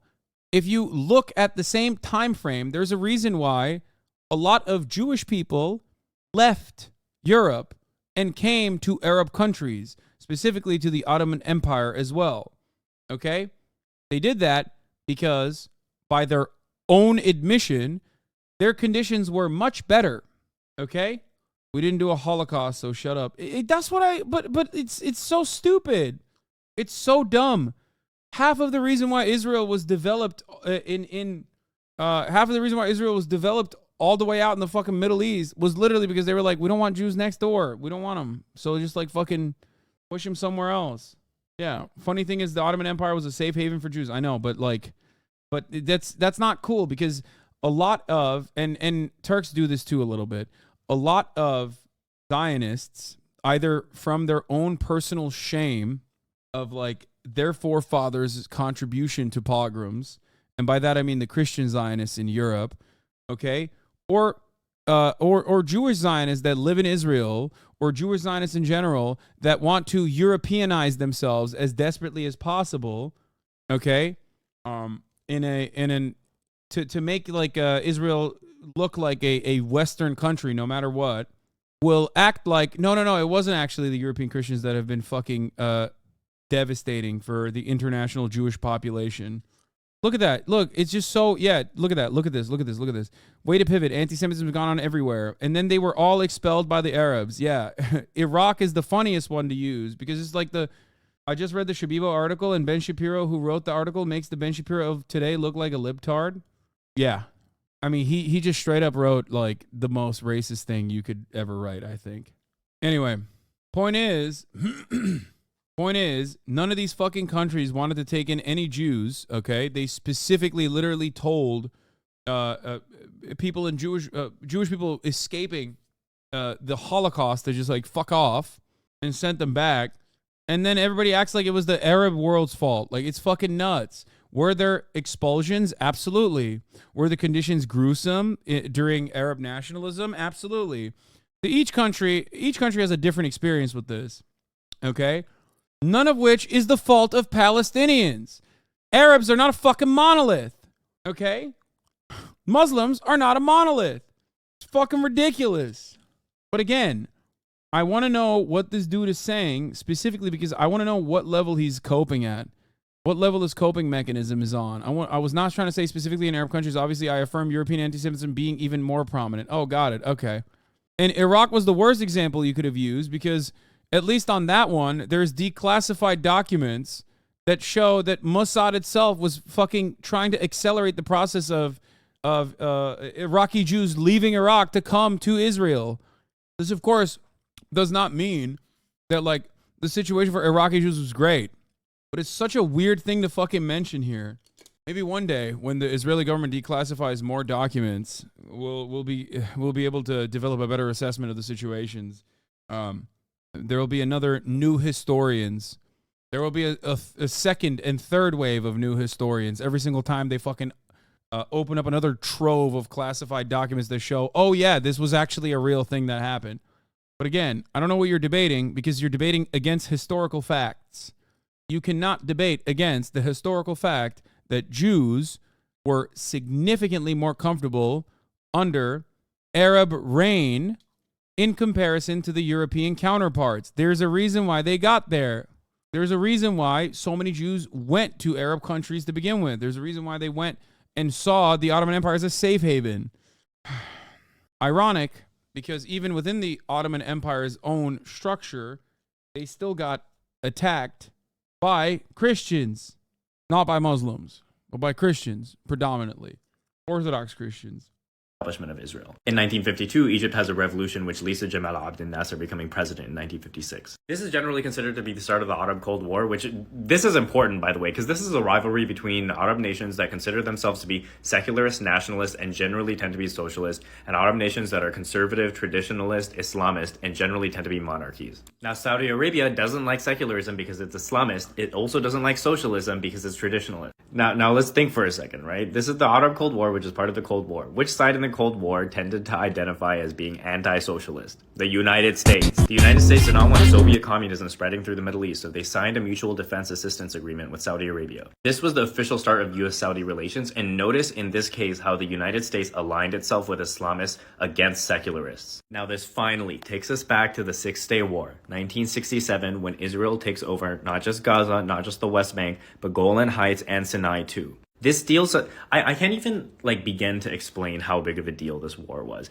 This deal's such a huge blow to the Arab world, but especially Egypt, Jordan, and Syria, which were secular nations. And this is the moment when the United States comes in and starts its long-standing alliance with Israel. This is from the BBC, by the way. After 1967, the Americans looked at Israel with new eyes. It fell in love with the young Sabras who had beaten 3 Arab armies. And in doing so, the US took the reins from Britain and France in being the Western nation that keeps the Middle East in line. All right, y'all, we're reaching the end. Honestly, this took way longer than expected, so thanks for bearing with me.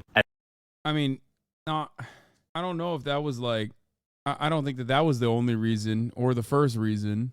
I think America just took the reins over. Well, one, there was a Cold War. 2, America took the reins over from England post-World War II in general. At this point, secular Arab nationalism is more or less demolished, especially after Iran stages a theocratic revolution. But there is one strong, freestanding nation left that is secular, and that's Iraq. Does that ring a little bit of a bell, y'all? The war in Iraq, Saddam Hussein. Let me show you a video real quick. Ladies and gentlemen, we got him. I was 5 years old when the United States captured Saddam Hussein after invading Iraq. And I had no idea what was going on then. And now I finally understand. Now the point I'm making with this entire video, like 100 years of history, is that time and time again, the United States has sided with Islamists. And this primarily has been done through its alliance with Saudi Arabia. Through this, it's toppled with other Western nations, Syria, Egypt, Iraq, Afghanistan, etc. And in Palestine in particular, this meant the destruction of the PLO, which was a secularist, socialist, Arab nationalist party. And guess who they were replaced by? The Israeli-funded Hamas organization. I have a video about this. I think this is also reductive. Like, it's not, I mean, it's a TikTok, so it probably is, there's probably more information that he delivers on the other one.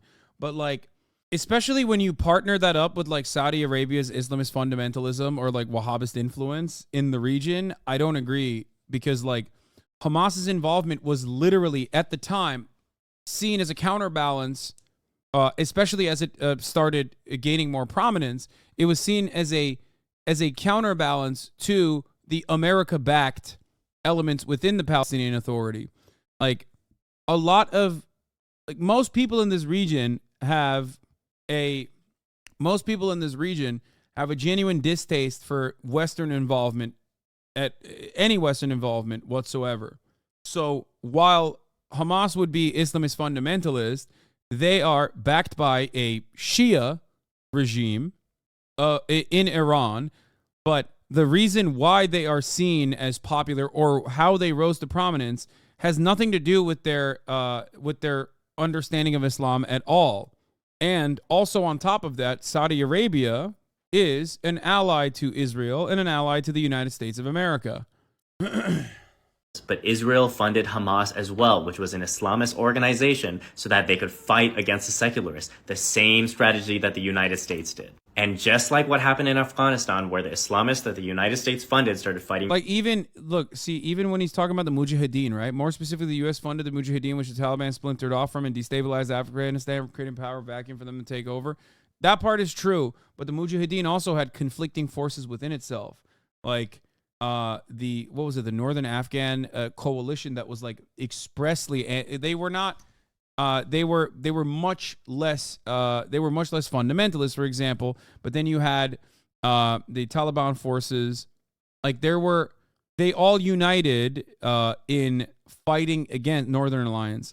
They all united in fighting against the Soviets, or the Soviet forces, but ultimately there was a lot of division amongst them as well. Where the Islamists that the United States funded started fighting back against. Also note that Israel never explicitly allied with Hamas, and Hamas was always pro-Palestinian independence. Oh, okay, never mind. He actually clears that up. My point is just that the U.S. and Israel will fund Islamists to fight against their enemies and then turn back and call them terrorists once the threat is taken care of. I worded this the U.S. wrong. The same thing happened in Palestine, where Hamas started fighting back against Israel. Now that is why you see the term terrorist everywhere. Because the United States will fund any and every Islamist movement they can find as long as they're fighting against their enemies. And then the moment those Islamist movements start fighting back against the U.S., they're terrorists. And if that sounds so familiar, it's because that is the same thing that the British did to what would become the secular Arab nationalists in funding them to fight their enemies, the Ottomans. Welcome to Modern Geopolitics, y'all. I hope you enjoy your stay. What was I going to show you? Oh, we're going to finish the Channel 4 video. You know, again, there are many people inside Israel who've told me repeatedly that the Prime Minister, Bibi Netanyahu, has gone out of his way to undermine the authority of the Palestinian Authority. Listen, I am. And you're not a fan of his? No, listen, I'm not only not a fan, I was the leader of the opposition, I'm one of his historical opponents. Yeah. And yes, we have... But is that true? Is that a fair accusation, that he's been trying to undermine a two-state solution with a... I really like that he said this, because this is literally how I started yelling at this video and paused. And he's 100% right for asking moderate that. Palestinian partner. Yes, but this is not the reason for what we faced, okay? Oh, dude, totally. Because Palestinians simply have no way of understanding that you keep waving, you keep dangling the carrot of a two-state solution while simultaneously doing fucking pogroms in the West Bank. They're too stupid to recognize what the fuck's going on when the Palestinian Authority is collaborating with the Israeli government as a part of its security apparatus to like give up Palestinian stone-throwing children and shit to the IDF. Yeah, Yeah, they just have no idea. You definitely didn't do that. You definitely didn't contribute to that. At worst, you undermined you thought that they were too stupid to see what the fuck was going on. So it's a miscalculation at worst. But it's, in my opinion, a deliberate attempt to show the Palestinian population, go ahead.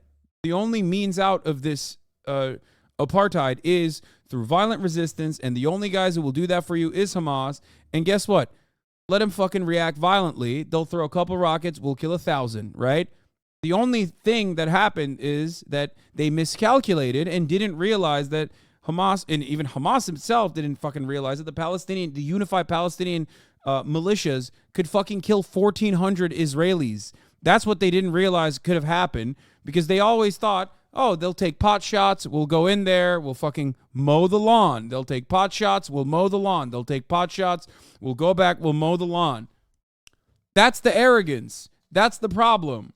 They thought, yeah, we'll just keep doing this. We'll just keep fucking settling in the West Bank, keep doing pogroms in the West Bank. Maybe we'll like keep starving out the Palestinian population in the West Bank by like shoving them into like little areas that get smaller and smaller and smaller.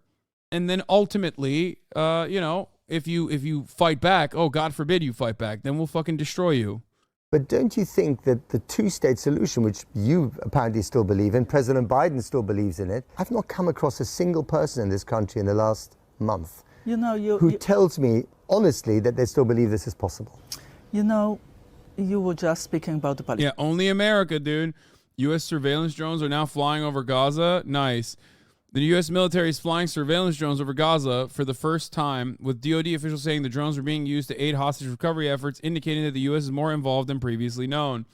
I think Kenny Klippenstein also covered this. I saw someone else. I didn't want to cover it yesterday, but I saw a photo of a special forces guy with like a Ukrainian flag even in his helmet, like a little Ukrainian thing in his helmet yesterday. And there was speculation that the special forces were out there, like American special forces were out there. Selena Gomez is deleting her Instagram? Hell yeah. Palestine, how could they believe in peace when they are looking at the destruction in Gaza? So trust me, it will be very difficult now to meet Israelis that will, after they saw the I just joined and I'm not sure what is the context, but I want to mention Tzipi Livni was one of the more humane and sane characters in the Israeli government until Bibi took over. She's way better than most of the people you watch here. Even with that arrogance most Israelis show, she is still more of a leader than Bibi ever was. I'm glad to see her speak again, even if it's just more Hasbara. But that's the point. That's precisely my point, which is that the most sane and the most sane, the most liberal, the most tolerant fucking Israeli Knesset member or the most sane Israeli Knesset member, unless they're literally like Ofer Kasif or something, are still intense in the way that they completely miscalculate the plight of the Palestinian and how Palestinians will react. She straight up fucking said, we just have to wipe out Hamas. The most liberal Zionist still turns around and goes, we have to wipe out the scourge of Hamas, not understanding that there is no way to do this and that Hamas thrives Hamas is just a word, okay? You can replace that with violent resistance. Doesn't matter if it's like an Islamist fundamentalist one. Doesn't matter if it's a fucking atheist one, a secular one. Doesn't matter. A violent resistance to the Israeli occupation will always exist unless you fucking completely ethnically cleanse Palestinians, and then you move on to the Palestinians in the West Bank, and then you move on to the Palestinian citizens of Israel. Ultimately, you keep getting smaller and smaller until the in-group is also now wiping out the Arab Jews. Like, these distinctions will come back. That's why we say fascism is a suicide cult. That's why we say fascism is an inherently self-defeating ideology. There's always going to be an in-group that is fighting against an out-group. No matter what happens, there is always... What is this? Anyway, there always has to be an out-group. There always has to be an enemy. There is no way to end this cycle of violence. It only goes in the other direction. The only way to end this cycle of violence permanently is not by doing one more bombing campaign. Please, just one more bombing campaign, and then Hamas will be wiped out, I promise. It's to actually create terms and conditions for peace.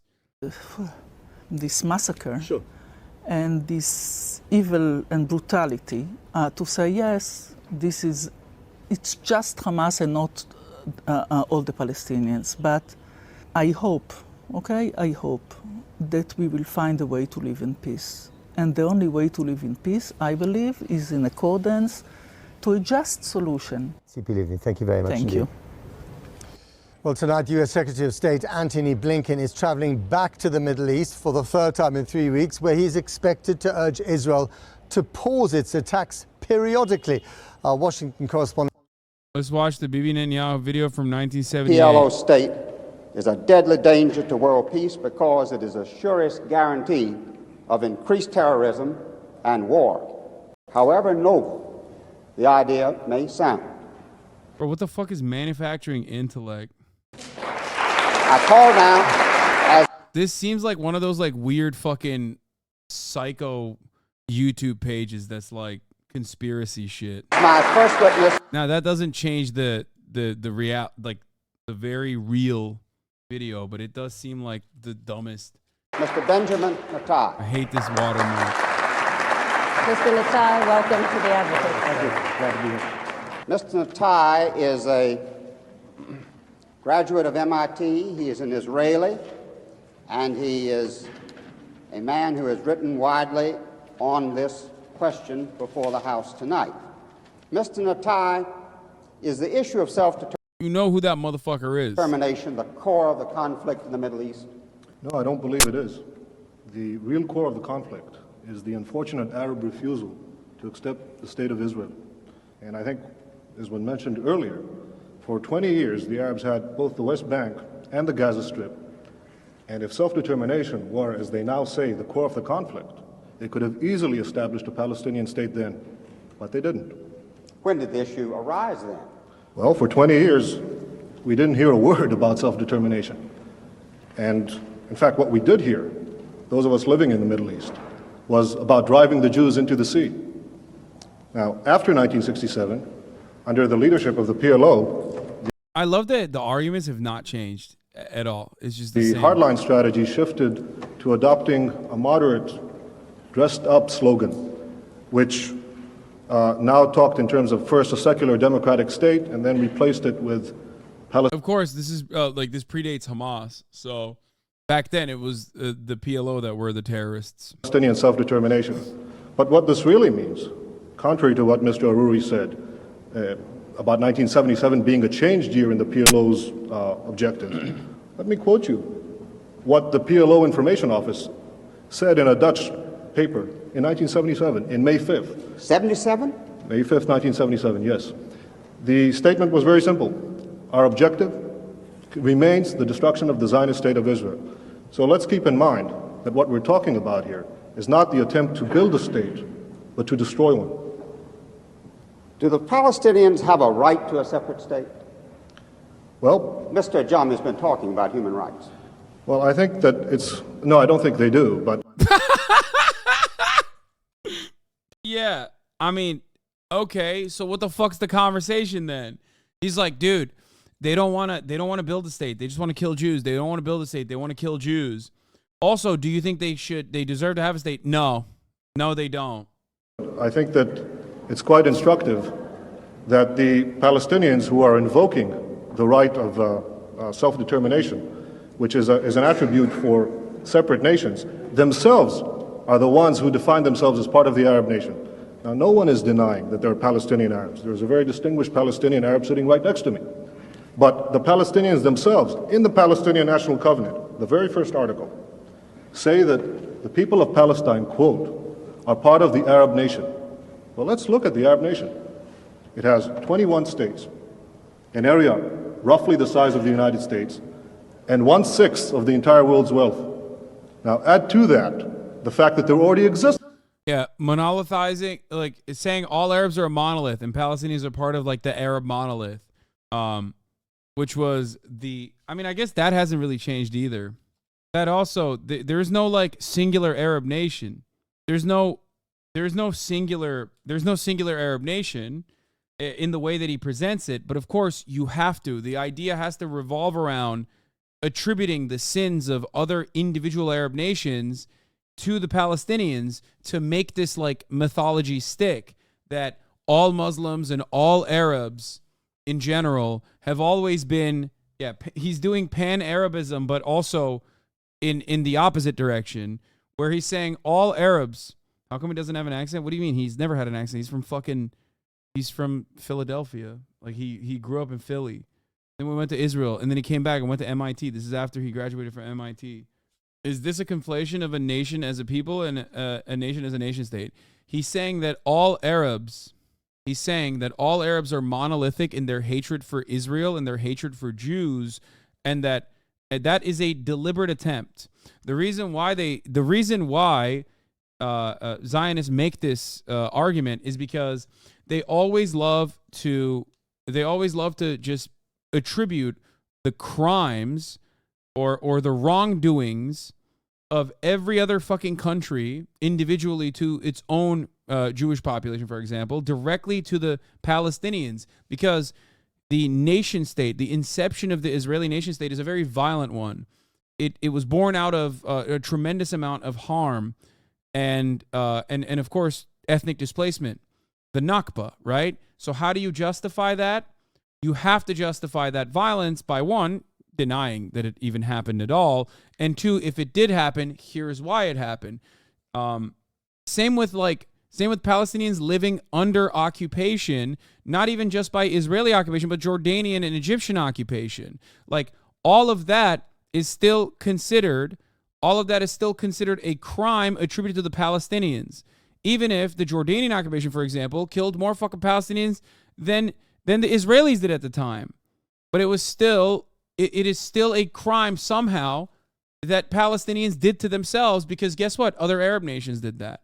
So it's this weird phenomena. It's myth-making in the opposite direction, where you have to also portray this narrative of victimhood, that Israel is a beautiful nation, a beacon of prosperity in the middle of the fucking dangerous territory that was given to the Jews, who have 3,000 years of history there, and it's like it's their God-given right, but also at the same time it's like surrounded by these enemies, and all of those enemies they materialize in the form of a Palestinian child. The reason why you have to do this is because there is obviously a messaging there's obviously the message and a fan fiction that you have to write in order to justify the brutality that you subject people to. Otherwise, no one is going to fucking take you seriously. Your population is going to be like, what the fuck are you doing, dog? This is crazy. Don't do that shit.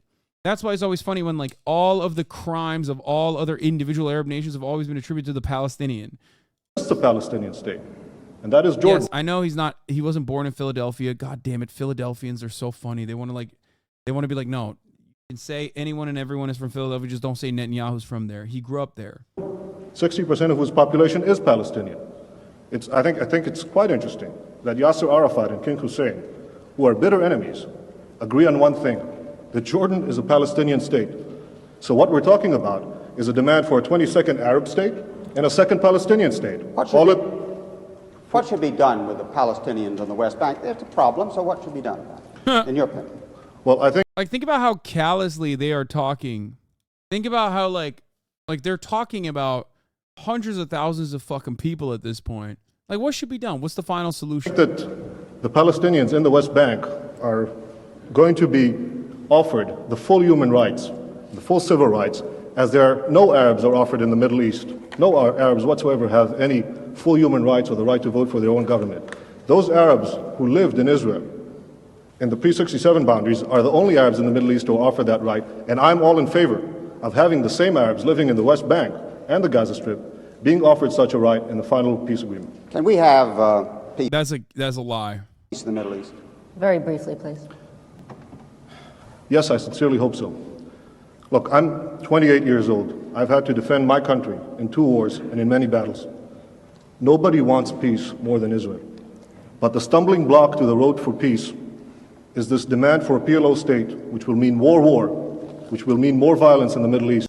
Yeah, he's like, he hit it from every angle. He's like, all of the other Arab nations, Palestinians are responsible for everything they've done. They do not have a right to self-determination, even though they do have a right to self-determination, but also not in the way that they are trying to. The PLO at the time is like also a terrorist cell. It's just substitute PLO for Hamas. Well, he doesn't even use these terms anymore. He knows that it's like impossible. But again, it's just it's always an impossible boundary because there's no interest. There's no interest at all in giving up that land to anyone. Okay? And if you go back to the Irgun militia boundaries, then Transjordan also is Israeli. You know what I mean? Like this will, over time, in my opinion, if they actually full-blown ethnically displace and ethnically cleanse the West Bank and Gaza, it will inevitably reach that territory as well. Like the British actually technically offered us Transjordan too, but we didn't get it. You know what I mean? And you can always add on to that mythology. Because like it's kind of the same arguments utilized in the West Bank for why that is Israeli territory is the same arguments utilized as to why the Nakba happened to begin with. That's how they justified that, and that's how they're justifying the West Bank as well, and they're able to do so while the entire Western world, the supposed rule-based international order, just either looks the other way or wags its finger and is ultimately powerless to do anything because America is allowing it to happen. And I sincerely believe, if this demand is abandoned, we can have real and genuine peace. Thank you. Thank you. Senator Kagan. Wait, if what abandoned? Which will mean more violence. Oh, he doesn't want a PLO state. That's right. Okay, he wants to set the conditions. In the Middle East. And I sincerely believe, if this demand is abandoned. Yeah, that's what the problem is. If only the. Oh, it was because it was a PLO that wanted a state. That's why, and they're terrorists. Real and genuine peace. Thank you. Thank you, Senator Kagan. Now we'll go to Mr. Ajami. Mr. Ajami, some questions for Mr. Natai. Mr. Natai, you've told everyone that the Palestinians on the West Bank and the Gaza Strip will enjoy full human rights. Could you tell me how that's compatible with the presence of Israeli forces in their midst? Yeah. Well, this is the greatest question of all time, and one that, Israel has no answer for. Let me tell you what he's going to say. Well, we need to have our forces there because we have to stop a Jordanian incursion. Okay, we always have to have them at the Jordan border. Okay, we always have to. Except they don't have it in the fucking Jordan border. They have it all around the West Bank, and it still applies. And the real reason why they have to have the military occupation continue is not necessarily because they're fearful of like some Jordanian incursion or whatever. They actually have to have it because they want to justify having the settlements there, or they want to reinforce having the settlements there, because if they didn't have that, then it would be legal for the Palestinians living there to violently purge the settlers from the land. The Arabs living now under the Arabs who lived in Israel, 400,000 of them, 400,000, between 1948 and 67, as I said earlier, certainly enjoy full human rights. And as I said, they're the only ones. I'm not talking about the Arabs in Israel. I'm talking about the Arabs on the West Bank and the Gaza Strip. If you let me, I'll answer your question, Mr. Ajami, please. The Arabs living in Israel are the only ones who are entitled to vote for their governments, the only ones who have representative in a parliament in the entire Middle East. Now, yeah, that's crazy. I wonder why Arabs in the West Bank have no representation. It's true that the West Bank and the Gaza Strip are now undergoing a period of transition. In fact, no Arab government has been willing to negotiate so far about this period of transition. And I think that when this transition, when negotiation period is ended, there is no reason why under either Jordanian citizenship or Israeli citizenship, these Arabs will not have the full human rights, the right to vote for their representatives, as the Arabs in Israel do, as hopefully all the Arabs in the Middle East will do someday. Mr. Natai, does the state of Israel itself accept that the... I feel like he's saying like all of the... he's lying and saying that all the Arabs living in the West Bank and Gaza should be a part of a singular Israeli state. Like he's like pointing in that direction. Meanwhile, obviously that would never happen, because then it's like, well, then if they have all the rights, then they would be able to vote for Islamic fundamentalism or whatever the fuck Israelis think is going to happen. They would, if they were to be able to vote in the Israeli Knesset as Palestinian citizens of Israel, then like they would vote to genocide the Jews, and then we'd have to follow through on it because that's democracy. Anyway, it was never a real thing. It was never a real consideration. It was simply a talking point. Look at all the Arabs that are living inside of Israel proper, and they're the ones who have rights. They're the only ones who have rights, as a matter of fact. Look how wonderful we are. You know, they don't get to see the top of the hour ad break, for example. If you no longer want to see those ads, all you need to do is subscribe. Here's the 3-minute ad break now. The people on the West Bank and the Gaza Strip have the right to vote on whatever future they choose? Well, Mr. Ajami, I just outlined that in the event that this negotiation process will continue, I'm sure that what we're talking about is, in fact, eventual citizenship of some kind, either Jordanian or Israeli or in any other arrangement. Oh, either Jordanian or Israeli or any other arrangement. That's weird. What is this? What the fuck is this? In which these people will certainly vote. Mr. Natai, you've given yourself the right to determine that you are an Israeli, but you've also given yourself the right to negate the other entity, which I think is not somehow consistent with global practice at this time, is it? Mr. Ajami, I have never rejected another entity, nor have I ever declared my intent to destroy it, least of all the Palestinian Arabs, who I fervently... I simply just say that it can't exist. I simply have detailed precisely as to how it can't exist, and it mustn't. And then I told you that maybe they can be under Israel, which I don't really believe, because that would constitute a demographic problem, because I want to maintain an ethno-state for Jews. And also, then I said maybe they can go to Jordan and vote there. You want to live in peace. After all, they're Arabs. All I'm saying is that it is the Palestinian Arabs themselves, their leaders, Arafat, Muhsin, who Morris Abrams quoted earlier, Farouk Kadumi, the number 2 man in the PLO, these are the ones who say they are part of the Arab nation. These are the ones who say they already have a Palestinian state. There is no right to establish a second one on my doorstep, which will threaten my existence. There is no right whatsoever. Okay. Except for the fact that they live there. And that's what they want to build. You seem like a very patriotic Israeli. Does not the fact of Israeli dependence upon the U.S. in order to maintain its occupation on the West Bank and the Gaza, does this not trouble you at all? No, because, you know, as history will show this bald man, not Netanyahu, America will do everything in its power to defend it. Mr. Ajami, you asked me as a patriotic Israeli, and I'll answer as someone who has fought in the Middle East.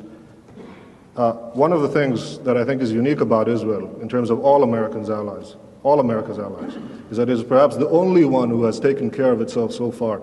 And I would think that America, in fact, it's not a one-way street, Israel taking from the United States. And then the same arguments identical to Ukraine being the vanguard are presented here for Israel. Israel is the first step against Islamic incursion, Islamic invasion. Israel is giving the United States an extraordinary bargain in the Middle East. It's the one stable democratic ally which the United States can count on. By the way, this literally is still Joe Biden said this like last week, okay? The very intentional use of Arabs when referring to the entirety of the Middle East is absolutely creating an us versus them mentality. It's the same technique that is used when they say that the Palestinians broke into and looted a UN food warehouse. Or back when during Katrina, they said black people were looting stores when they were trying to get food to survive. Yeah. Chelsea Make says, I just woke up and dream where you and me were on a date. Heart. Mr. Natai, inasmuch as you're a Zionist and are committed to a Jewish state, given the fact that demographic predictions tell us that there will be an Arab majority within the current borders of Israel, does this not challenge the foundations of the very state which you are committed to? I know of the latest figures, population figures. Yeah. I mean, exactly. Don't worry. We will do everything in our fucking power to keep purging as many Palestinians from that area as possible. That is precisely the fucking reason why when you leave the West Bank, you can't come back in as a Palestinian. You can be an American living in fucking Long Island, Staten Island, whatever, and you can go and live in the West Bank, and they will literally give you money to do so. But if you fucking are a Palestinian living in the West Bank and you leave the West Bank, you can't come back in. You can't come back in. Think about that. How is that appropriate? How is that allowed? figures that actually show a decrease in the Arab birth rate, particularly in the West Bank and the Gaza Strip, as a result of the higher education and the universal education for women that didn't exist prior to Israel, prior to 1967. What? That's kind of fucking gross too. Jesus Christ. Now, if you ask me, would I reject? Yeah, dude. Fucking Arabs famously, they just, you know, it's the classic. It's the classic. Like Arabs, they have always been like brutal and ruthless to their women, and fucking they shit on them. Meanwhile, like the third in command of the PLO was a woman. Like it's just the people that he's calling a fucking terrorist are like secular people. He's a Jewish supremacist. Palestinians or Arabs living in our midst? Ridiculous. Of course not. They're citizens of Israel. If they... No, I'm talking about the West Bank and Gaza. You see, we're still going back to the core of it. Yes, I agree. Yeah, he purposely avoids talking about the West Bank and Gaza. Whatever will be the final arrangement, these people should be free to multiply as they wish. I think that it is written in the Bible, multiply and be fruitful. I think these people should have that right. I'm not going to start enforcing a birth control program under any circumstance. Yeah, except for Ethiopian Jews, in which we will do that. My fucking Egyptian grandmother was a nuclear chemist who worked in 3 countries abroad and was awarded a Medal of Excellence. Arab women, my ass. Yeah, it's just like, he's so fucking gross. He's so disgusting. Anyway, if you notice, he keeps saying like, well, whatever the final arrangement is. Well, we know what the final arrangement is. Thank you. With that biblical injunction, I will turn to Mr. Abram. One more question to Mr. Natai. Mr. Natai, since the subject is what should the United States do, may I ask you if you could summarize why, in your opinion, the United States should oppose the creation of a PLO state? I think the United States should oppose the creation of a Palestinian state for several reasons. The first one being that it is unjust to demand the creation of a 22nd Arab state and a second Palestinian state at the expense of the only Jewish state. I think it also would defeat the hopes of those moderate Palestinians who genuinely want to reach a peace accommodation with Israel. Thank you. Mr.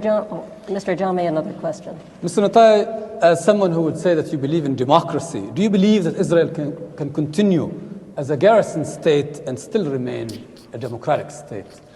Mr. Jami, either you didn't hear what I said before, or for your benefit, I'll repeat it again. No, Israel does not intend to remain a garrison state. Israel wants to live in peace and wants to be secure. If that involves maintaining military guarantees, our own military guarantees against the destruction of people who surround us, yes, I believe we should fight for our survival. If I have to, I'll fight again, but I hope not to. Thank you. Thank you, Mr. Jami. God, I hate him. Yo, who is this guy? He seems like a dick. Just really is. Oh, let's watch what Mehdi Hassan is saying. When it comes to quote-unquote intent in the context of the Genocide Convention, listen to what Israeli politicians and generals themselves have said. Cabinet ministers like Yoav Gallant, the defense minister, who said Israel was fighting human animals and ordered a complete siege on the Gaza Strip, no electricity, no food, no fuel. Or Energy Minister Israel Katz, who said no electrical switch will be turned on in Gaza, no water pump will be opened, and no fuel truck will enter until the Israeli abductees are returned home. Or Heritage Minister Amichai Eliyahu, who said blow up and flatten everything in the north of Gaza and give that land to Israeli settlers. Or Israeli President Isaac Herzog, who suggested that the innocent civilian population of Gaza, 2.3 million people, half of them children, weren't so innocent because they could have risen up against Hamas. Members of Benjamin Netanyahu's governing party in the Israeli Knesset, like Revital Gottlieb, who called for the use of a quote-unquote doomsday weapon to flatten Gaza without mercy. Serving and retired Israeli generals like Ghassan Alian, who also referred to animals in Gaza and said, there will only be destruction. You wanted hell? You will get hell. Or Giora the question that you had, chatter, about, there was a chatter in here who was asking, like, what does he mean about the Jordan being a Palestinian state? So the Likud government at the time, after the PLO and the Jordanian state fought, the Likud government wanted to basically take over the entirety of the West Bank and offer Jordan to the Palestinians, which, for the record, would have never been, like, that would have never happened anyway. They just didn't give a shit. Island, who wrote that Israel needs to create a humanitarian crisis in Gaza and Gaza will become a place where no human being can exist. Where no human being can exist. And if you think that's bad, just listen to the man in charge of Israel's government and military speaking on Saturday. You must remember what... It's not really offering, it's forcibly displacing. Not only was it forcibly displacing, but it was also like a thing that neither the Jordans nor the Palestinians wanted. That's why it's completely ridiculous. And the fact that Netanyahu would like suggest such a thing is a demonstration of his mania even back then. Like, it speaks to the same arrogance that I was talking about, which is like, it speaks to the same arrogance of like, oh, don't worry, like, we'll just, all Arabs are a monolith. We'll just fucking push all the West Bank Palestinians into Jordan, and Jordan has a tremendous number of Palestinian refugees, obviously, and it'll be fine. That'll be the new Palestine. How about that? That wasn't Netanyahu. That was Mr. Natai. I know. Sorry, that was Mr. Natai. What Amalek has done to you, says our Holy Bible, and we do remember, and we are fighting. That was Prime Minister Netanyahu invoking a biblical story in which the Israelites were told to exterminate, to literally kill all the men, women, and children from an ancient tribe called Amalek. Not a great reference when we're debating accusations of possible genocidal intent, I think we can all agree. Wait, I want to watch the full one. I'm sure he did more than just this, right? Mr. Matai, here. Israel is the victor. It is a pioneer, an innovator. It took a land without a people and made it blossom at the hands of a people without a land. Israel is necessary. Israel is a haven. It is moral. It is a democracy. Israel is America. So this is a question that people ask all the time. Why Israel matters to Americans. Here. Israel occupies, no pun intended, a unique position in the American news media landscape, in its political landscape, and, more than anywhere else, in the American consciousness and imagination. So let me be clear about what I believe. I stand with Israel because of our shared values, which are so fundamental. Our shared values. AIPAC is a far-right organization, by the way. Just remember that. But here is our vice president talking to fucking AIPAC. Okay? Well, soon to be vice president a couple of years from now. At this time, she was considered one of the most progressive senators. Why is she speaking to AIPAC and saying that we have shared values? Well, because America would love to be an apartheid state against black people. To the founding of both our nations. Advocacy itself. Shared values like Islamophobia and uninterrupted racism is not the cause of the bond between the United States. Shared values like being a settler colonial state that necessitates a tremendous number of violence in order to exist. Similar values like ethnic cleansing. Similar values like being deeply and undesirably anti-communist. Sorry. And Israel. Similar values like both UK being somehow responsible for both of these settler colonial projects. Its cause is the shared history and common values that draw America and Israel together. There is an assumption of virtue, of a greater good in America's official history that has been consciously reproduced by Israel's advocates for a large part of the last century in an attempt to Americanize the Israeli project. And so when the curtain is pulled away to reveal the violence that upholds Israel's existence, there is an understanding from the United States of the necessity of this violence. Because Israeli violence is necessary to protect Israel from threats to its exceptional existence, just as American violence is necessary to protect the United States. I love looking at some of the liberal Zionist accounts and just like Google translating it all day because it's like identical to how fucking racist American liberals also get. American liberals that fancy themselves to have radical politics but get like insanely and utterly unimaginably racist the moment America has to do a war or something, and they just go like, yeah, we have to fucking, we have to do anything we can in our power to defend ourselves. Or the same principle behind like how anti-black Americans get, like anti-black liberals get when there's like any kind of, anything that they perceive as a threat to their existence. Oof. States from threats to its exceptional existence. How Israel is covered in the U.S. news and popular media serves to obscure the biggest thing that ties the United States and Israel together. They're both settler colonial states which have been built on the displacement and ethnic cleansing of other peoples. And so to tell the story of Israel in U.S. news media has required for over 7 decades the disappearance of Palestinians, their history, and their right to their homeland. Because a cultural narrative about Israel where Palestinians and their history are front and center would also then require that we are honest about the violence that belies every part of the myth of American exceptionalism. Welcome to Backspace, where we tell you how the story is told in the headlines and then we think about how we can tell it a little differently. In the 7 decades since Israel was established as a state in the British Mandate of Palestine, American engagement, ideological, political, cultural, with the Jewish state has seen different iterations. But at its core, these iterations have relied on being a mirror of the American nation. And in that mirroring, Israel has been assigned a duality as both the victim and victor. Israel is a victor, emerging from one of the cruelest crimes of the 20th century as a successful. Yeah, what now, liberals? You saw Obama wearing the yarmulke, dude. Guess what? Turns out he wasn't Muslim at all.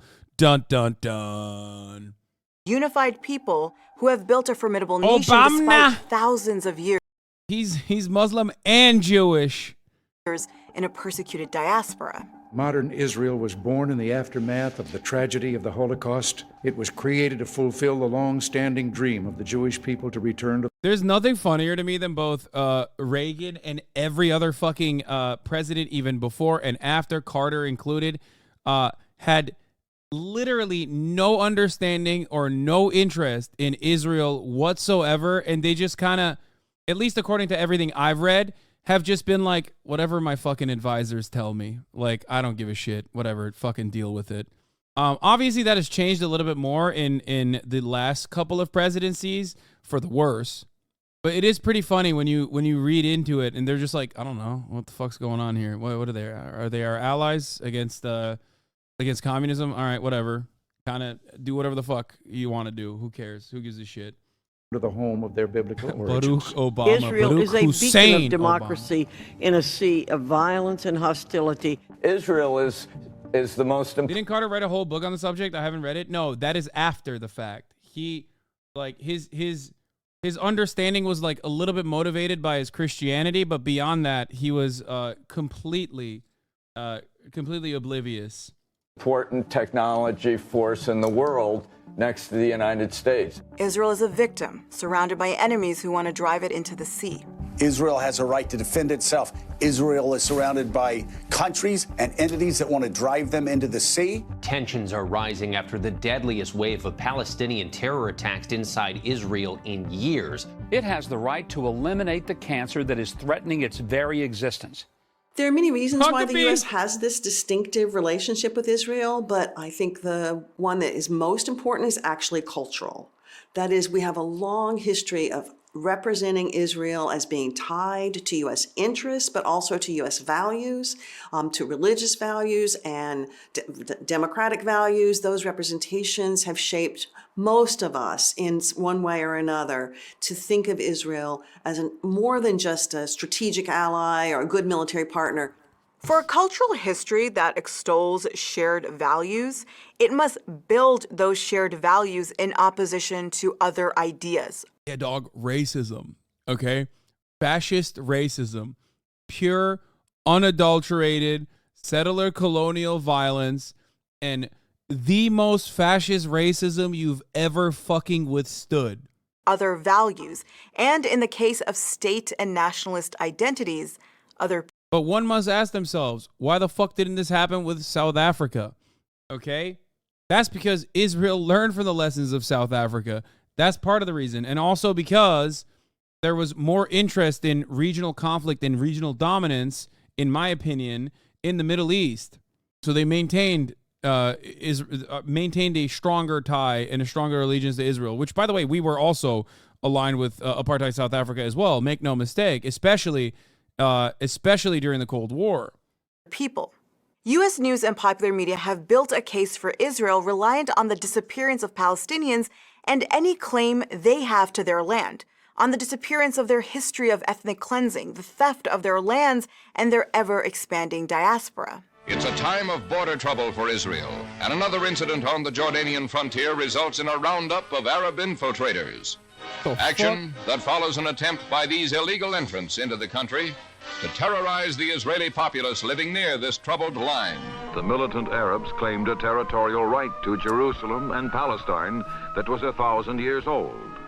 But the determined leaders of Zionism pleaded a right that was even older. 4 Israeli settlers gunned down yesterday in the West Bank by Hamas, the Palestinian faction which opposes peace talks. To return to Palestine would be to displace Israel. We want to think about how Palestinians are not just entirely invisible, but made visible in a particular way, which is either as terrorists or as victims. If we think about the comparison between the United States as a settler colonial state and Israel as one, we can think about how people in the U.S. presented Native Americans. They were presented as disappearing, as not having political claims. Often people were very sad about what had happened to them, but what to do? Palestinians are not seen for a long time, but when they are seen, starting in the 1980s more, they begin to be seen as people who might have political claims, but the story of them is a story of people who are victims, who have a sad story, but Israel had to be Israel. A counter-narrative to the American story about Israel that would be told from the Palestinian vantage point would also indict the sustained American histories and realities of violence against its indigenous and Black populations. Thus, Palestinians must be made into, at best, pitiful victims caught as collateral in Israel's attempt to defend itself, and, at worst, as generation after generation of terrorist threats. It doesn't really matter what the Palestinians do. They can blow up whomever they want to blow up. They can elect Hamas when given an opportunity to move forward. They can take one chance after another to recognize the state of Israel and their right to exist, and they will not do it. The last few times that negotiations have taken place, the emphasis has been on asserting that Israel has been victimized by terrorist activities by Hamas, by the failure of the Palestinians to govern themselves. In both representations of Palestinians, the purpose of the State of Israel, the political status quo, and its carefully curated image remain intact. Even when Israeli crimes and transgressions beyond the expanding occupation, land theft, and apartheid are clear, Israel's moral authority isn't questioned. Questioning that moral authority is akin to questioning the necessity of Israel. So, how did we get to this point, where deference to Israel's moral power is reflexive and unquestioned, a privilege not enjoyed by other countries and nations? It's too reductive to think that a pro-Israel lobby is alone in building Israel in the American landscape, that they alone have had this power. It's also not enough to look at U.S. foreign policy interests in the region as the sole determinant of Israel's narrative power in U.S. news and popular media. Both those things are central, of course, but what brings it all together is the cultural history of Israel in the United States, how Israel was understood by Americans in the aftermath of the Second World War, and how much of that has been a mirroring of how the United States sees itself. There's a tendency to believe that the horrors of the Holocaust are what led to American support and sympathy for the establishment of a Jewish state in Palestine. But the late Dr. Amy Kaplan, in her 2018 book, Our American Israel, makes the argument that for Israel to be embraced by Americans, the idea of Israel had to be Americanized. She writes, Israel's proponents attributed New World meanings, symbols, and mythologies to a European movement to establish a Jewish polity in the Arab Middle East. They drew parallels between Mayflower pilgrims and Jewish pioneers in the familiar landscape of the biblical Promised Land, and they presented Zionist settlement as enacting American ideas of modern development. In 1948, David Ben-Gurion, the George Washington of Israel, led his people and his country to independence. And this mirroring, according to Kaplan, wasn't hard to do, especially when both shared a belief in their exceptionalism as signified by how they celebrated their anti-colonial origins, struggling against the British Empire and distancing themselves from the violent conquest at the center of their founding. Just as indigenous peoples are erased from the founding of an America free from British colonizers, Palestinians are mostly disappeared in Israel's founding. At the founding of the Israeli state, there was almost no recognition of Palestinians at all. Also physically disappeared, by being pushed out. Even the word Palestinian was often used to refer to Palestinian Jews, people who had moved there. Palestinian Arabs were all but invisible. They were talked about only as refugees. The idea that they even represented a national consciousness was nowhere to be seen. So it was the Israelis who had the narrative of decolonization and nationalism behind them. While some major news media like the New York Times were vehemently anti-Zionist, the narrative of decolonization and nationalism was embraced by many non-Jewish American liberals and progressives. They saw a Jewish state as the perfect rebuke to Nazi fascism, paralleling the official narrative of the US's defeat of Nazi Germany. They also saw Israel as an actualization of socialist ideals, especially with the establishment of kibbutzim and the Soviet Union's initial support for Israel. The Nation, a left-leaning magazine, was home to some of the biggest and most active support of Israel, and helped create the blueprint for how the narrative of Israel will come to be embraced in the United States news media for the coming decades, even if the Nation evolved its own position on Israel over time. The Jewish Agency, founded by socialist Zionists who helped organize and fund Jewish immigration to Palestine, gave the Nation a grant of $50,000 in 1947 for the purposes of, quote, conducting research and publishing articles and reports and promoting the Zionist cause among American liberals and foreign delegates to the United Nations. Emboldened by this, its longtime editor, Freda Kirchway, dedicated the pages of the Nation and its entire publishing institution to lobbying for the Zionist cause. Between 1947 and 1954, the Nation Associates, which was responsible for publishing the magazine, produced 12 widely distributed reports campaigning for the Zionist cause. Kirchway even wrote a 133-page memorandum for the U.S. The start of Israel was also very interesting for its relationship with American Jews, where Zionists were trying to call for Jews all around the world to embrace their obligation to move to Israel and settle. Meanwhile, American Jews largely didn't want to leave and rejected an obligation to settle, but could be persuaded to help fund the state. Because, American Jews were, at that time, still being oppressed, but were in a much better condition overall than Jews in Europe. That's also part of the reason why they didn't want to fucking leave. They're like, what the fuck? Why would I leave? I have no reason to. That's it. UN on behalf of the Nation, making the case for Israel and tying the Arab Palestinians to the Nazis, which became a mainstay of liberal arguments against Palestinian self-determination thanks to her efforts. She ultimately even took credit for pushing the Truman administration into recognizing the State of Israel. The Jews organized a government over there, and it's been a successful one ever since. Now, Kirchway is just one of several examples of American media liberals and progressives who worked diligently and successfully alongside Zionist groups and leaders to make Israel into a liberal project and ideal that looked like the United States. And for every sentence dedicated to what a beacon and necessity Israel was as a pioneering nation of the so-called New Jew, there were many more dedicated to trumpeting the barbarity, jealousy, and backwardness of Arabs and Muslims.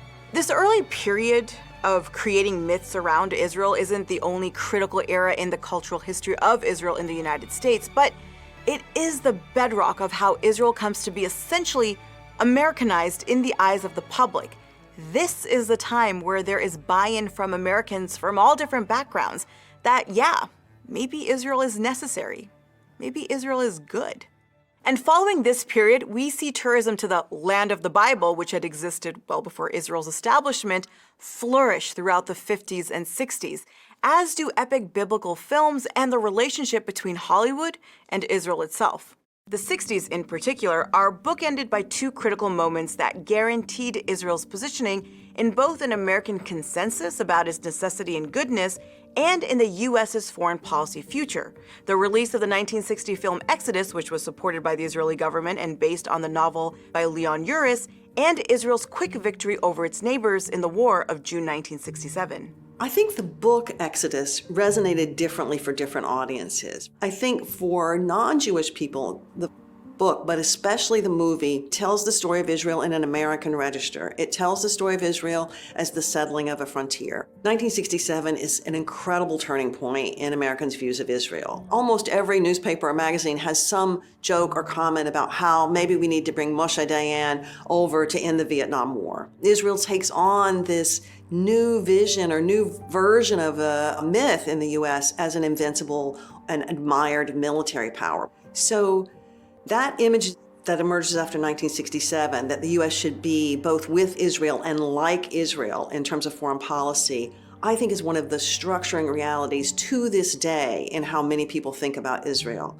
Palestinians during these years more or less disappear from having any claim, only significantly reappearing as so-called terrorists with high-profile acts of violence, like the 1972 Munich massacre of 11 Israeli coaches and athletes, and then as victims in 1982, with the Israeli-backed massacre of Palestinian refugees in the Sabra and Shatila camps of Lebanon. And in Our American Israel, Dr. Amy Kaplan also, and most emphatically, notes that while we saw decades of Israel being Americanized for an American audience, following 9/11, we see an Israelization of the United States. We see a shift. That was a really good take. Sorry.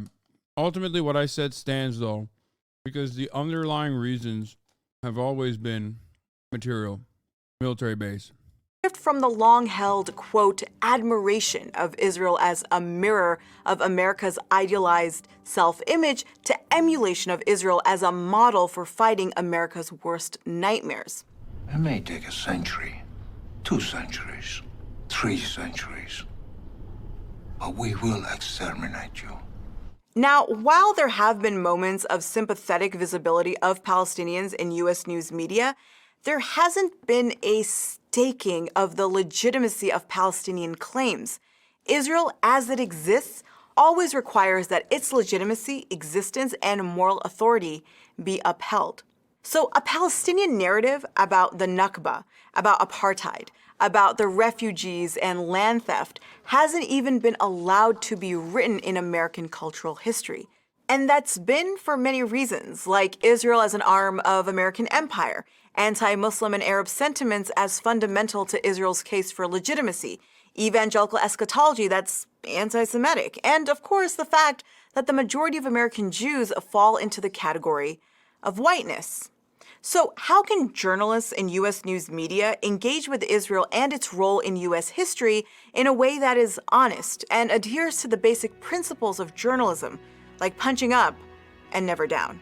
Well, it involves a lot of reimagining of how we've embraced Israel and disappeared Palestinians for 7 decades, based on whose humanity we've determined is worth more because of how it looks like ours. I think there is a question of why it has been so hard for Americans to imagine that Palestinians have an absolute right to self-determination, that Palestinians, as much as anybody else, has the right to represent themselves, to have some kind of sovereign control over their lives. It is a bit shocking to me that it's been so hard for Americans to understand that. But I think it's a combination of Islamophobia, even though many Palestinians are Christian, many are Muslim, and that Islamophobia gets in the way. In the pilot episode of Backspace, it's Arabs, too. At the end of the day, they're Arabs. And all Arabs are Muslim in the eyes of America. I mean, there was no bigger champion of post 9/11 war on terror than fucking Benjamin Netanyahu. They understood the assignment. Back in May 2021, we broke down the sort of language that contemporary news media uses in coverage of Israeli occupation and apartheid. Language that... Yeah. We use passive voice when describing Israel's crimes. Evictions, as though it's like happening as a consequence of like not being purged out of your own home, but for some legal complications under an apartheid state. Like as though it's like legally allowed. Same with Palestinians. Israel police clash at Al-Aqsa Mosque. 53 hurt. That's not a clash.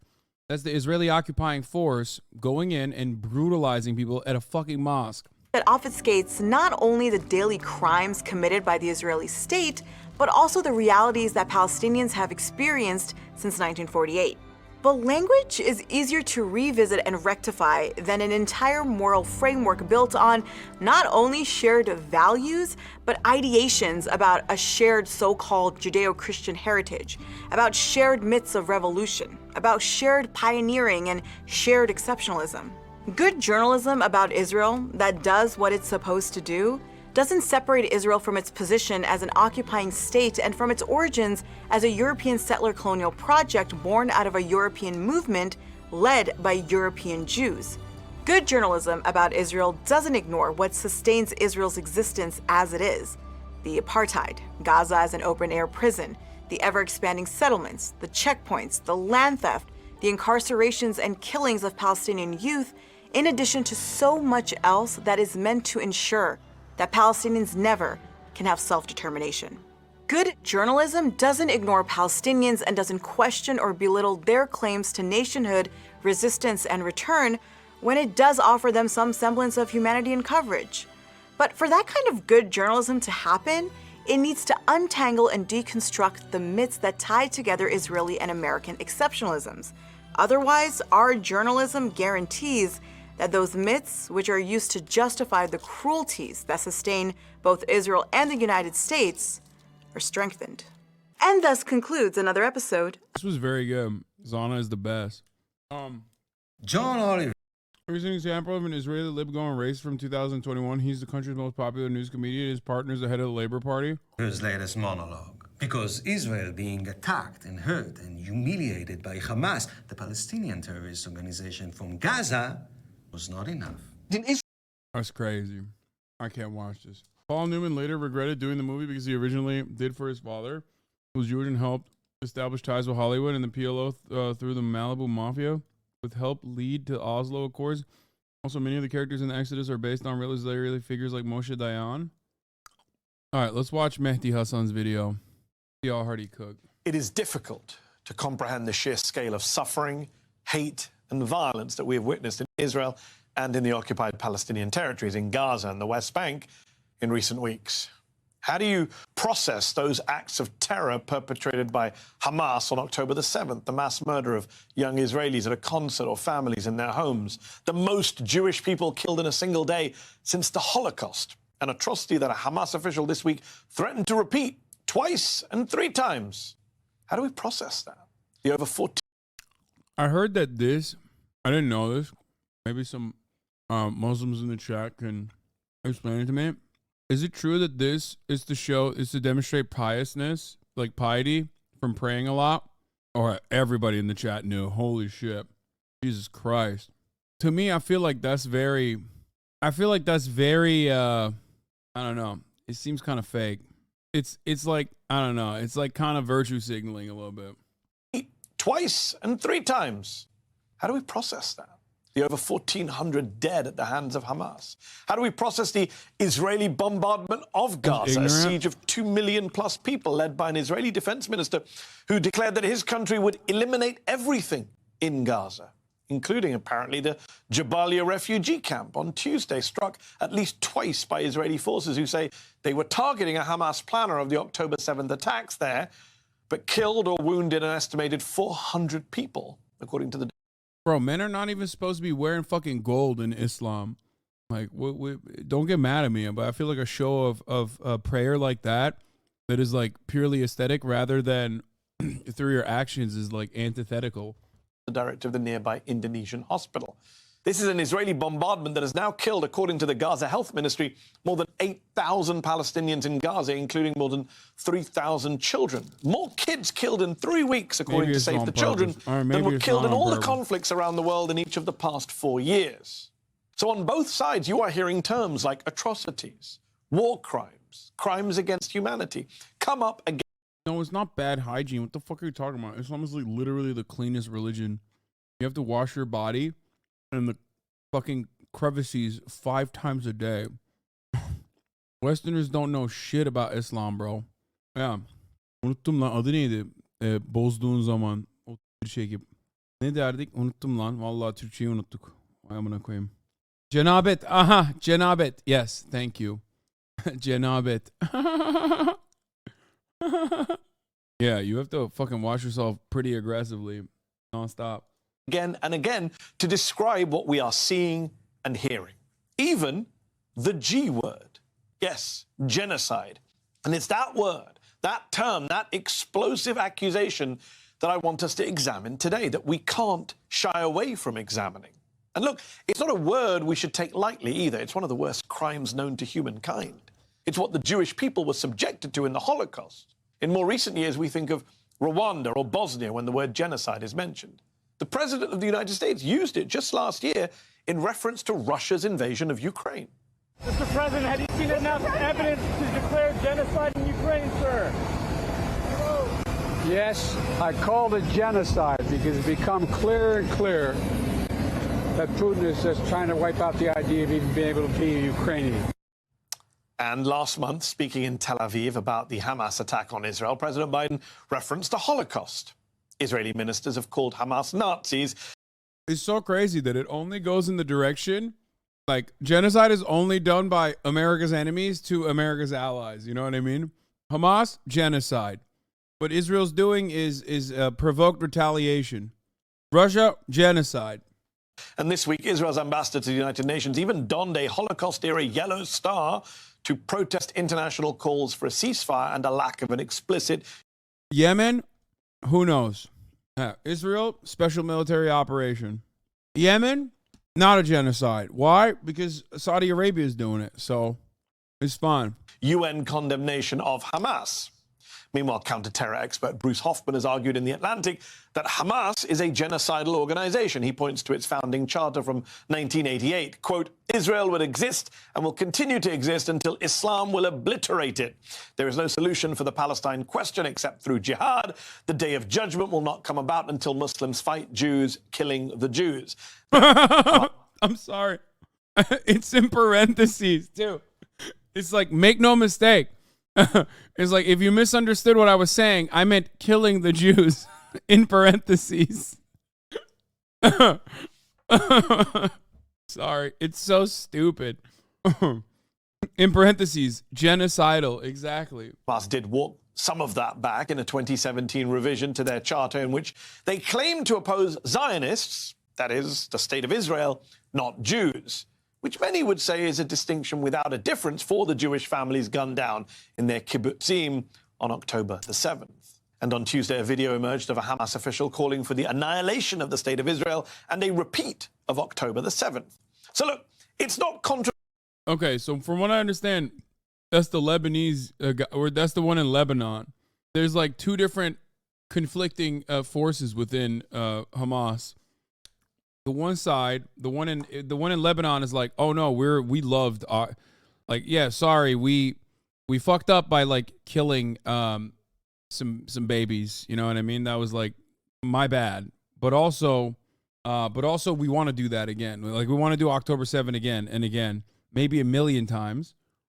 And then the other side is like, yeah, also, yeah, we fucked up and we kind of got a little too ahead of ourselves. Oopsie.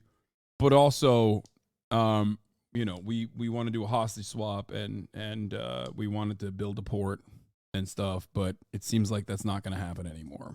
Controversial here in the West to accuse Hamas of having genocidal goals. Nor is it controversial to acknowledge that Jews in many parts of the world still face massive threats of anti-Semitic violence. I mean, just look at what happened in the Russian Republic of Dagestan this week, where an angry mob stormed the airport searching for Jews.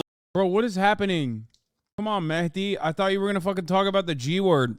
This entire video is literally just like, so far, just nonstop being like, you know who actually is doing the genocide? It's Hamas.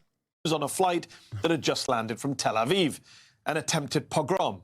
But to suggest Israel's rhetoric, or in fact actions in Gaza, are genocidal, however, is hugely controversial. To many, it's offensive even to suggest Jews, victims of the worst genocide He's required to do 5 minutes of fealty at the start. I mean, if 100%. in human history. Also, remember, he is Muslim. So he's Muslim. He's on MSNBC. He has to be like, I'm really sorry for my people. We are dogs across the board. I promise. We are barbaric. It's just how it is. Now, can we please talk about 10,000 people that have been ruthlessly slaughtered? as Israelis are... yes, talking about Hamas being genocidal is boring, you terrorist apologizing prig.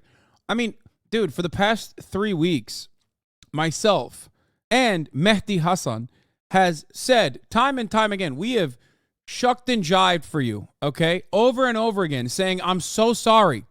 I'm so fucking sorry for you. I apologize for the Arab population, for how aggressive they are, okay? At a certain point, when you get to 10,000 fucking dead people, 3,000 plus children, you can maybe start talking about that without having to fucking recontextualize it every single time through the framework of how barbaric and violent the Palestinian Arabs are and the Muslim nation. The entire ummah is so violent. So sorry. Okay? Meanwhile, you motherfuckers have never condemned the IDF, not even once. I have seen zero fucking IDF condemnations from those who want to come in here and unconditionally defend the state of Israel on its ethnic cleansing campaign. What are we doing? What are we doing? The fuck's going on? 85 families have been completely wiped out of the goddamn registry, and motherfuckers still are like, no, you can't do any, you can't just fucking talk about what Israel is doing. Oh no, it's not 85, it's 825. No, wait, what? Is it 800 families? Jesus Christ. No, 48 was like 1 week. Are now engaging in genocidal acts towards others. So you don't hear the... Why is it so hard for you to just condemn Hamas and then move on and never try to contextualize? Exactly. Why is it so hard for you to just condemn Hamas and then move on and never try to contextualize or say anything else about the situation for the rest of time and just like leave it there? I know you know what you're doing. You are extremely good at it, but I beg you, Habibi, please stop letting the open Nazis get your goat. It's just like, at a certain point, I feel like I'm not, I'm losing my fucking mind a little bit. We're like kind of insane. Genocide accusation against Israel made by Western governments or in much of the Western media, but that doesn't mean it's not being made by a lot of people. You are hearing it from protesters marching on college campuses and city streets and from demonstrators disrupting official hearings. What we're doing right now in supporting Israel's genocide of Gaza is a terrible thing. And you're hearing it across the world, not just from Palestinian officials at the United Nations, but from United Nations' It's also crazy because, like, the constant, no shit, they're gaslighting you. Just play the clip of the Israeli police beating the Hasidic protesters. Yeah. It also feels fucking really frustrating at a certain point because, like, it's been 3 weeks of me endlessly condemning Hamas. Like, at this point, if you haven't heard me fucking say that October 7th was brutal and violent, okay? Like, that's kind of on you. You know what I mean? The idea, the notion that, like, I personally actually loved it and it was awesome is just pure invention. And as always, as I always say, like, there's one fucking missing piece in your mind and you just fill that hole with racism. You just hit the racism button and you're like, that's it. Fucking got him, boys. If this guy doesn't regularly explain it to me, if this guy doesn't always tell me that, like, he is anti-baby deaths, then I will assume the position that he is pro-baby death, actually. You know what I mean? It's so fucking gross. Own special rapporteurs on human rights issues, and from a top UN human rights official who quit after 30 years, citing the UN's failure to stop a, quote, genocide unfolding before our eyes, as well as from leading human rights groups and scholars of international law, and even from prominent world leaders, allies of the United States, like President Erdogan of Turkey and President Lula of Brazil. Muito grave o que está acontecendo nesse momento no Oriente Médio. Ou seja, não se trata de ficar discutindo quem está certo, quem está errado, quem deu o primeiro tiro, quem deu o segundo. O problema é o seguinte aqui, não é uma guerra, é um genocídio que já matou quase 2.000 crianças que não tem nada a ver com essa guerra, que são vítimas dessa guerra. Look, not all genocide talk is in good faith. The charge of genocide is a very serious one, and yet it gets tossed around a lot and in a lot of conflicts. It can be used recklessly, carelessly, insensitively, as an emotional shutting of the gates, rather than an opening to an important conversation. But it's also a real thing. So let's... Just like the top of the hour ad break, which, by the way, if you no longer want to see, all you need to do is subscribe. Here's the 3-minute ad break now. Be clear today. as to what genocide is, how it's defined under international law, and how it might apply in this current conflict. The term itself was coined during the Holocaust by Raphael Lemkin, a Polish lawyer of Jewish descent who had fled to the US as the Nazis advanced across Europe. After the war, he worked for prosecution. Damn, they were letting Polish people be lawyers? What the fuck? In the Nuremberg war trials. And he spent the remainder of his life pushing for an international convention against genocide to prevent future Hitlers. In 1948, the United Nations... This is actually very important. This part is very important. I saw a tweet about this the other day where it's like, the people think that like genocides, like, or the designation of genocide was created specifically for like the aftermath death toll. Like when you reach this magical number, all of a sudden, like, all right, that's it, we're at a genocide territory. No, the entire reason for why the never again principle exists, and the entire reason why there is even a designation for what is a genocide, what constitutes a genocide, is specifically so that we see the warning signs and we stop it, right, before it gets to the point of genocide. Now, unfortunately, we really haven't had any, like, we don't have a really good track record. We don't really have a good track record in stopping this kind of thing, especially when it's conducted by our allies, right? Your uncle is out of the race. I, Cenk Uygur, swear under penalties of perjury. I still believe in him, dude. I still believe in him. He's going to do it. At Lemkin's urging, adopted the Convention on the Prevention and Punishment of the Crime of Genocide, whose definition of the crime today is used by the International Criminal Court, as well as many countries, including the United States. It defined genocide, the genocide... What do you think, bro? Can you give your take on the 1.7 million? I already talked about this earlier, but it is completely and utterly and unimaginably cruel, completely unjustifiable. The convention, it defined genocide as any of 5 acts committed with intent to destroy, in whole or in part, a national, ethnic, racial, or religious group. They included killing members of the group, causing serious bodily or mental harm to members of the group, deliberately inflicting conditions of life calculated to bring about the group's physical destruction in whole or in part, and trying to prevent births within the group or forcibly taking its children. Any one of those acts undertaken with intent to destroy a people is genocide under international law. Now, the intent is the key. And last week, the pro-Israel Anti-Defamation League wrote that accusing Israel of genocide in Gaza is sensationalist, inaccurate, and misleading. Quote, the fact remains that in no way has Israel engaged in any action with the intent to exterminate in whole or in part the Palestinian people. Yeah, don't believe your lying eyes, boys, okay? Don't do it. This counter-argument says that if it was a genocide, why would the Israelis be dropping leaflets and making calls telling Gazans to evacuate? And why isn't the casualty count even higher? Here's the problem with that argument, though. Put aside that Israelis have still ended up killing, according to Gaza's health ministry, more than 8,000 Palestinians, including more than 3,000 children, including entire families, multiple generations. When it comes to quote-unquote intent in the context of the Genocide Convention, listen to what Israeli politicians and generals themselves have said. Cabinet ministers like Yoav Gallant, the defense minister, who said Israel was fighting human animals and ordered a complete siege on the Gaza Strip, no electricity, no food, no fuel. Or Energy Minister Israel Katz, who said no electrical switch will be turned on in Gaza, no water pump will be opened, and no fuel truck will enter until the Israeli abductees are returned home.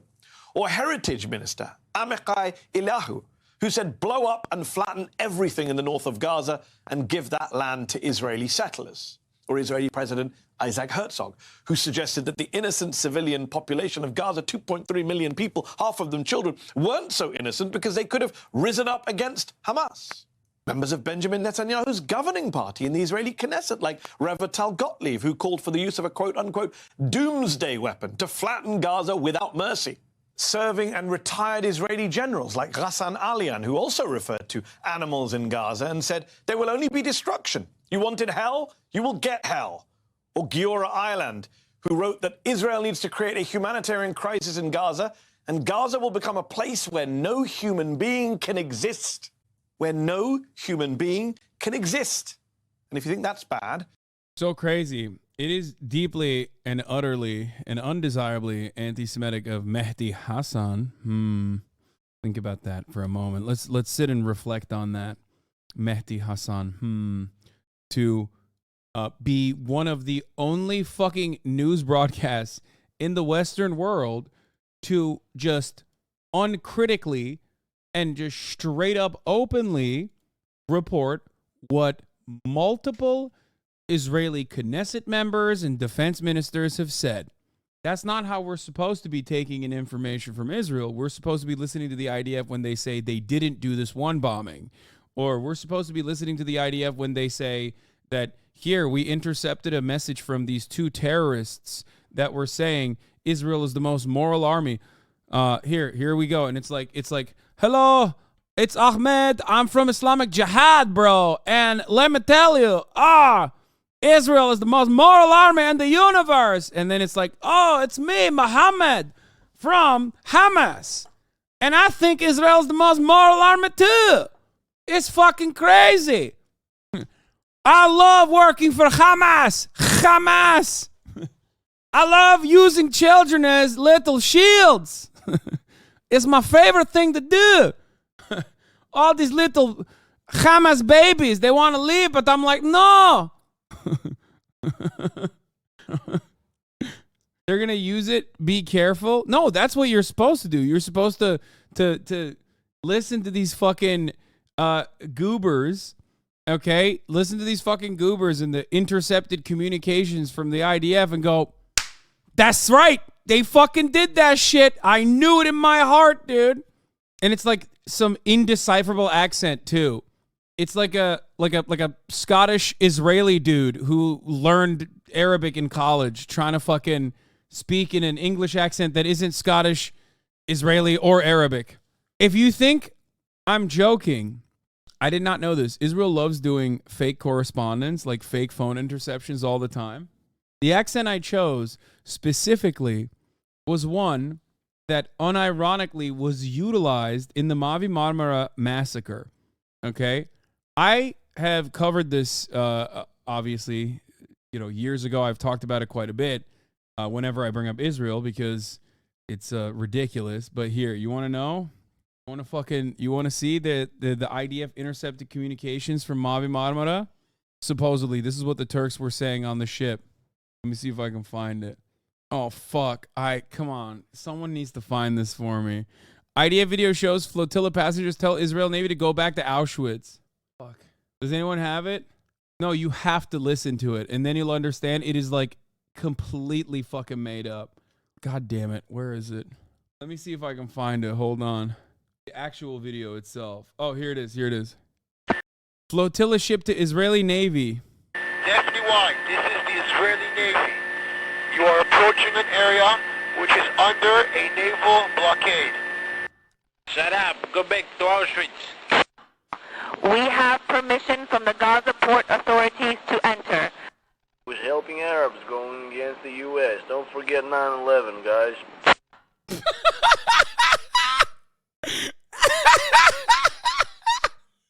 Yeah, we're helping 9/11. Don't forget 9/11, guys. Against the U.S. Don't forget.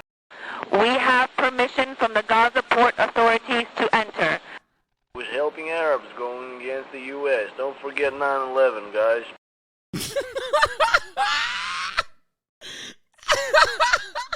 That's why I did the accent, dude. Oh, that's right. We're helping Arabs go against the U.S. Don't forget 9/11, guys.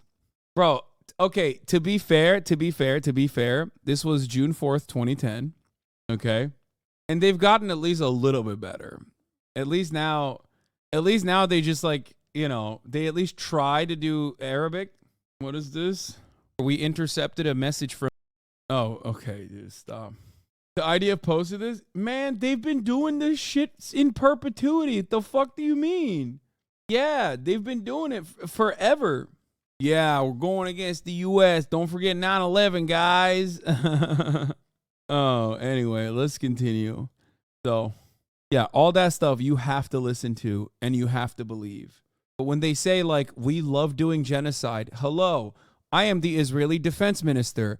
I am telling you very clearly and I am clearly communicating to you that I would like to violate the Geneva Convention, do a fuck ton of war crimes, and specifically engage in the act of ethnic cleansing. I am aware that this is wrong and morally repugnant. I still will do this because I personally believe Palestinians are actual animals and not real human beings. And then everyone in the media is like, la, la, la, la, la. What? They didn't mean that. They didn't fucking, nah, la, la, la, la, la, la, la. No, no. Israel's like literally like, we are doing a genocide. We want to do a genocide. And the American media is like, nah, they didn't mean it. Shut up. Shut up. Shut up. They didn't mean it. They didn't mean it. This is the greatest democracy in the Middle East, okay? It's complicated. Please shut the fuck up. Just listen to the man in charge of Israel's government and military speaking on Saturday. You must remember what Amalek has done to you, says our Holy Bible, and we do remember, and we are fighting. That was Prime Minister Netanyahu invoking a biblical story in which the Israelites were told to exterminate, to literally kill all the men, women, and children from an ancient tribe called Amalek. Not a great reference when we're debating accusations of possible genocidal intent, I think we can all agree. What was the term used in Plandalet? Like, the terminology used even back then was also like, I think it was like a Judaism reference, right? To cleaning, what was it? It was a dog whistle. It was a dog whistle. Chametz on Pesach. Yeah. No. It's not Amalek or whatever. No. This is it. Dino Mage, I think, is correct. Where the terminology used specifically was the thing that you do in Passover, like how to clean for Passover, where the main purpose of cleaning or searching for chametz is to remove any of it that one may come to inadvertently eat or derive benefit from during Passover. So the terminology used on operations, at least like the limited amount of declassified material that's available for the Nakba, which the Israeli government still denies, showed that the language, the coded language that they used during the Nakba in the correspondence that they sent to all of the brigades was the chametz on Pesach, like like cleaning the Arabs down to the last one, ritual cleaning of the Arabs down to the last one. Of course, as I said, for a lot of Israelis, for a lot of Jews, it is offensive to suggest they, of all people, are guilty of genocide or even incitement. Talking about Plan D in here, damn, I have a MIA in these issues, and I know grad students who don't know about that shit. The genocide. And as I mentioned, the Israeli delegation to the UN turned up there this week wearing yellow stars with "Never Again" on them, which is beyond provocative, I think it's fair to say. It's not beyond provocative. It's completely ridiculous. It's also dismissive and diminishing. It is trivializing the Holocaust. It's basically saying that if you don't let me kill more Palestinian children without yelling at me, it is my own personal Holocaust. It's disgusting. It is, I mean, everything that Norm Finkelstein, who I thought maybe is a little too aggressive in his criticisms, is like 100% accurate. And it's played itself out so aggressively right in front of our eyes, as far as his own, like, the Holocaust industry. Like, it's crazy. One professor even argued in The Guardian last week that Israel must stop weaponizing the Holocaust. Now, perhaps that sounds like lazy ivory tower anti-Semitism to you. That's how the piece was denounced by many supporters of Israel online. But what if I told you it was written by Raz Siegel, an Israeli Jewish professor of Holocaust studies and genocide? He said, in the case of Israel's assault on Gaza, accountability needs to begin from what is very clear: incitement to genocide. And that's a key point. Even if you do not consider Israel's bombing campaign and siege of Gaza, which has killed so many innocents, to be genocidals, because you might say the civilians got warnings, they weren't the targets, collateral damage, etc. It's hard to defend the rhetoric of prominent Israeli officials, what sounds to many like incitement to genocide.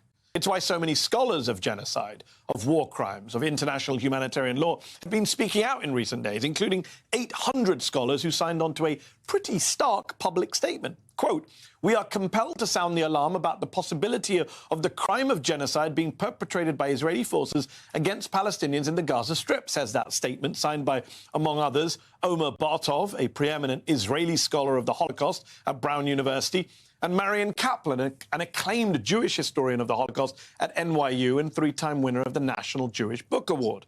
It continues the statement, quote, "We do not do so lightly, recognizing the weight of this crime, but the gravity of the current situation demands it."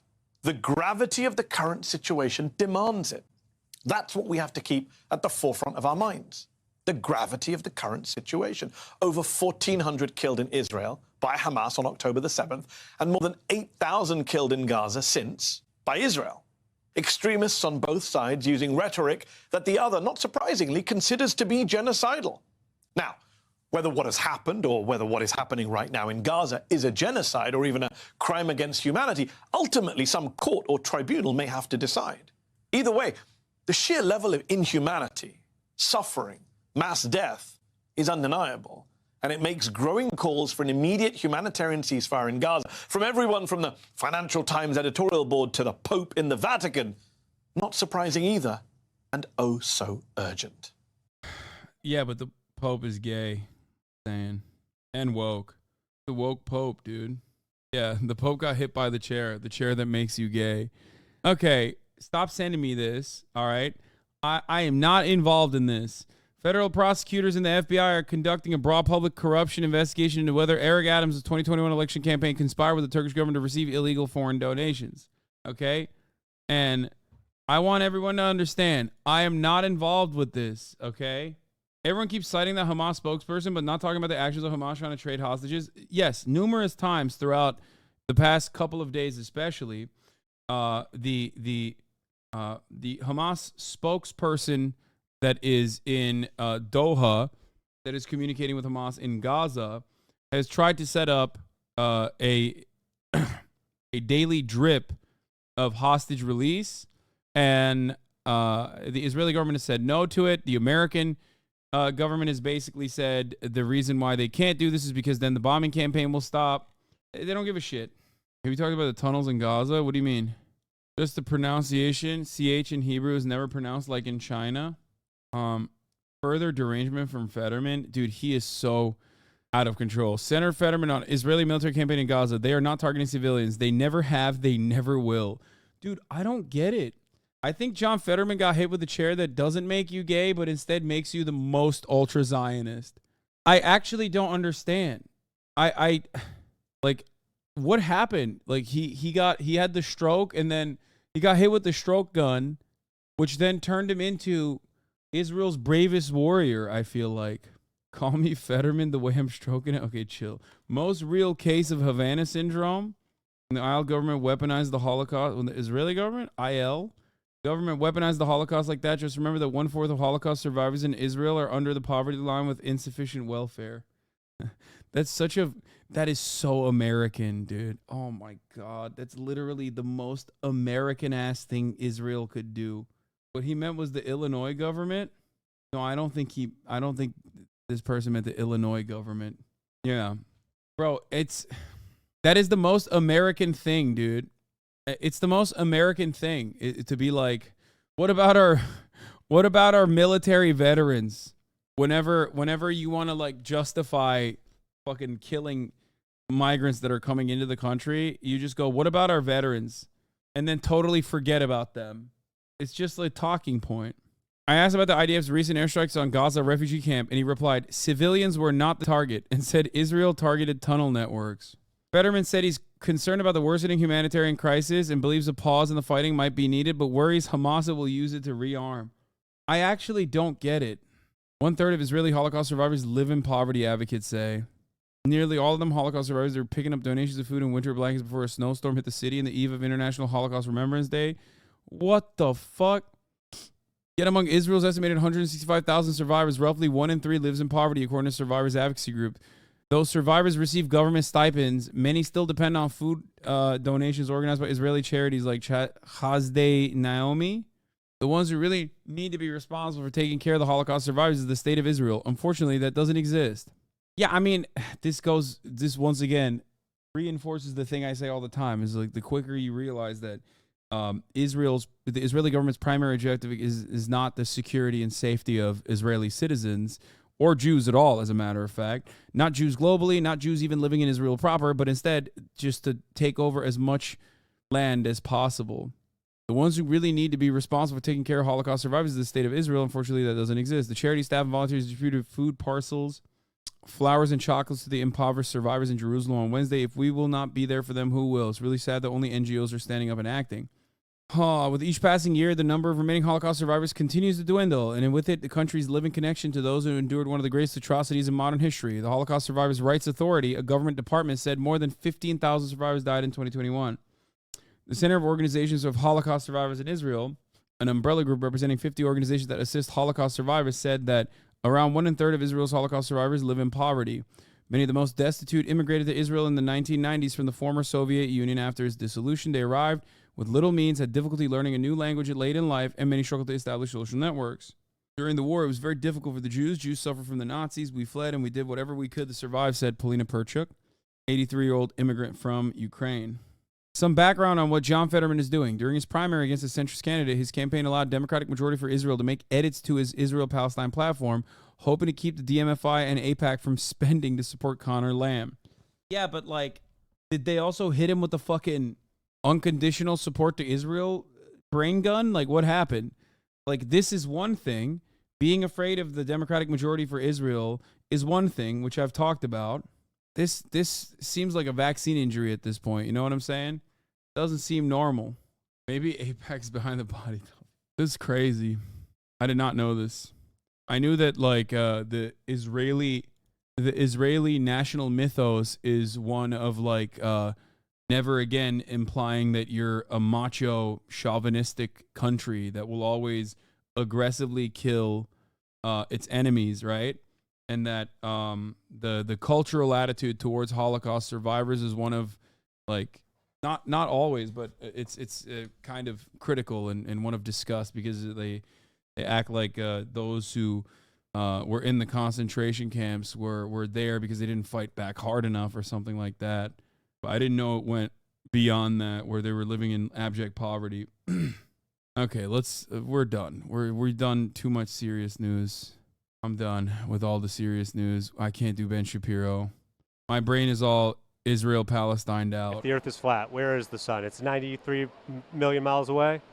The sun at any given time, and when you say the sun, there is no the sun. Everybody has their own sun. That's fire. What do you mean? Literally. What do you mean literally? Literally, everybody has their own sun. There's a different sun for everybody. What do you mean a different sun? I don't understand that. Like, you're saying that there's a different sun here in Las Vegas than there is in New York? You're not looking at the same sun there, correct. So how many suns are there? As many people who are viewing it. So wait, every individual person has their own sun? That's correct. What? That is correct. The sun's no more than 50 miles away at any given time. Damn, he's cooking, dude. And it's 50. Just, wait. But wait a second. But airplanes go up sky, in the sky. That's right. And it's like a rainbow. How come the sun doesn't get bigger when you're in an airplane? The closer you move to it, the farther it moves from you. It's like a rainbow. And the sun isn't a thing. This is gonna break me, man. This is gonna break me. The sun is literally not a thing. Wait a second. No, it's not. I mean, he's literally whatever the fuck, what kind of Zaza he's on, I don't know, but he's on that. He is smoking on some fucking loud, okay? He is on that loud, dude. He's cooking. He's cooking. It's not like a burning ball of gas or any of that bullshit. What is it? Yeah, it's what is the sun then? It's cold. Sun is cold. The sun is cold. How can you support democracy after watching this fucking idiot? I supported extra hard. Mr. Chair, I yield 5 minutes to my colleague from New York, Mr. Goldman. Thank you very much, Mr. Santos. Thank you, Mr. Speaker. I rise today in support of this resolution to expel George Santos from Congress. Look at that. Democracy gives us that good shit, dude. Like, that good shit that you can't get anywhere else. He said that guy said the sun is cold. Oh, by the way, Sam Bankman-Fried found guilty in the FTX crypto fraud case. So there is that as well. Some of you probably know what this is. Yeah, smoking on that SBF pack. Some of you know what's going on here. That's right. We're about to go back on our Zaza. I haven't been back. I have not touched the fucking PlayStation since I died a pathetic death. Since I died a pathetic death playing Spooderman. Oh, fuck. Okay, I'm gonna pee, and I'll be back in a second.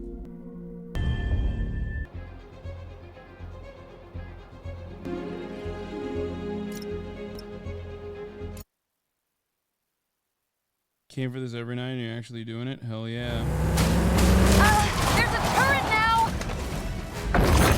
Another portal for you! I'll take all the help I can get here. Any magic tricks for bullets? You got webs! Hit the turret and take it out! Avoid you! How the fuck did that turret hit me? While I was literally...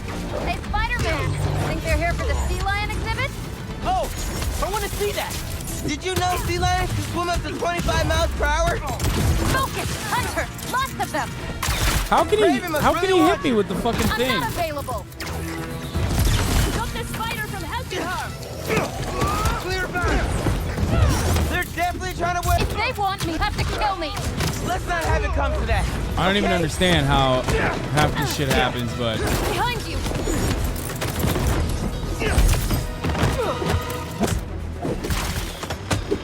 Uh-oh.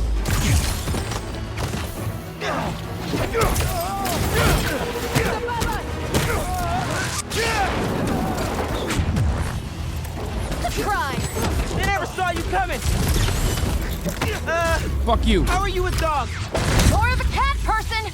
And these aren't dogs! Oh, I fucked it up! They fight like dogs! Worse! Watch the portal! I'm on the move! Dude, the dodging, the amount of dodging required is crazy. Letting loose! Out of the way!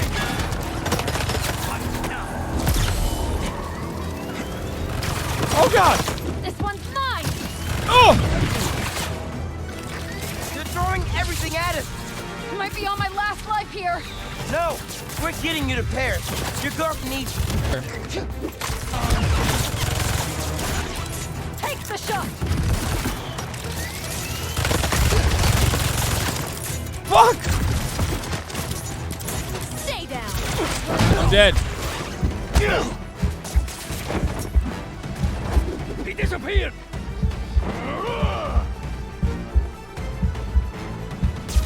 Let's switch things! Oh god! Let's end this!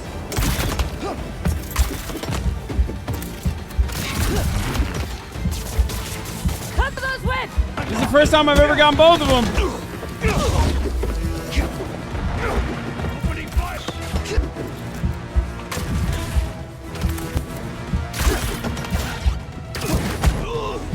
You're done! This is the first time I ever got both of them.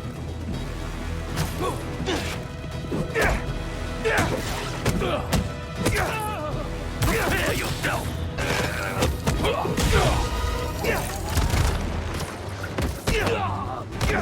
Oh my god.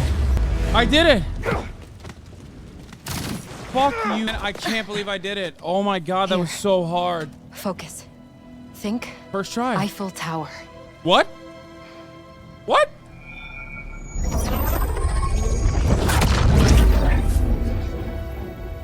No way. Purpose. That was on purpose. There ain't no way she said Eiffel Tower. That was on purpose, dude. Au revoir, Felicia. Au revoir. More like. God, she's awesome. I love her. She's great. Not gonna lie, Miles is a more honest man than imagine Eiffel Tower. Did it.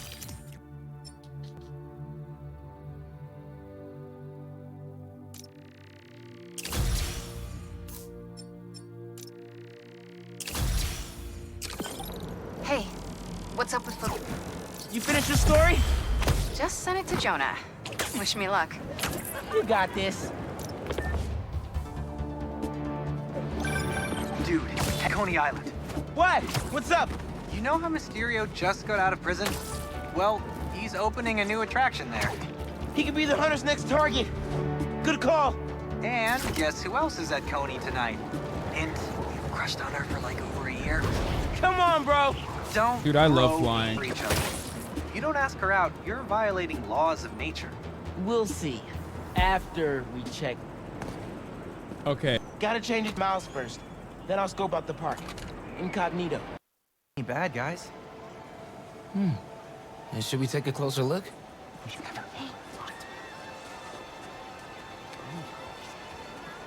Hello. Is Betsy my business partner and Cole my technical? This next generation of entertainment. That outfit. No way, dude. Excellent. Cole, a brave young man ready to experience the future firsthand. Is there anyone else out there with courage in their hearts?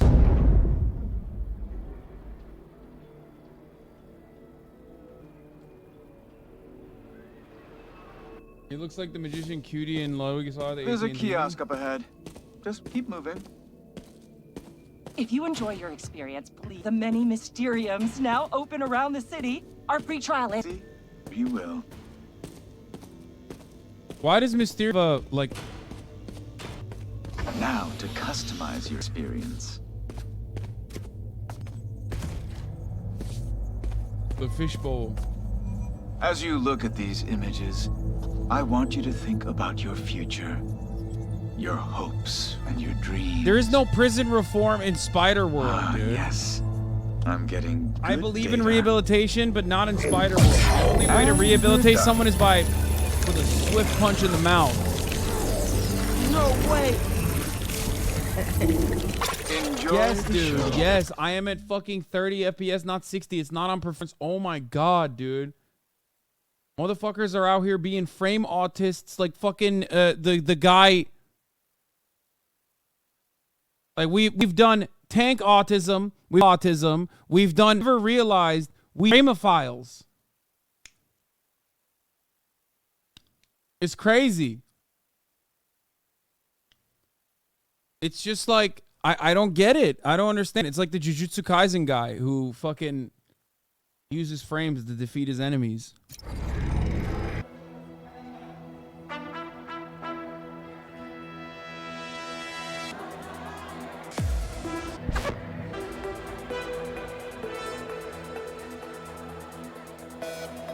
All right, I'm in it. Now stop like. There it is, yeah. Fuck!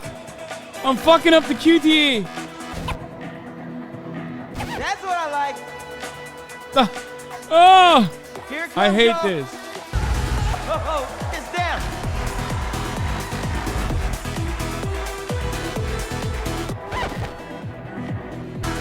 Side now. Still aging at the speed of wife. Shut. I can't hear y'all.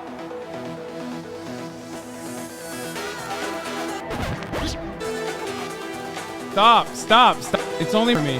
It's only making up for me. Let's bring it home.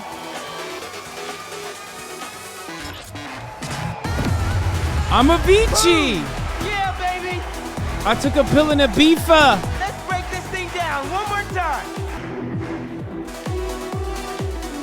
What the fuck? Fuck! It's so hard.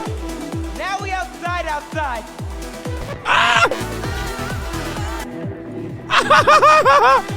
Turn me up some.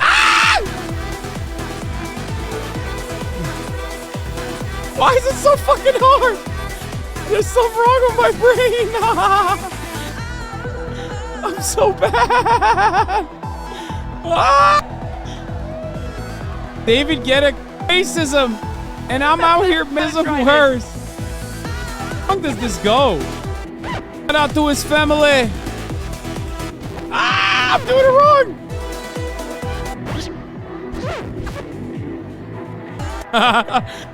This is so bad. Oh god. Get ready, y'all. I literally.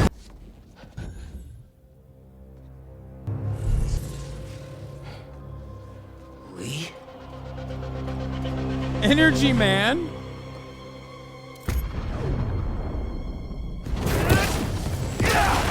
Whoa! How did I do that? Where did Lee go? Was that even real? Right now, analyze later.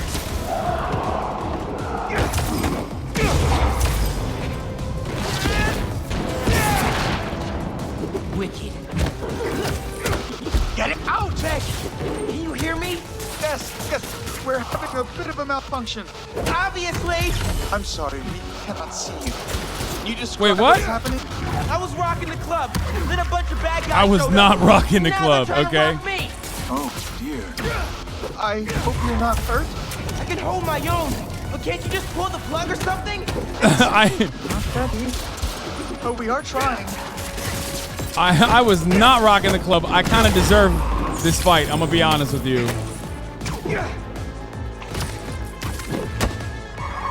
And his demons. Where's It's all in my head.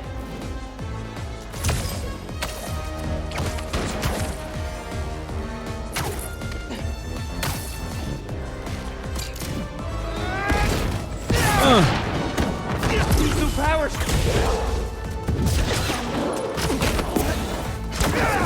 You missed the DJ part because it was really bad. Wait, what the fuck? Wait, what the hell? I can pull the... Beck told me to think about my future when he was creating my illusion. Is this what I was thinking about? Is this a puzzle chat or am I just supposed to be beating ass?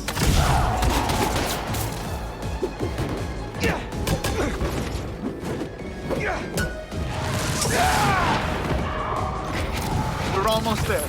Are you still holding your own? Barely. Sit tight. Just a few more moments. Oh! What the hell? Ah! Beck said this was my custom dream come true. Maybe more like a nightmare. Yeah, bitch. What's up? Eat it! Oh, shit.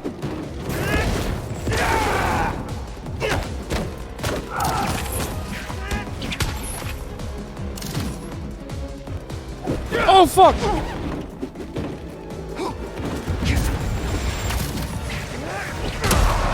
Boom!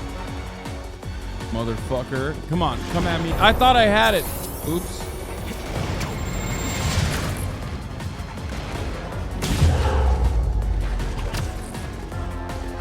Wait, where are they?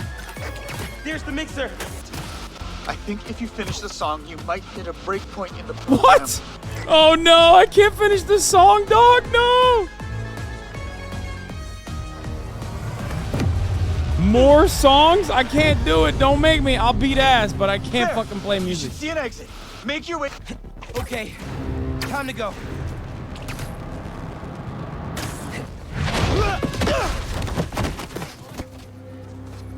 Yeah.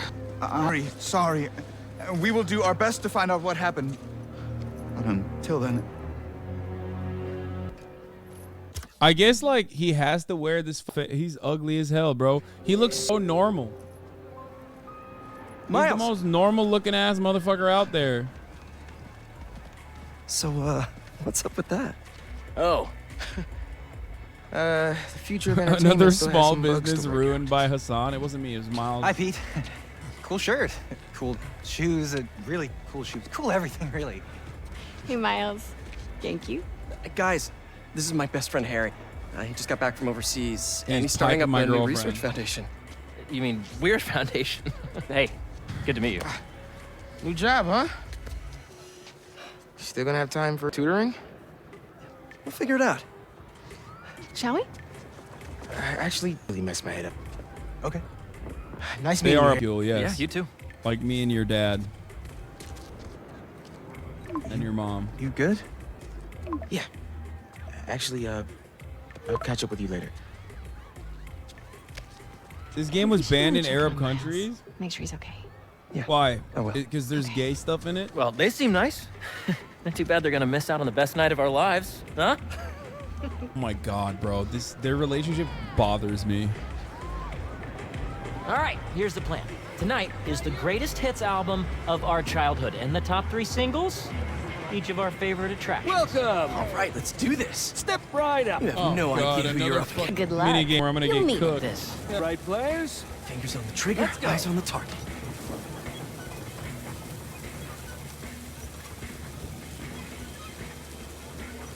And they're off. The Great Cones Open returns after 3 years, and our returning competitors seem to be in the highest of spirits. Harry, what are you doing? Fuck. Distracting you, duh. Ooh.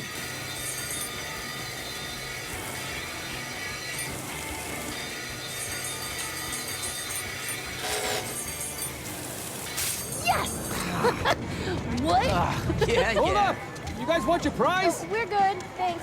That's just one game. Plenty more to school you at. Oh, I you're absolutely on. hate these. I absolutely hate these Next games. on our top 3, MJ Watson featuring the Speed Demon.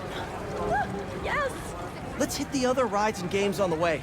If we do enough of them, we can win something from the prize booth. I knew I read that somewhere. You ain't a real God, I hope squirter, the bro. Speed Demon is as terrifying as I remember. Weirdo. Do all of Let them? You him get a funny shame you, hat? MJ, he's just scared. All right, let me push some kids I'm around. sensitive about my fear of heights. Knock him down is calling our name. Dolphin racing? Maybe some other time. Throw the ball and knock him down. The baby could Just do put it. on gay porn, Bird pyramids please. are the most stable structure. Let's test that out. I know much. somebody who blew $20 trying to knock him down. Yeah.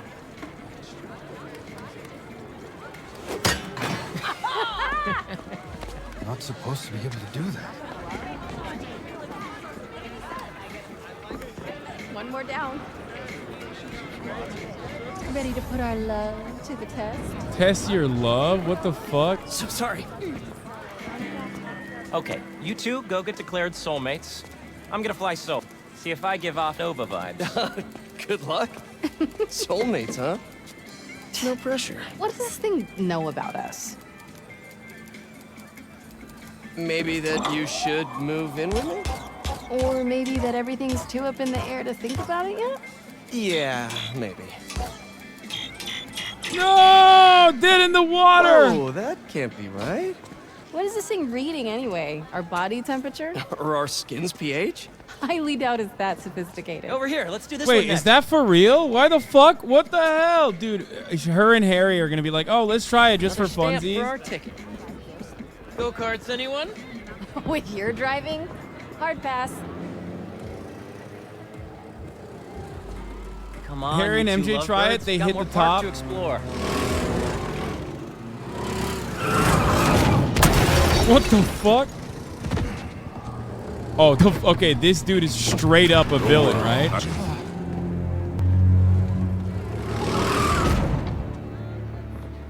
Is that Tombstone? What is he doing here? Looks like he's a mechanic and saving the day. Man, that could have been really bad. Maybe we should try the roller coaster. Damn, Peter said no rehabilitation for me. I don't give a fuck what he's doing over here. Stereo? This park really is a magnet for reformed supervillains. Yeah. Oh, we gotta try the b-ball. Come on. We still have a little Okay, more low-key, I memory kinda lane wanna- to walk down. Low-key, high-key, I kind of want to fucking go to a carnival now and do all of this in real life. Now here's a classic. I think you hold the record for amount of vomit spilled on this ride. Where's the basketball? A title I wear proudly to this day. Push me again, see what happens. Oh. Can't talk to me like this. I didn't realize how excited I'd be to ride the Speed Demon again. Step Play on up. Swiss Swish. You know, you never knew you were so into basketball, Harry. And everything. Whoa, there he is.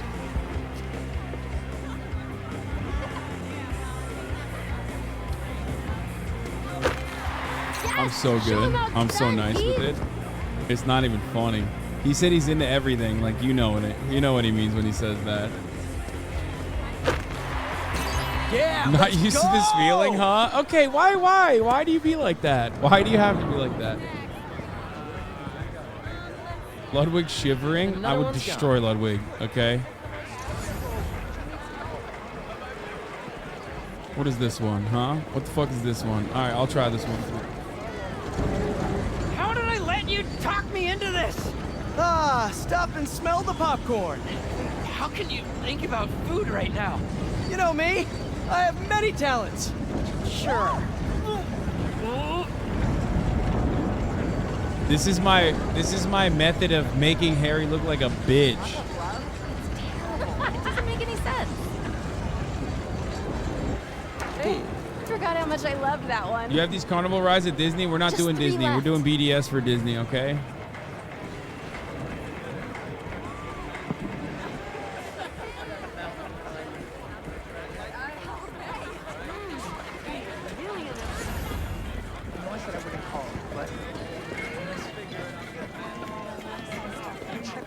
We're not doing Disney no more. Texas State Fair. Yeah, we got to go to a state that hasn't supported Israel unconditionally, like Texas. Wow, this place really I feel like in order to get into Texas State Fair, you have to sign a form that says you'll never criticize Israel. Let's try and sit up right. After Damn, you. that's how you know this shit. I'm really nervous.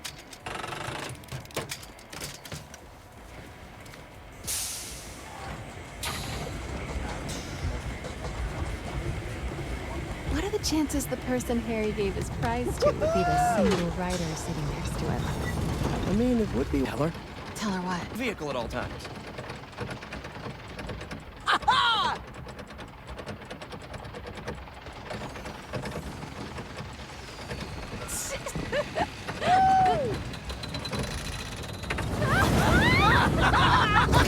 This is kind of cool.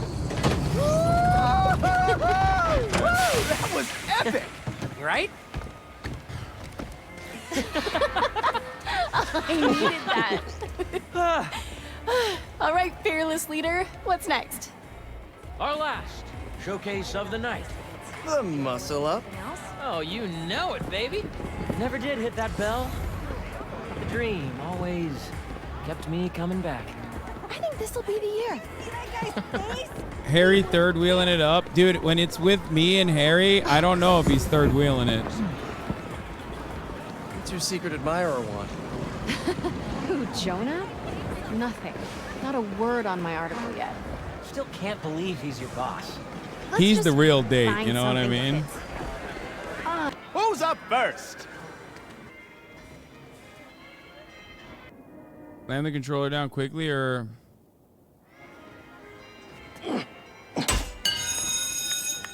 That's Nice. it? Take it easy, Harry. Don't. What's gonna hurt is your Yorker pride. Boys. You're both... Yo, chill! MJ!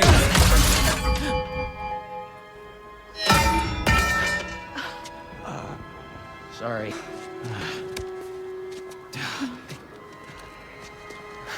What?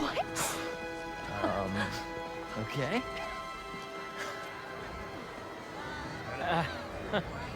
I guess this really was the year. Harry, What that was the fuck was else. that, dog? Yeah, I have no idea how I did that. Okay, Hey, how about we do yo! something more chill? Looks like the Ferris wheel line has died down some.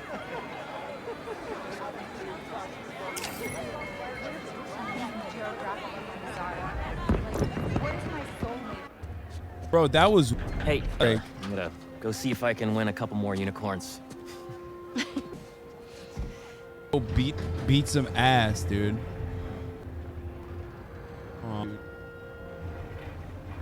Go to Palestine? You look really... Getting a second chance. You two are gonna make a hell of a team.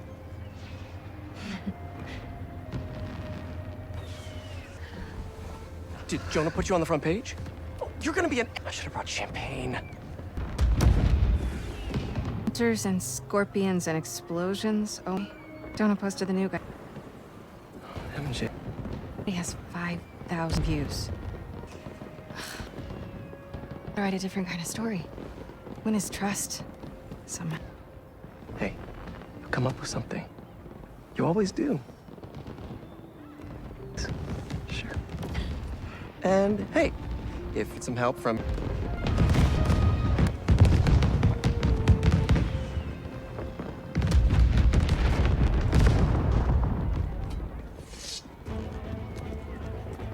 Uh-oh. Can't have a moment, dude. Can't have a moment of kissy poos, you know what I mean? Fuck. Bullshit. Eyes on Tombstone. Tombstone. Tombstone. He said Day of Jihad. Wait, no! Bro, what? How did he fucking switch like that? Craven's Goon Squad, huh? Which supervillain are you hunting this time? Mysterio? Tombstone? Don't let the Psyduck get in our way. Take him out. Didn't expect to see me? Well, the feeling's mutual. One night off, that's all I wanted. But no. Come in. Containing Tombstone as much as we can. We cannot. Kidnap me with a little rope and the power of friendship. Tombstone can handle himself. You can't let them hurt anyone who hasn't gotten out of wondering if you should stop.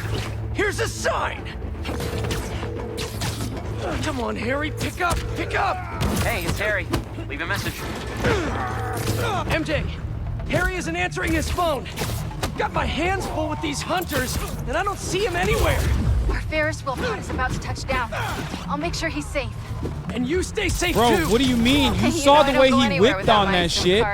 You don't. He needs to save your ass right now. Still workshopping it. I'll let you know when I find Harry. Got them in my sight.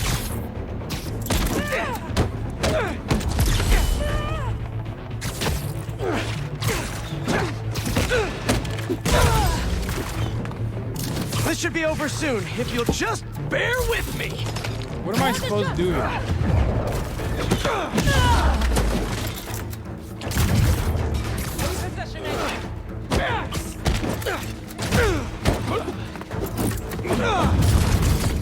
Avoid his whips! Eyes up, he's airborne. Yeah, I'm fucking airborne, dude. I hate the multi-layered fight. I can't fucking figure out where anybody is. Where are they fucking shooting at me from, you know?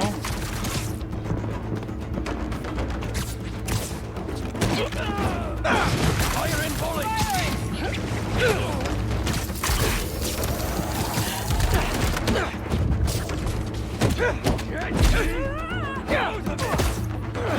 Get back up here, bitch. I'm not done with you. Relocating. No, you're fucking ass.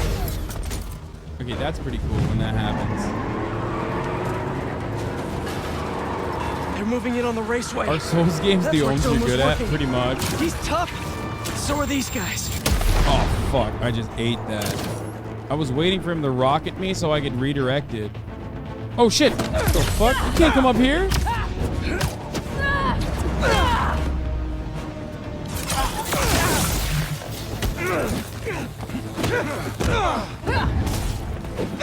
Grenade.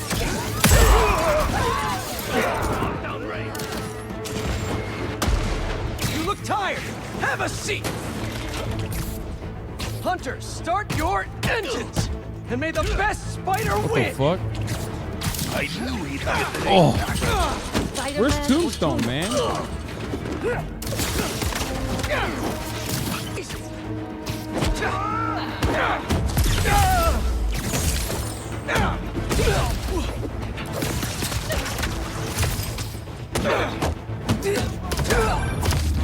MJ, you found Harry? Not yet, but I saw Mysterio. Craven's Goon Squad doesn't seem to be interested in him. Like, at all. And they must only want Tombstone. Thanks for the tip.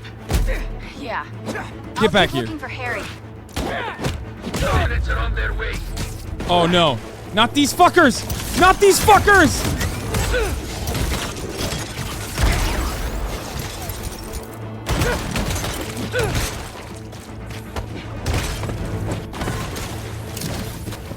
Not these fuckers! God damn it, I hate them.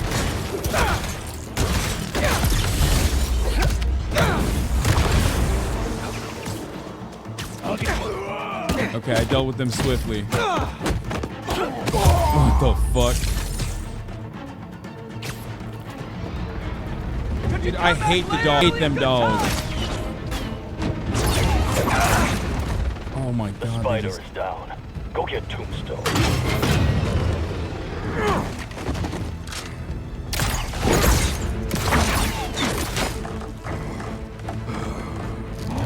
I'm coming, Lonnie! These nets are no joke!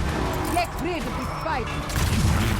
What the fuck? There's so much. I got these guys, Tombstone. You just worry about breaking through that net. See the day you defend me. You and me both, Lonnie.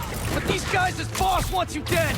He's a hunter, Obama. and he's This is what I making call supervillains Obama, his chat. prey. Guessing he's not open to all my parole officer about how I turn my life around. He's already killed Scorpion? Probably not.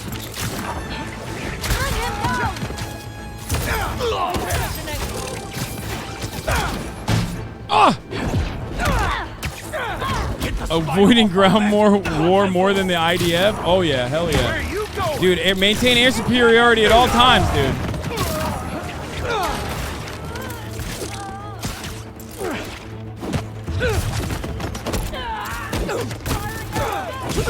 Nice try, Spidey. It's the 6-day war, baby.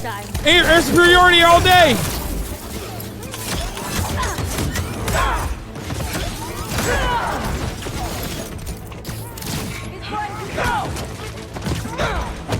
Eyes on the target! Oh shit. This won't hold you long!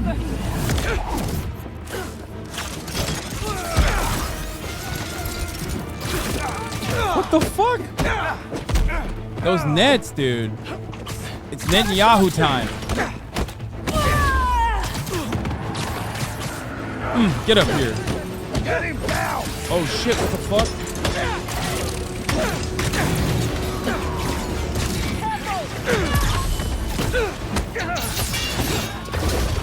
Fuck! No dogs, no dogs, no dogs. No dogs. Take the shot. Watch your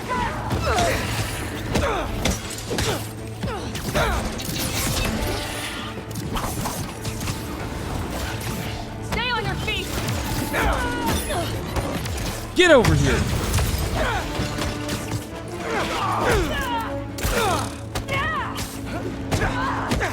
Get over here, bitch. Nope, I'm not done with you. Oh, maybe I am, actually. Oh, no, never mind. I'm not done with you.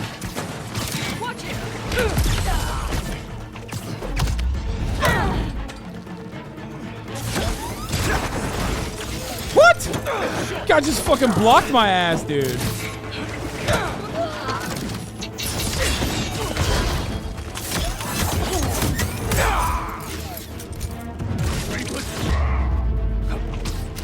Pull the spider away now. I got you, Lonnie. Oh no! Save the goddamn I'm falling sorry, thing. Lonnie. I really do want to help you.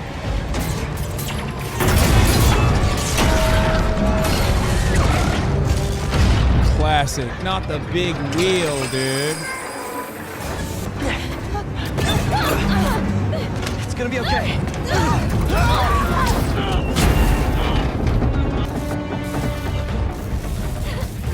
Wait, what? What am I doing? Like pulling like this? How am I pulling this? I don't understand.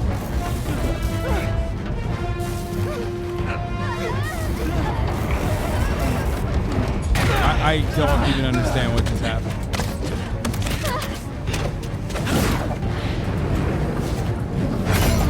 Don't worry, I've got you. God damn, that was sick.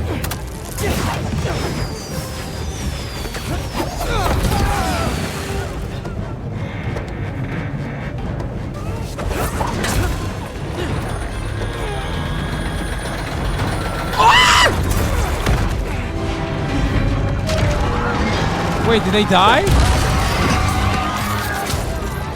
Hang on!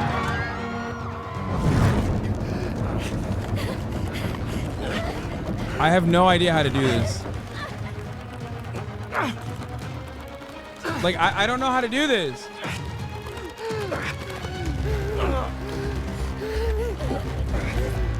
Oh. Okay, never mind. I figured it out.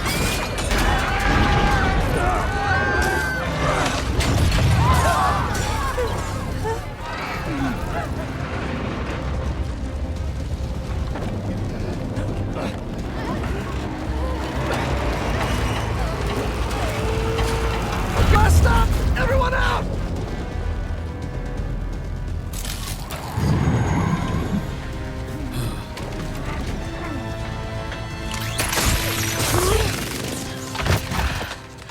Oh my god. Okay, MJ, chill. What the fuck?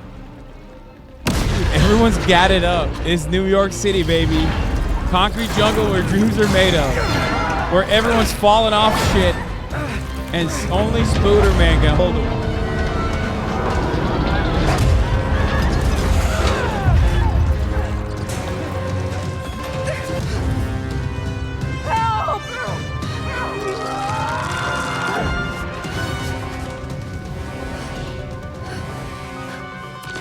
I'm sorry!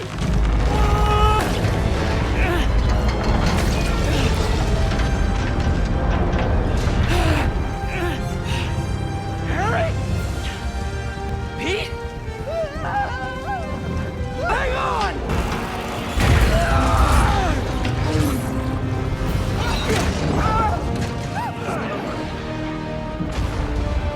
Damn, dude.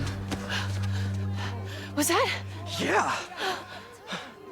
Bro, oh my god. MJ is so fucking horny for Harry now. This is unacceptable, dude. I must so cuck Harry's Venom. He's got that thick. Hang on.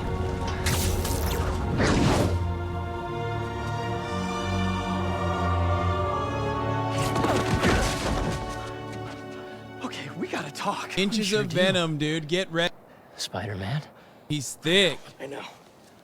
But first, what are those things? I think it's my treatment. Dr. Connors said it's some kind of learning exosuit, but I had no idea it could... It learned too much. Wait. You know what this means, right? Before you ask, I condemn Venom. Just think about all the stuff we could heal the world. I condemn. Okay? Sorry. I guess I still gotta figure out. Well, neither of us has a state to run some tests. The coast is clear. Give me a call when you're ready.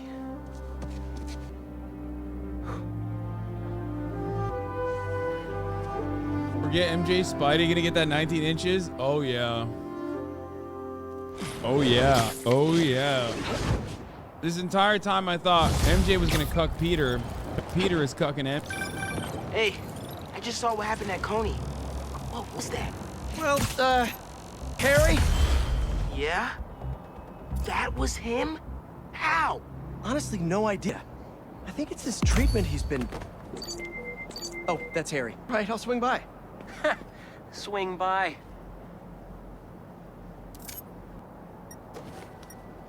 How do I find it? What do I do to find it?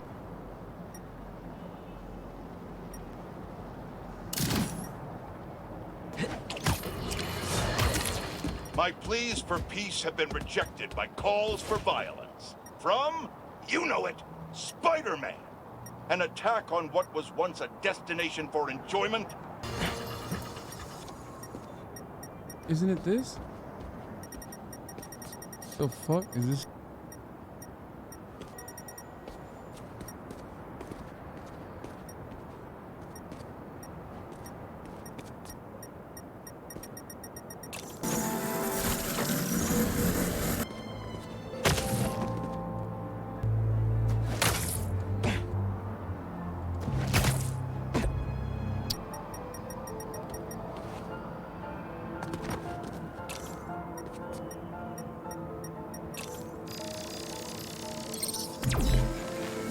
This is not the tutorial, no. It's just I found an uncle stash.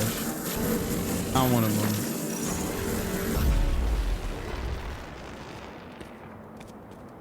Stash, chat.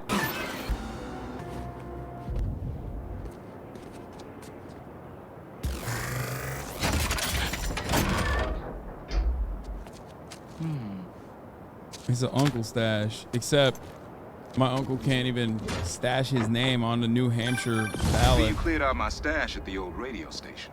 Fucking I was got wondering him. where I was. That station was the hottest ticket in Brooklyn for upcoming hip-hop artists back in the day. You and Pops get any airtime? We got close, but they last minute for this next level group. I still got your beats if you want them.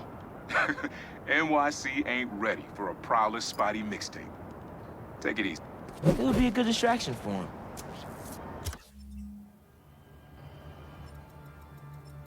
Beady time.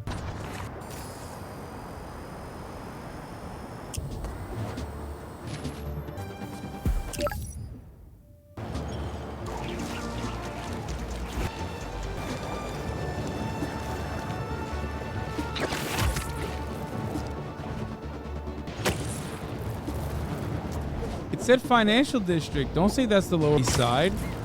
Underneath it said financial district.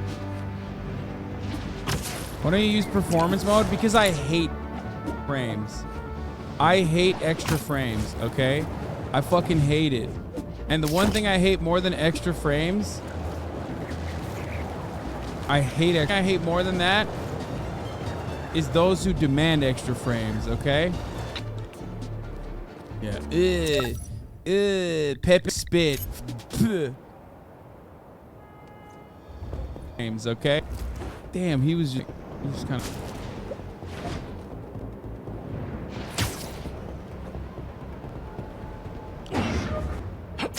Pepe split. Pepe spit. Slideshow only. Hey! Hey, Pete! Watch this! Woo! Whoa! Let's see what else this thing can do.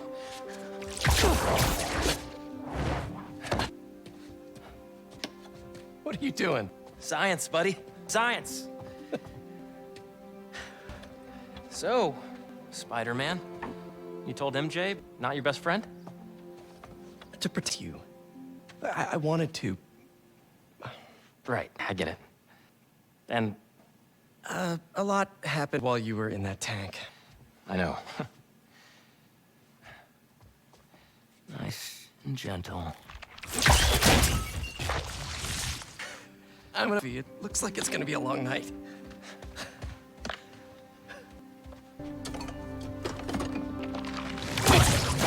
Damn it. Bro, you for 19 inches of venom, dude? You're gonna need some.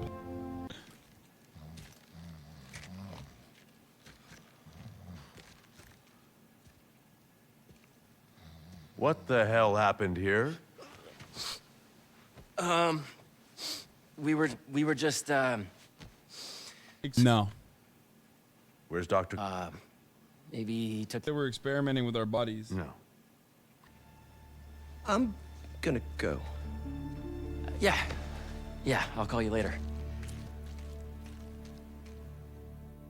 Chat, this is just like you and your best friend when your dad catches you. You know what I mean? I need a minute. Harry's got Gay. superpowers? I'm saying This is all happening. experience and your dad caught What's you. that? Having a Hey, gay guys. experience. I'm getting a For the Harry sequence.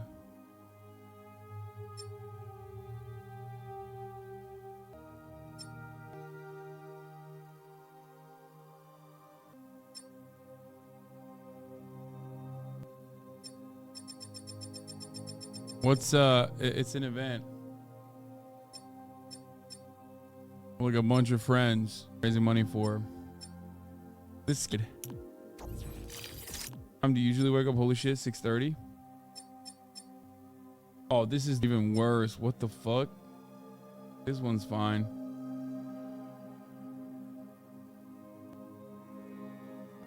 Genki, you testing something? I was just about to call you guys. A bunch of them just pinged the network out of nowhere. They're using some funky... Wait, what? Wireless protocols. Wait, what?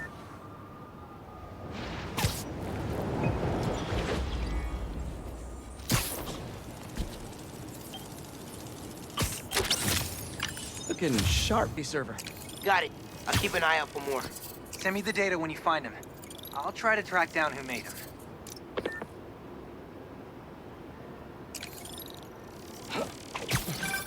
Hey, long night? Hey, MJ. Harry and I stayed up doing tests on his suit. And we may have had too much pizza. It was really nice. Just like the good old days. Bro, you're like... So I gotta know, you're old what's man. Harry's radioactive spider? I've never seen anything like this before. It's some kind of exosuit that completely eradicates any trace of his disease. When he says Dr. pizza, Connors really he means outdid something himself else. this time. That's incredible. And great timing, considering what Hark. Any leads on where they might have taken Tombstone? Not yet. Okay, what's next? Go do the fucking fire department mission, man. What the hell? Okay, it's 1,000x. Okay, maybe I'll do it.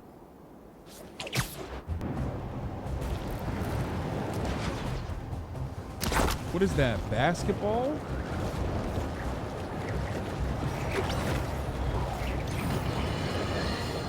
If the reports coming in from Brooklyn are to be believed, these Spider-Men have Wait, how do I grown grab more that? powerful than we feared. Magic portals, subway cars disappearing off the tracks, fire engines flying through the night sky, and How the do I newer grab that? Spider-Man at the center. Webbing and property damage weren't enough. Now we add mystical arts into the mix. Does their desire for destruction know no bounds? I almost feel sorry for this lost soul. Groomed life of criminality and degradation. Speaking of it, it seems Spider-Man was cohorting with notorious thief, the Black Cat. Their costumes must be cut from the same corrupt cloth. If their entanglement doesn't paint a clear enough picture of Spider-Man's intent, then here's a little story for you. The Spider-Men show up, and the group we now know as the Hunters follow. Clearer now? These Spider-Men are magnets for malefactors. Now, the Black Cat seems to have vanished.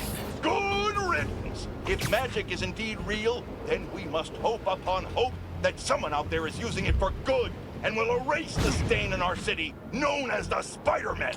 May we go away with our spider incident.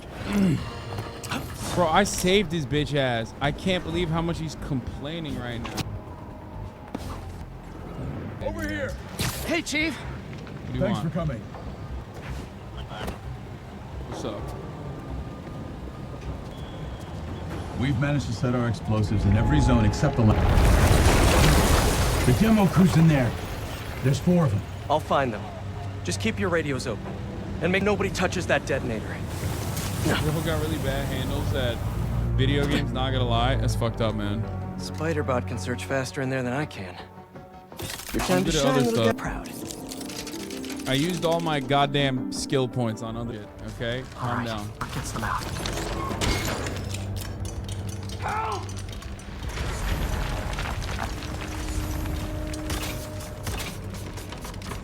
What's up? Hey, don't worry, man. Robot? Hey, Spider-Man. I just relayed your location to fire and rescue, so they'll be here any minute. It's gonna be... Our team's moved now. Thanks.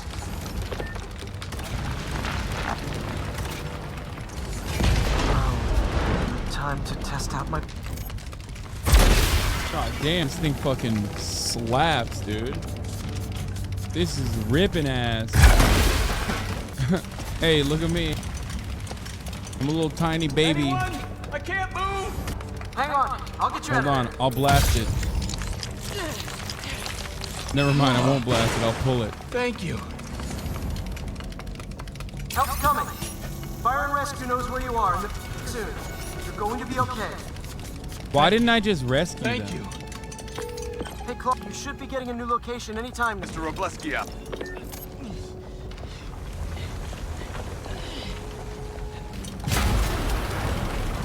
Should have told Moran I'm doing a search and rescue mission, you know? Shit. Is someone there? Where is it? I think it's broken. I'll get you out. One sec. Oh, I just zapped him. Fire and rescue's on the way. Just Just try not to move. They'll have you out of here soon. Where's the last guy? Spider-Man. Looks like I need to go up. So it's field testing time for my latest upgrade. Spider-Bite uses compressed air for Hey, jets. Clark, did you get last location I sent your way? Heading there now. Inside. Hurry, Spider-Man. Wait, market, but like, big home? The fuck?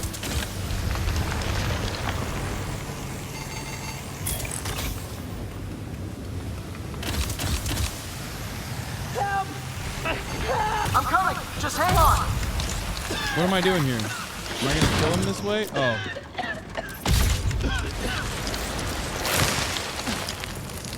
Fire and rescue's on its way.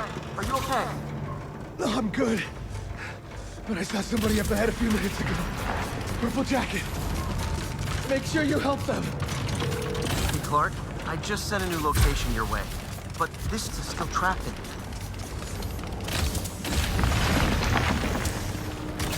Fuck. Look, what am I doing here? Oh, come on.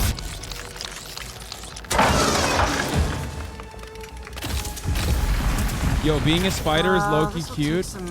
Do not fucking fall. This spider is not fucking cute, okay? It has never been cute. Oh my god. Spiders are writing this in the chat right now. You are not slick, dude. We've got everything worth taking. We keep digging for more. This whole place is gonna come down. The prophecy says we don't die today. The prophecy. Want to be a follower of the flame? Start trusting him. Follower of the flame? As soon as they're done with the deserter, we're out.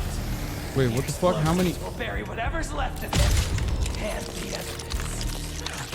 Bro, don't save these motherfuckers, you know? The hell? I don't recognize them. What about the intruder that's been skulking around? They can't stop us. Now keep looking for supplies. We'll need them in the days ahead. Bro, just sleep with your mouth open. A little bro won't in. That's what I'm saying. Like, these guys. Why am I saving these cultists? Let them die, bro. They're fucking crazy. What are they? Oh no. I didn't say anything to the police. Never even mentioned the floor. I just wanted out. Then you should have remembered we all go out the same way we come in. Painfully.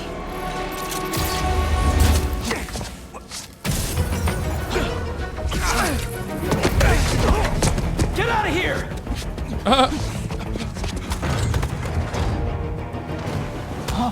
The fool's beacon! Prophecy said you'd face us eventually. Prophecy? Oh man, I've always wanted to be one of those. Not crazy about the nickname though. Do they have Molotov cocktails? It's kind of crazy. Get up here.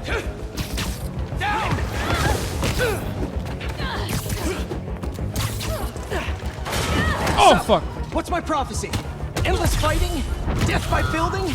Grow 4 arms and become a giant man spider? A bird with the rest of the unworthy. That's it? Oh, okay. Get up in the air! Did anyone else hear that?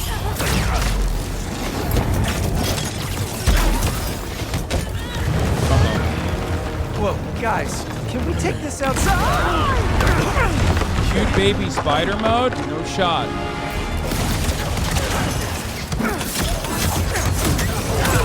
Is everyone okay? Besides me knocking you out, obviously? We're better than you ever will be. Dude, why the hostility? I don't understand. It's like, oh shit. The only ones worthy enough to survive what's coming! You got Finish him off before the police get here. Pretty sure this building is gonna fall apart before then!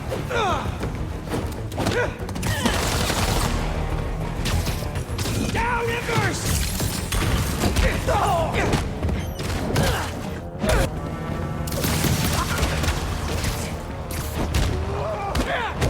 Beat your...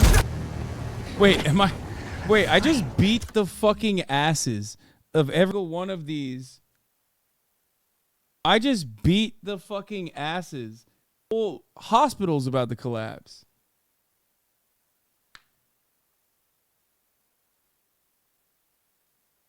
I don't even understand. So they can't even survive this. It's over.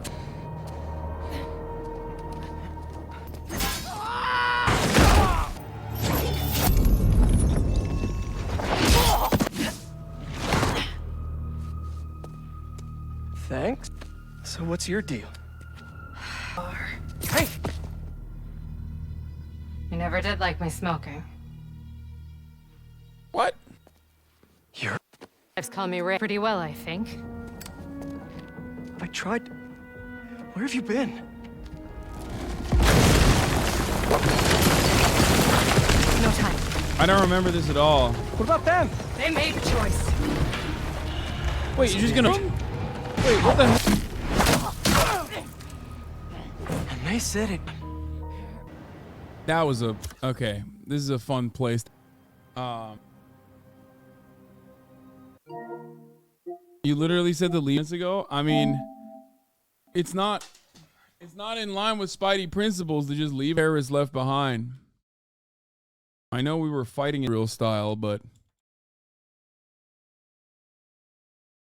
Spider-Man's got better morals than the IDF. Anyway, all right, everybody. That'll be all for tonight.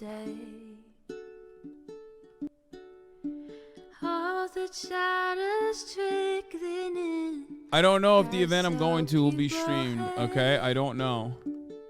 Hopefully I don't get killed. Love you all, and I will see you tomorrow, okay? To the starlight, to the topic just begun.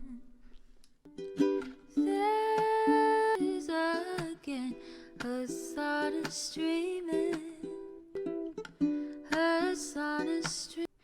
There is sun is streaming, a sun is streaming. Leave you in the P.O. box, Uncle Uger's face. God in this God agitprop, great names take on break. Tiny Bernie Sanders, LGBT, all left at your fingertips, Anne at your door. H3 crowded up, ate the young Turks, 3 full fucking years of this, plenty more to go. 90-day fiance talks of champagne, Trump rally live reaction on mass riot at DC.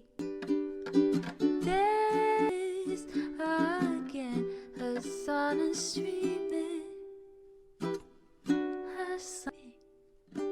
There is a sun is streaming, a sun is streaming. Reading a live stream, fair comments, Austin show chat advice.